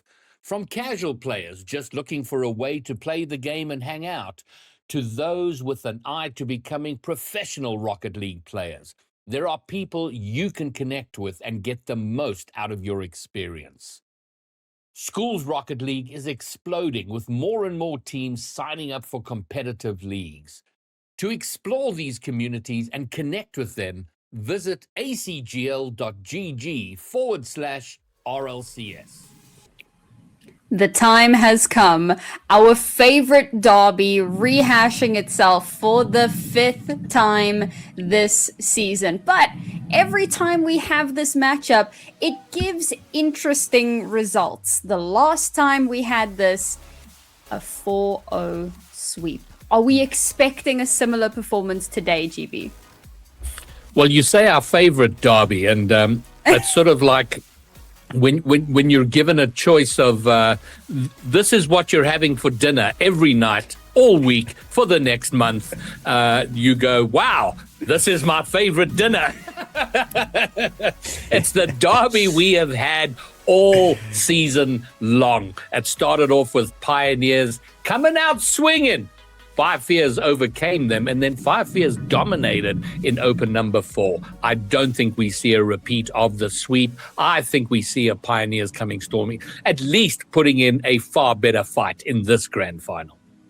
Absolutely. And I'll just give Twitch a moment to let us know what they think as well before we continue along on our diatribe. So get your votes in, hashtag 5F or hashtag KCP. Who is taking rematch 5 Electric Boogaloo Live? I don't know, nothing rhymes with 5. But like that is gonna thank you. That is gonna bring us on to the conversation that we've been having. It's been a standard conversation for the last couple of weeks around KCP, which is the walking wounded, the decline. But for 5 Fears, maybe not a decline per se, but certainly not looking nearly as untouchable as we've become accustomed to, Pyro. So looking at the performances over the last little while, how are we feeling about what this matchup could look like today? Yeah, Rounds was a surprising roadblock, a couple stumps for them that they had to undergo and overcome to get to the grand finals. But, you know, when I look at these players, especially on the 5 Fears side, who overcame those obstacles the best, I actually look to Snowy. I mean, we've spoken so much about, you know, the individual play that Guns has, but my favorite duo in this game is Tekaz and Snowy. And it was one of those power shots from the elbow that Snowy secured to really put 5 Fears back on par.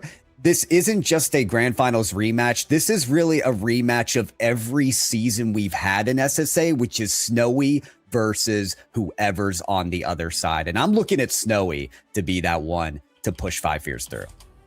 Now, you put some very interesting stats, you know, for our perusal, and it's interesting because it feels like Pioneers are coming out pretty well off in the head-to-head here. Yeah, just looking at the sort of stat comparisons for this open, they're all pretty relatively close, but I do think 5 Fears are out ahead, and it's interesting with looking at head-to-head stats for this open because none of them are against each other. So this is the top 2 teams up against other teams and how they've performed.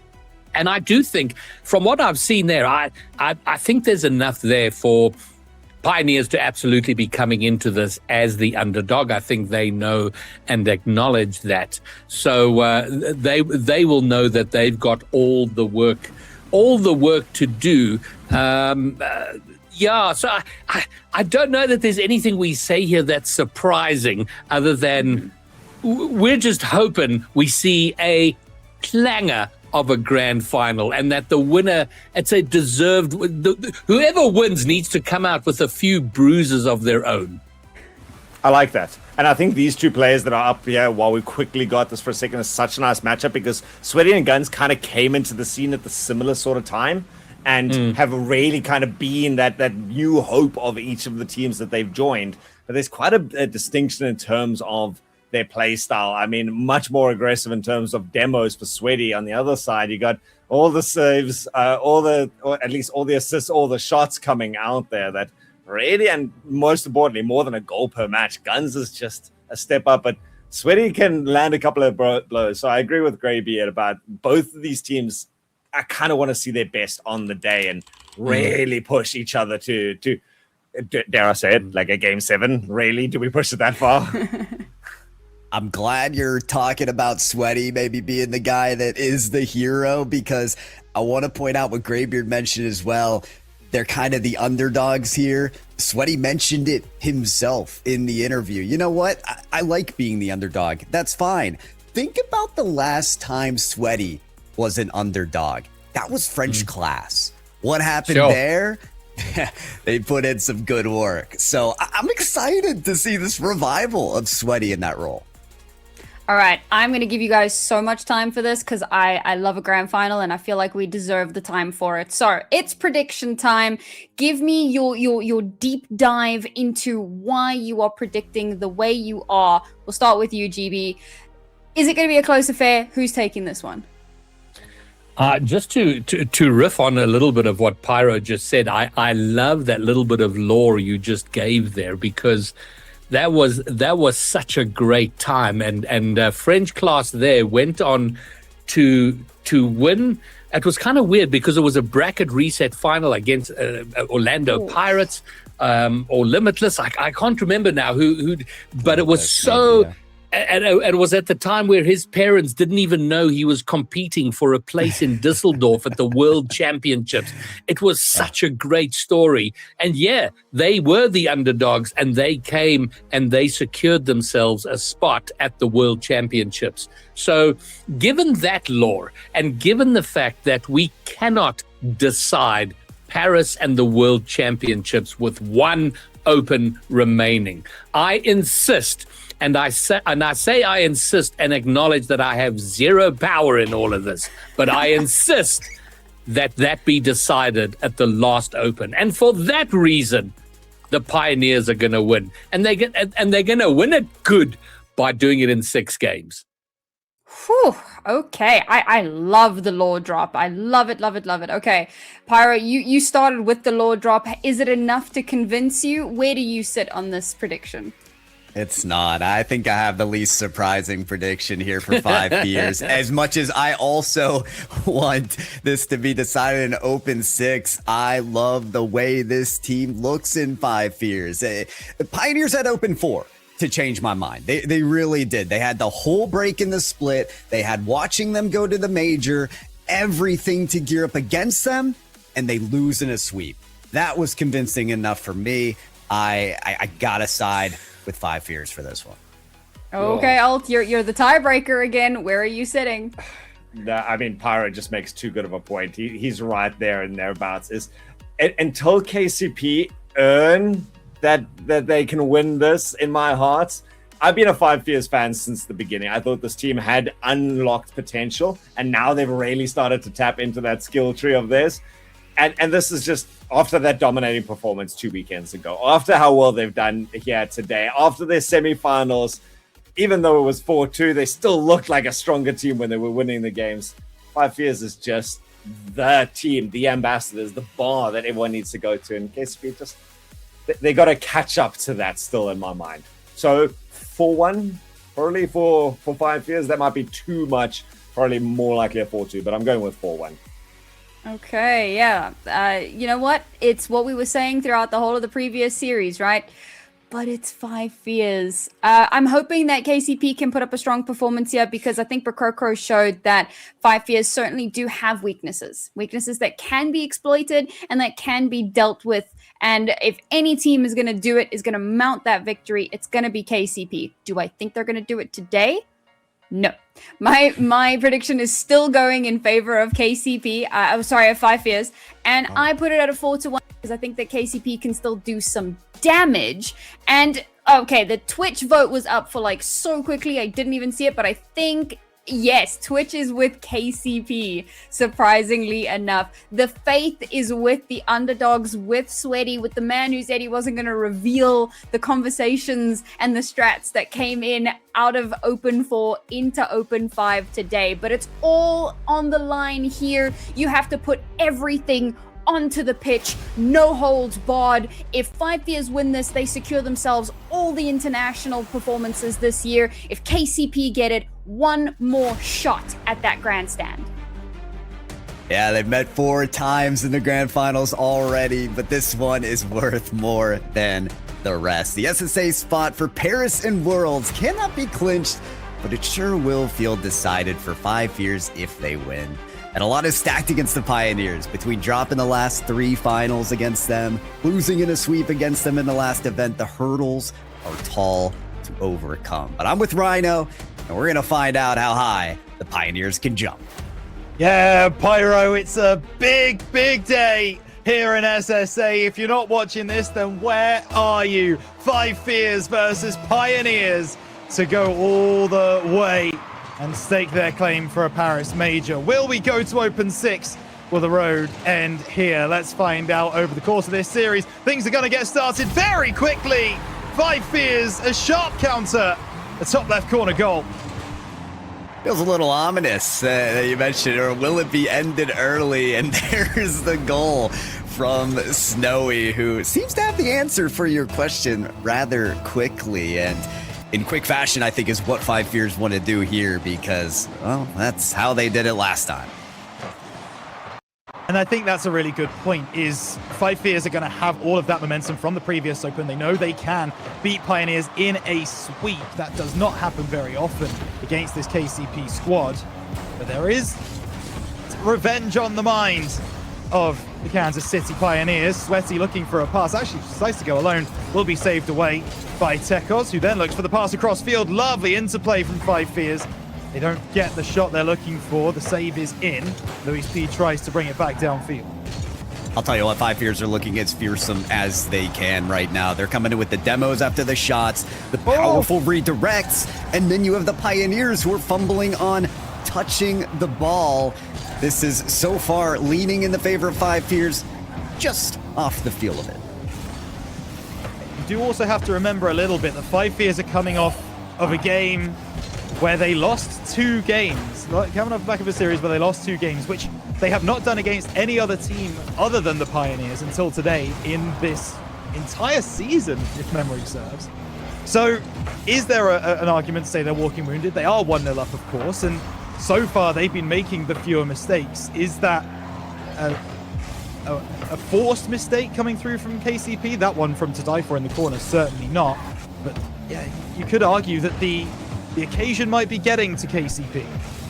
Both teams are going to try to take advantage of a potentially jostled opponent, but I feel like everything's reset. You know, when you get to this stage in the finals, it's the 5th time after all. You'd think you're lockstep in every moment, in every play, but again, Pioneers, well, they don't get taken advantage of, but again, a little bit flip-floppy at times.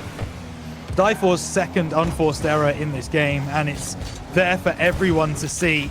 He needs to settle down, he needs to calm himself, he needs to maybe get a goal on the board so that he just feels that kind of he's in the series and he's not completely outmatched, because it's easy to do that against this 5 Fear squad. You know all too well, seeing the teams come and go on the 5F team stream over the last couple of opens. To Die For on the left-hand side. Gonna get the chance for Luis P. Backboard. Is there a follow? There is, but there's also a challenge on the line from 5 Fears, and the counter-attack is there. Guns, right-hand side, reset, shots! Good save from To Die For. And unsurprisingly, he is bumped on that flip reset chance. Pioneers know well and good what Guns wants to do in this game, and, well, that is do exactly what he did in the last rematch. Over a 50% shooting percentage. He was the MVP by far and by wide. On the offensive front, on the defensive side for this match, it looks like Snowy's got Pioneer's number. Big demo from Tekos, but there's an overtake coming through there for KCP, and that touch is a little too heavy from Snowy. Ball downfield, Luis P trying to cause some problems on the defense. Not enough. Tekos stands tall. Sweaty still has possession pops it high, easily dealt with by Guns, and he will leave it for Tekos in the end. Couple of demos being thrown out. It's a 2v2 for now. Luis P doesn't get there. Good save again from Guns. KCP putting shots on net. They are all being rebuffed. Rotation right now for 5 Fears, very deep on their side. They recognize when they have the boost to strike and when they don't. And in that flight there from Snowy, played it slow. Wanted 5 Fears to reset and, well, garner something on this attack maybe, but that bounce isn't good for Guns. Luis P has 1 beat, nearly 2. Tekos does get the save and Guns pushes forward. As we're right down to that last minute, Tekos goes for the ceiling challenge. Doesn't want to give Pioneers any breathing room. But they'll have to take their breaths a little more quickly as they take care of Tekos' shot and turn it into one of their own. Yeah, Guns is going to be there, though. Early challenge finds it away, and it's something we've discussed about Guns for a long time, is when he's in those positions to get those booming clearances, he just finds a gap in the defense every single time. There's a chance here for a shot. Guns won't find the angle, but he will follow through, maintain possession. 4-5 Fears, and they still have it in that corner. KCP playing in the wrong side of the field for their wanting. Sweaty over to that right side, gets a 50, and now this is to die for. Lifting the ball high, can he find a mechanical play? Snowy denies any opportunities. Final chance here, Sweaty, full boost, will not defeat Guns to the ball. He's one of the quickest on the field, and he's quick on the draw as well. Demo on to die for clears the way.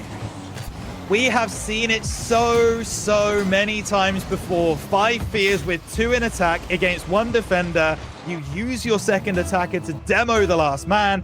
It's a free goal at that point. KCP had to push resources forwards. They had to try and get that goal. I'm not disputing that, but you need to be alert to the danger that 5 Fears brings on the attack. They were not on that occasion, and 5 Fears consider themselves that having normality resumed, I guess, against their challenger. Yeah, that is 5 wins in a row. If you want to look at this split of the matchups between 5 Fears and Pioneers, carrying that momentum, if you can call it that, between this open and the last. And you mentioned 5 Fears being alert, or excuse me, Pioneers being alert of 5 Fears and what they're bringing to the table. I feel like being alert is one thing. Working against it is another. It feels like at times you gotta have 4 players on the field when your last man is demoed. Yeah, I mean, to die for there is just, he's just in no man's land. He's just sat in goal. He's got no momentum to move him forwards. He's not really got any way of getting around that demo attempt from Snowy. And as soon as you are the last man back and you stay still against 5 Fears, you put yourself at risk of those demo plays. Pyro, again, you've seen it multiple times before. Oh. It comes through again in a grand final. It's as if they think they're going to get a half point for every demo goal they're going to get, the way they go for it every single time. Guns is like, oh, I have an opportunity to grab my flip reset on the ball and then leave it to lunge at the defender to bump them, to demo them, to get them out of the way. Yes, please. Will they be able to get something going in game number 2? Forbidden Temple, can Pioneers stop the rot and take a game against the top of the region? Gonna be tough. There's Guns now going coast to coast, looking to try and bring this one through. He's got a teammate inside. They might be looking for that demo attempt again. Not gonna happen. Luis P turns it to the side. Need a little more work to get that one rolling, but that seems like what they're capable of doing to die for. There wants none of that development from 5 Fears on their approach. But Tekos, it's a slow one here, starter, but it gets a little hotter as it goes on. It's Guns to turn it quickly. Pioneers with an answer to everything 5 Fears put up here at the start. So funny, I see that play forming from KCP, and they boom the ball downfield. They've got 2 going forwards, and I'm like, oh, this is a real opportunity. And then I realize, oh, that's Snowy back there? Yeah, they've got no chance. Snowy's just going to deal with this. And that's exactly what he does. Pushes it into the corner, makes it easy work to die for, turning the corner, looking to bring out the mechs again. Another demo, this time from Snowy onto Sweaty, means that Luis P is going to have to do something pretty magical to get this ball downfield. He's not been able to. He's got a second bite at the cherry. He does cross the halfway line, gets it beyond 1. Snowy's back to defend. And he's faking that touch as well to, guess what, go forward for the demo. Doesn't turn out perfectly for 5 Fears as Tekos will miss out on the flip reset, but Guns will never miss out on a chance to score. This speed that Guns comes through here with. To Die For once again caught out in the backlines, and I don't like to single players out certainly when it gets to this point, but it really feels like To Die For is at fault for at least 2 of the 5 Fears goals so far in this series. Needs to tighten up on defense if KCP are going to be able to win this one. Luis P, also a man that we focus on quite a lot as someone who gets things going for the Pioneers. He's going to try here. To Die For takes a shot. Snowy, what anticipation. Yeah, I had the read on that play. And Sweaty didn't quite get the touch on the ball that they were looking for there. Pioneers haven't really gotten the chances that they've been searching for. And it's almost a continuation of the last series. The last 2 games against the Crocros, they score only 1 goal per game. And you remember hearing Greybeard and Altruism, they have to work so hard for these goals. Why? Why does it take so long for the Pioneers to score? Well, we're a game and a half, and they're still scoreless. Something's got to turn around. Well, does it? If you're the Pioneers, if you're a Pioneers fan, you got to believe so. But realistically, 5 Fears' defense has looked completely locked down right now. There is nothing that the Pioneers have put forwards in an attacking sense that has concerned this defense since we started this grand final. Sweaty down the left-hand side trying to change that tune. He will collect the possession, move it through, gets a bump. There's 2 players going for that, but it doesn't matter because To Die For, not misplaced, he was in the right position, but 5 Fears able to get around him. There's another chance here for Sweaty flying through off the backboard. Tekos doesn't get the best of touches. Luis P fires it high. Snowy should clear, he doesn't. Now there's a real opportunity, bump on the back line. Surely Tekos clears his lines. Doesn't really, but Sweaty fakes it out. Doesn't think that Tekos is going to be there. And that's a real opportunity gone begging for Pioneers. I'm trying to figure out, was it 5D chess from Snowy to not touch that ball and assume that the shot wouldn't come thereafter? I can't imagine, but I never doubt players like Snowy who have kept this team in lockstep, especially in their previous matchup against Rounds. They keep this defense up, at least the defense that's kept the shutout alive against the Pioneers. Go up to in this series, but they've got to deal with more of the Pioneers. Feels like rinse and repeat, doesn't it, from game 1 right now? 5 Fears go 1 up, and they just keep that until the final few moments. Where they press the gas pedal. Tekos able to get around, and actually he's taking that one away from Guns. This is now awkward. Sweaty has a pass inside, fights To Die For, backboard, needs help. It's not going to be there in time. Luis P takes a shot, but he's met there, and the clearance is in. The go-ahead goal, no. To Die For matches it well.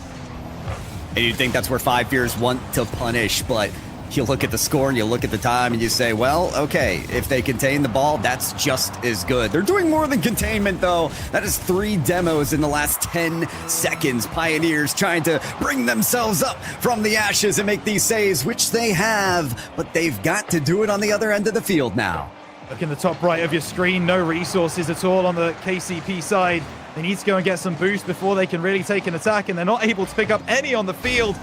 Tekos clears the ball away. Sweaty collects 10 seconds. It's now or never. Sweaty gets bumped. That's not a great clearance. Tekos still brings it away. And now Luis P, you've got to keep this ball in the air on 0 seconds. You've got one more attempt, KCP, to move down the field. He's got passes inside, but his car isn't positioned that way. Tekos should get this on the ground. It's not going to be there, but Guns will take it through. He's got control. He gets it towards the net. It still stays alive. Snowy will surely be able to put this on the ground. No, caught by Luis P, the Spaniard, trying to break for his team. Eventually, it all comes crashing down. 5 Fears go 2 up on the series. All right, palm sweaty there, not gonna lie, for that keep it up moment, but 5 Fears, and especially with Snowy as that third man, just keeping the net secure, were able to kill the ball and take another shutout win against the Pioneers. I mean, you start to think about the streaks, right? The 5 Fears are on. That's now 6 wins in a row. That's now another shutout in a row. The ditch that Pioneers find themselves dug in just gets deeper.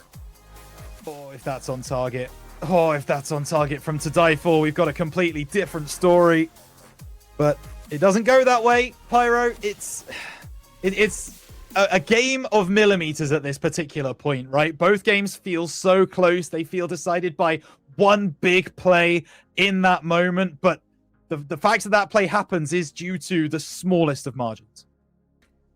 It is. I mean, I look at that to die for a goal, and I feel like the angle was closed off if it was on target. They are so close. They really are. And this is where I start to wonder about Sweaty's interview. You know, we tried to pry a little bit and say, okay, what are you bringing up against Five Fears? And Sweaty's like, no, there's a secret sauce. You know, we're keeping our cards close to our chest, but trust me, we have something. Well, put those cards on the table. Bet all your chips, because if not now, then when? Time to go all in if you're KCP. And they didn't take a timeout as well, which we'll discuss at length, I'm sure, on the panel afterwards if it doesn't work out for them. Because normally, in this situation, you would expect that TO to be called. Tekos clearing it down the field, but a bit of a mishmash of players, so Luis P tries to pop it up, but always there's a Five Fears player just to read that push forwards and send it back from whence it came to die for. High in the sky, getting a reset, following through. Great work, but better work from Guns to read it. Yeah, that defense is still intact, but it might be shred apart with the attempted bump going in the net to avoid the demo was Guns. He gets the save, and then a second. Is there anything that can get past Five Fears? That is a point of Guns' game which has improved so much since we first saw him break onto the scene. We always knew he had the quality, we always knew he had the mechanics in the offense, but the question mark was always around his defense. Did he have that ability in net? Oh, Sweaty! I don't know whether it was a fake or whether it was a pre-jump. Maybe I've caster cursed him. I can't tell if it was Guns. I think it was. It sure was. And suddenly, Pioneers have their opener they've been looking for. I mean, that lean back reset from Sweaty was way too clean. I'm finally starting to see the hidden mechanics that Sweaty was waiting to unveil, and this kickoff is lightning fast. But the redirect will be handled by Tekos. I don't think they're safe quite yet. Boosty off the backboard, and to die for. Wanted a narrower angle on the shot. Pioneers just won't give up on this chance, though. They want to not just the lead, but to extend it if they can, as they continue to search for these rebounds. 2-goal lead seems to be the key in this series. Put Five Fears massively on the back foot. You force them to move forwards and take advantage on the counter. It's to die for down the right-hand side. He's got two in front of him. Now he's only got one. Gets a good 50 on Guns, but it's not enough to win it. And now this is going to be a chance in the midfield. 51 by Five Fears. Shot on from Snowy. Saved by Tadai.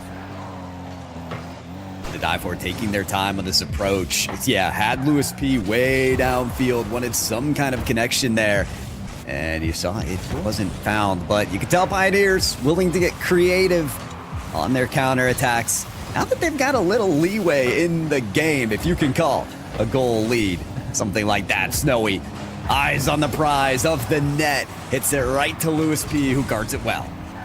The difficulty for KCP is Five Fears have scored at least one in both of the games you played so far. So is one goal enough? History would tell you no.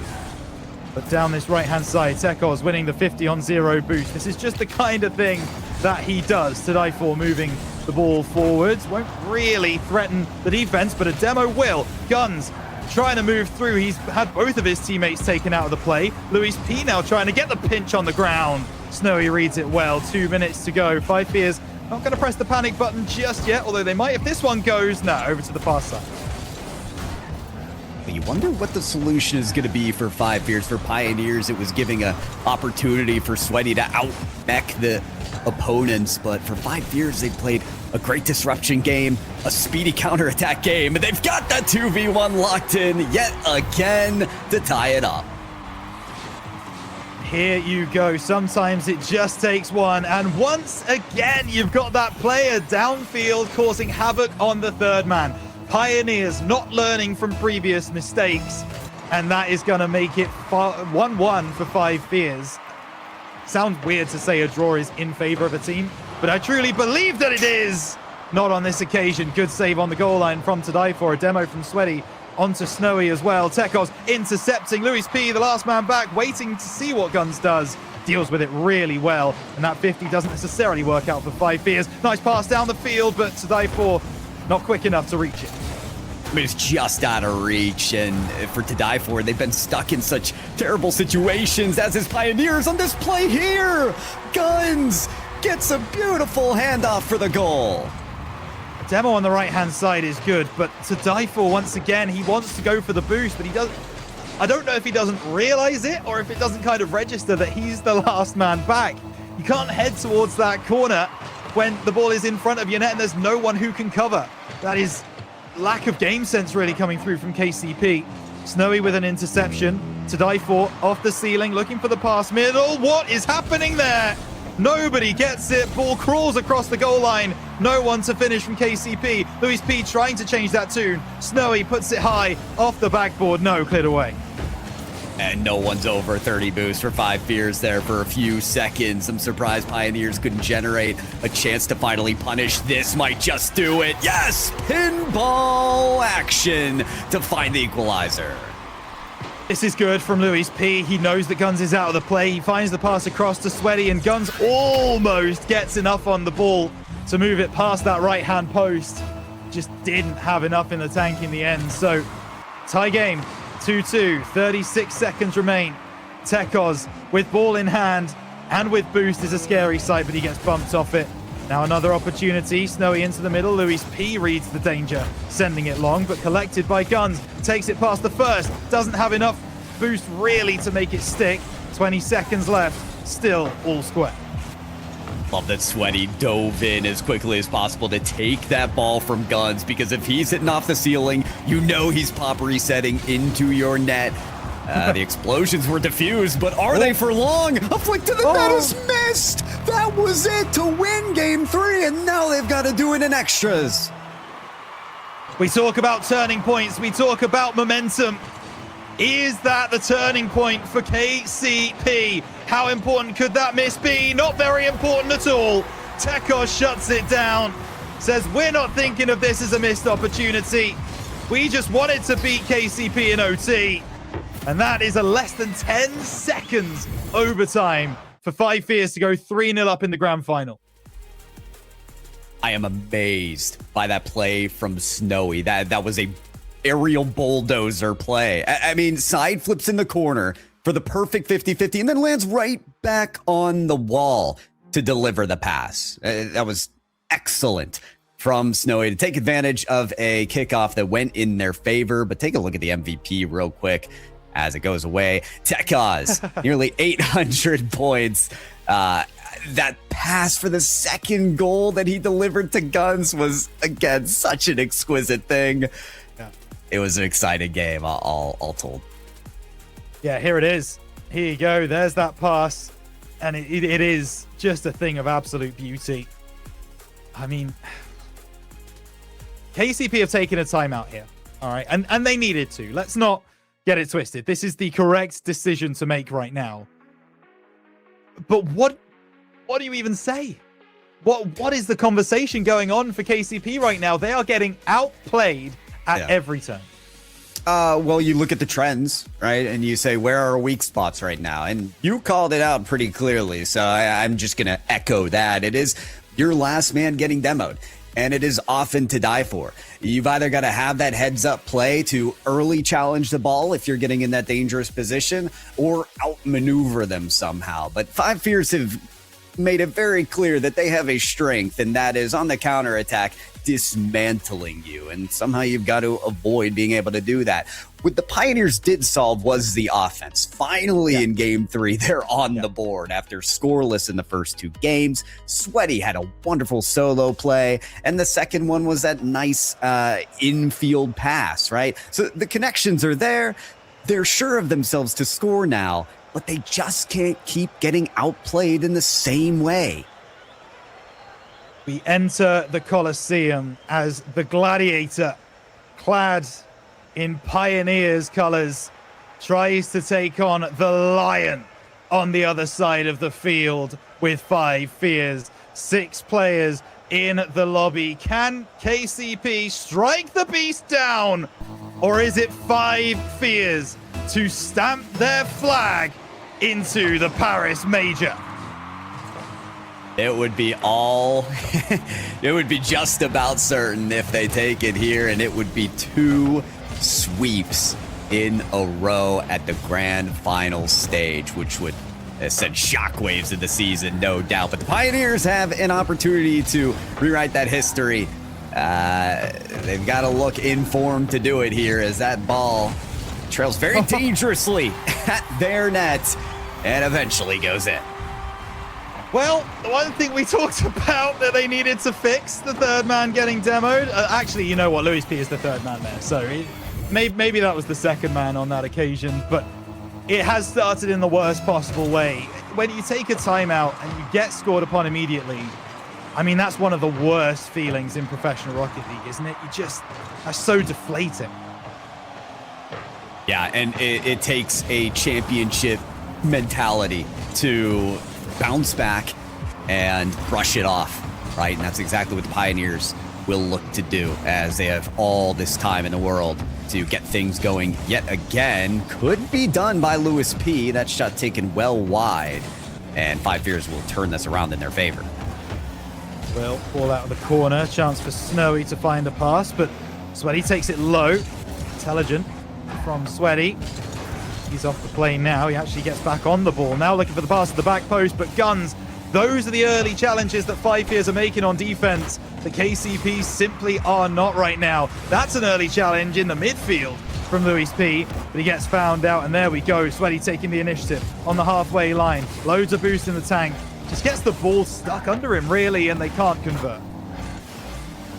Pioneers have to find one of these moments where 5 Fears are still pressing so far up the field that they can damage them the other way. A quick counter and catching them overexerted would be the idea, just like a clear in that fashion. If it's on target, that's close to falling in, but unless those clears are on target, unless they can get those counterattacks to look better and continue to avoid those demos, not going to be putting points on the board, even when Sweaty gets a good individual chance like that.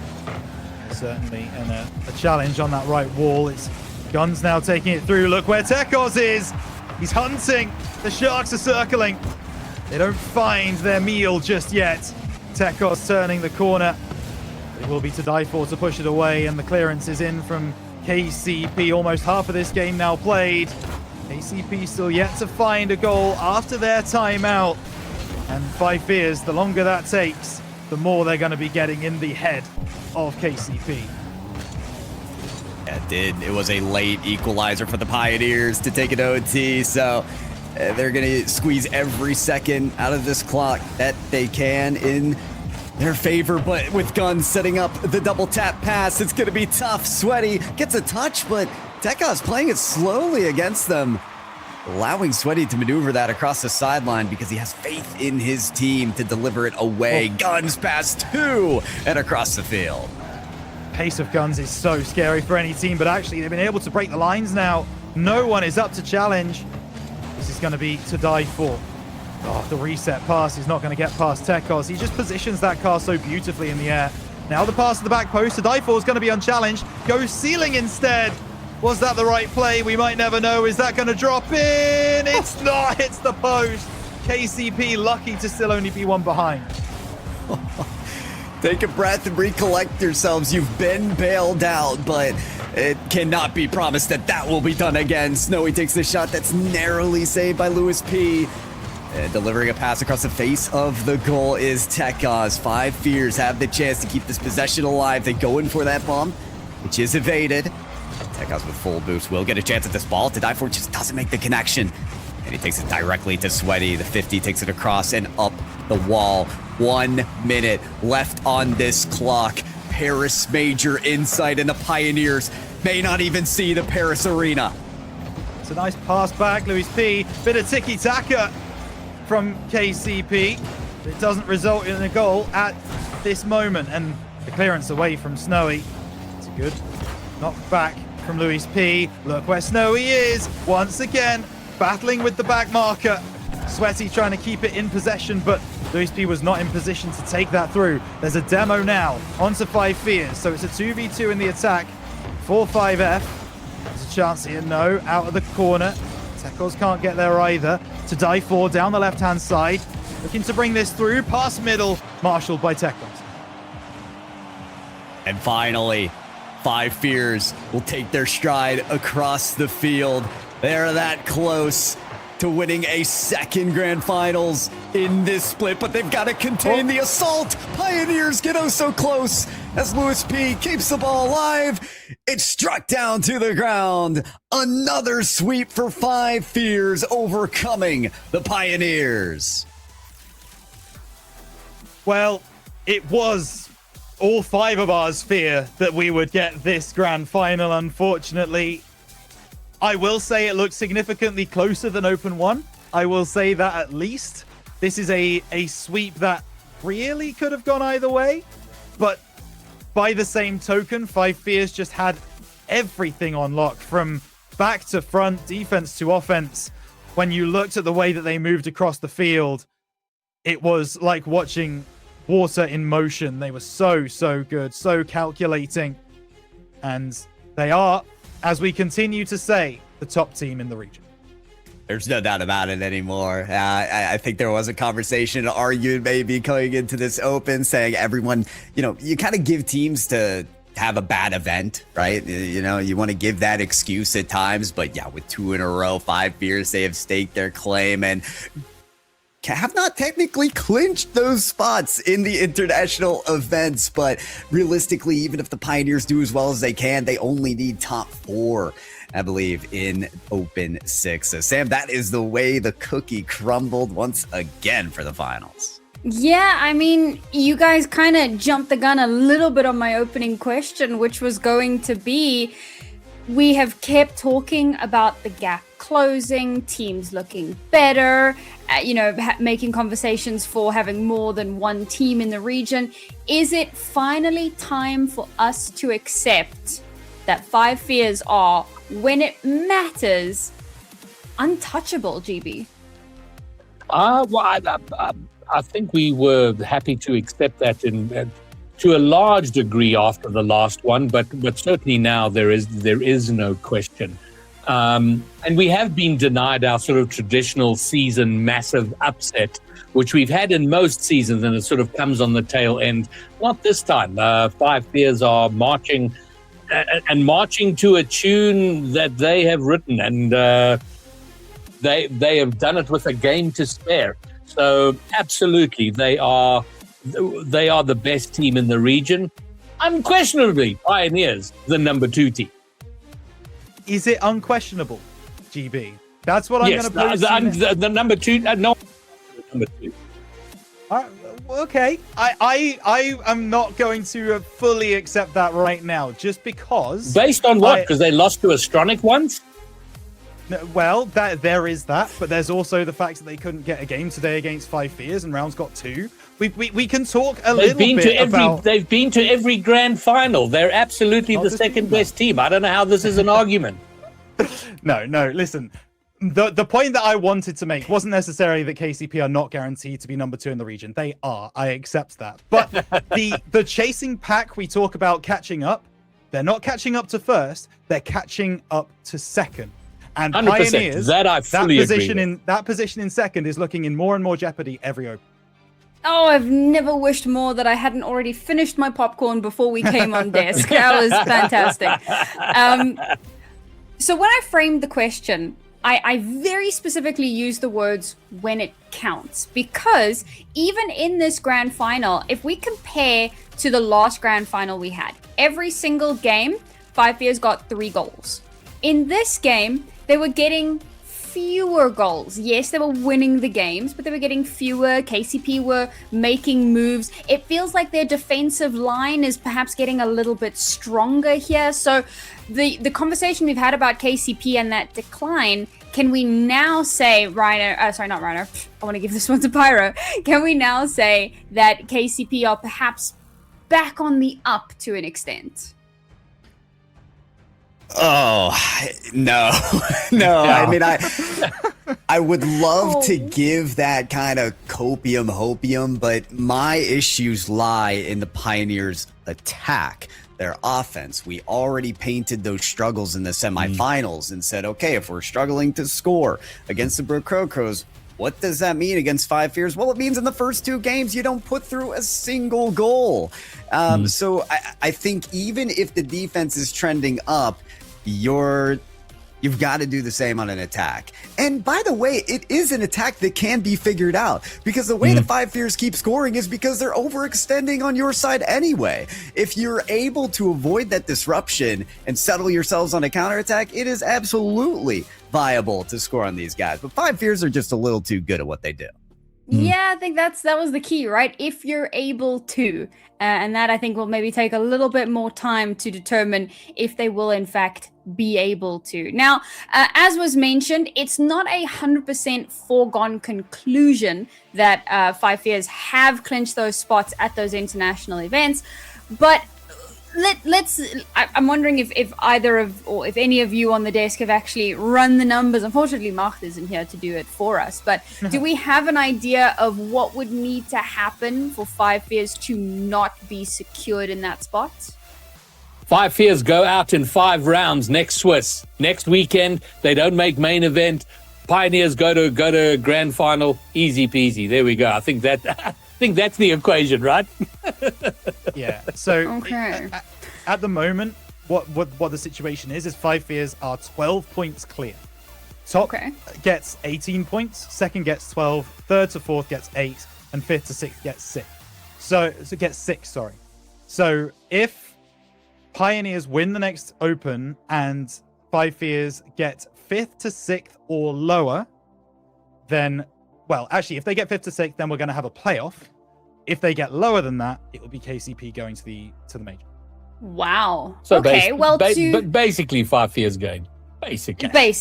But to expound a little bit more on the possibilities of that one, folks, we have heard your pleas and your cries, and we have an absolute treat for you today. It is not a Guns interview, as much as I enjoy his interviews. It's Snowy!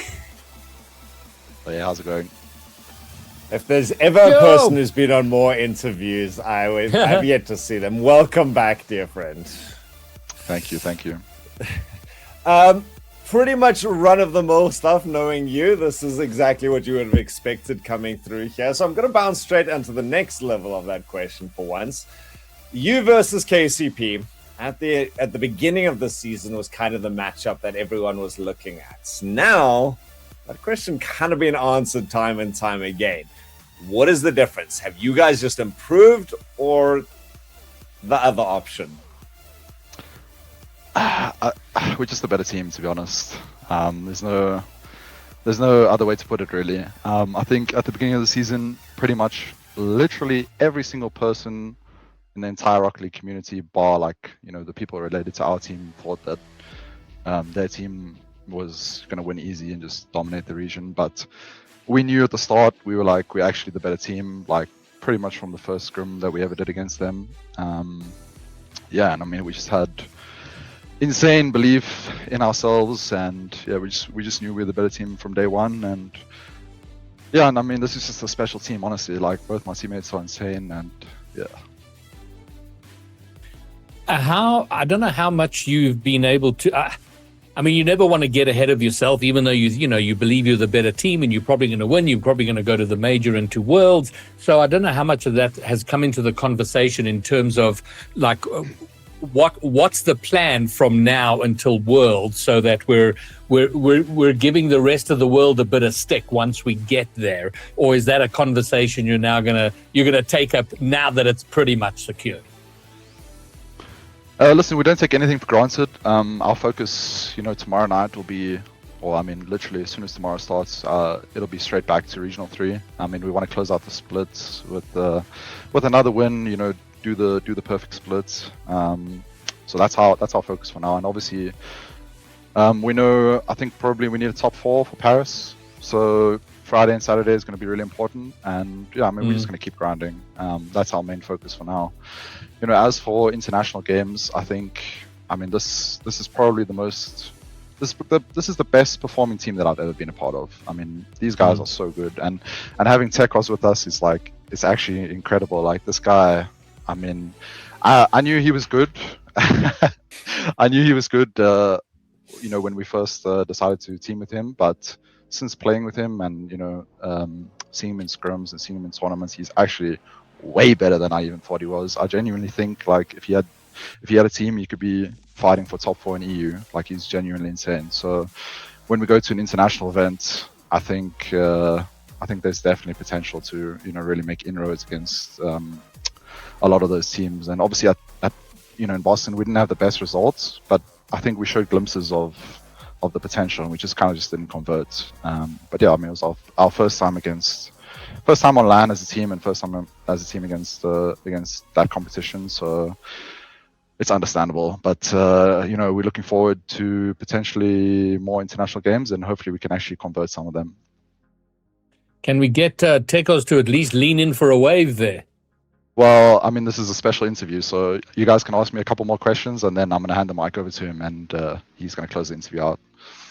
Oh, okay, great. That's awesome stuff. Well, then my final question will be, will you be able to get to Paris a little earlier for like scrims and stuff, or is that yet to be discussed? Because that would be awesome to see you guys having some time on the ground. I don't think we're going to get to Paris early, but we might get to somewhere else in Europe earlier. Okay. But yeah, I mean, Schengen visas are really tough. I think funny enough, I'm the only one on the team who actually has to get one. So yeah, I mean, it's a short turnaround. So yeah, we'll see what happens. But I don't think we're going to get to Paris specifically earlier. Okay.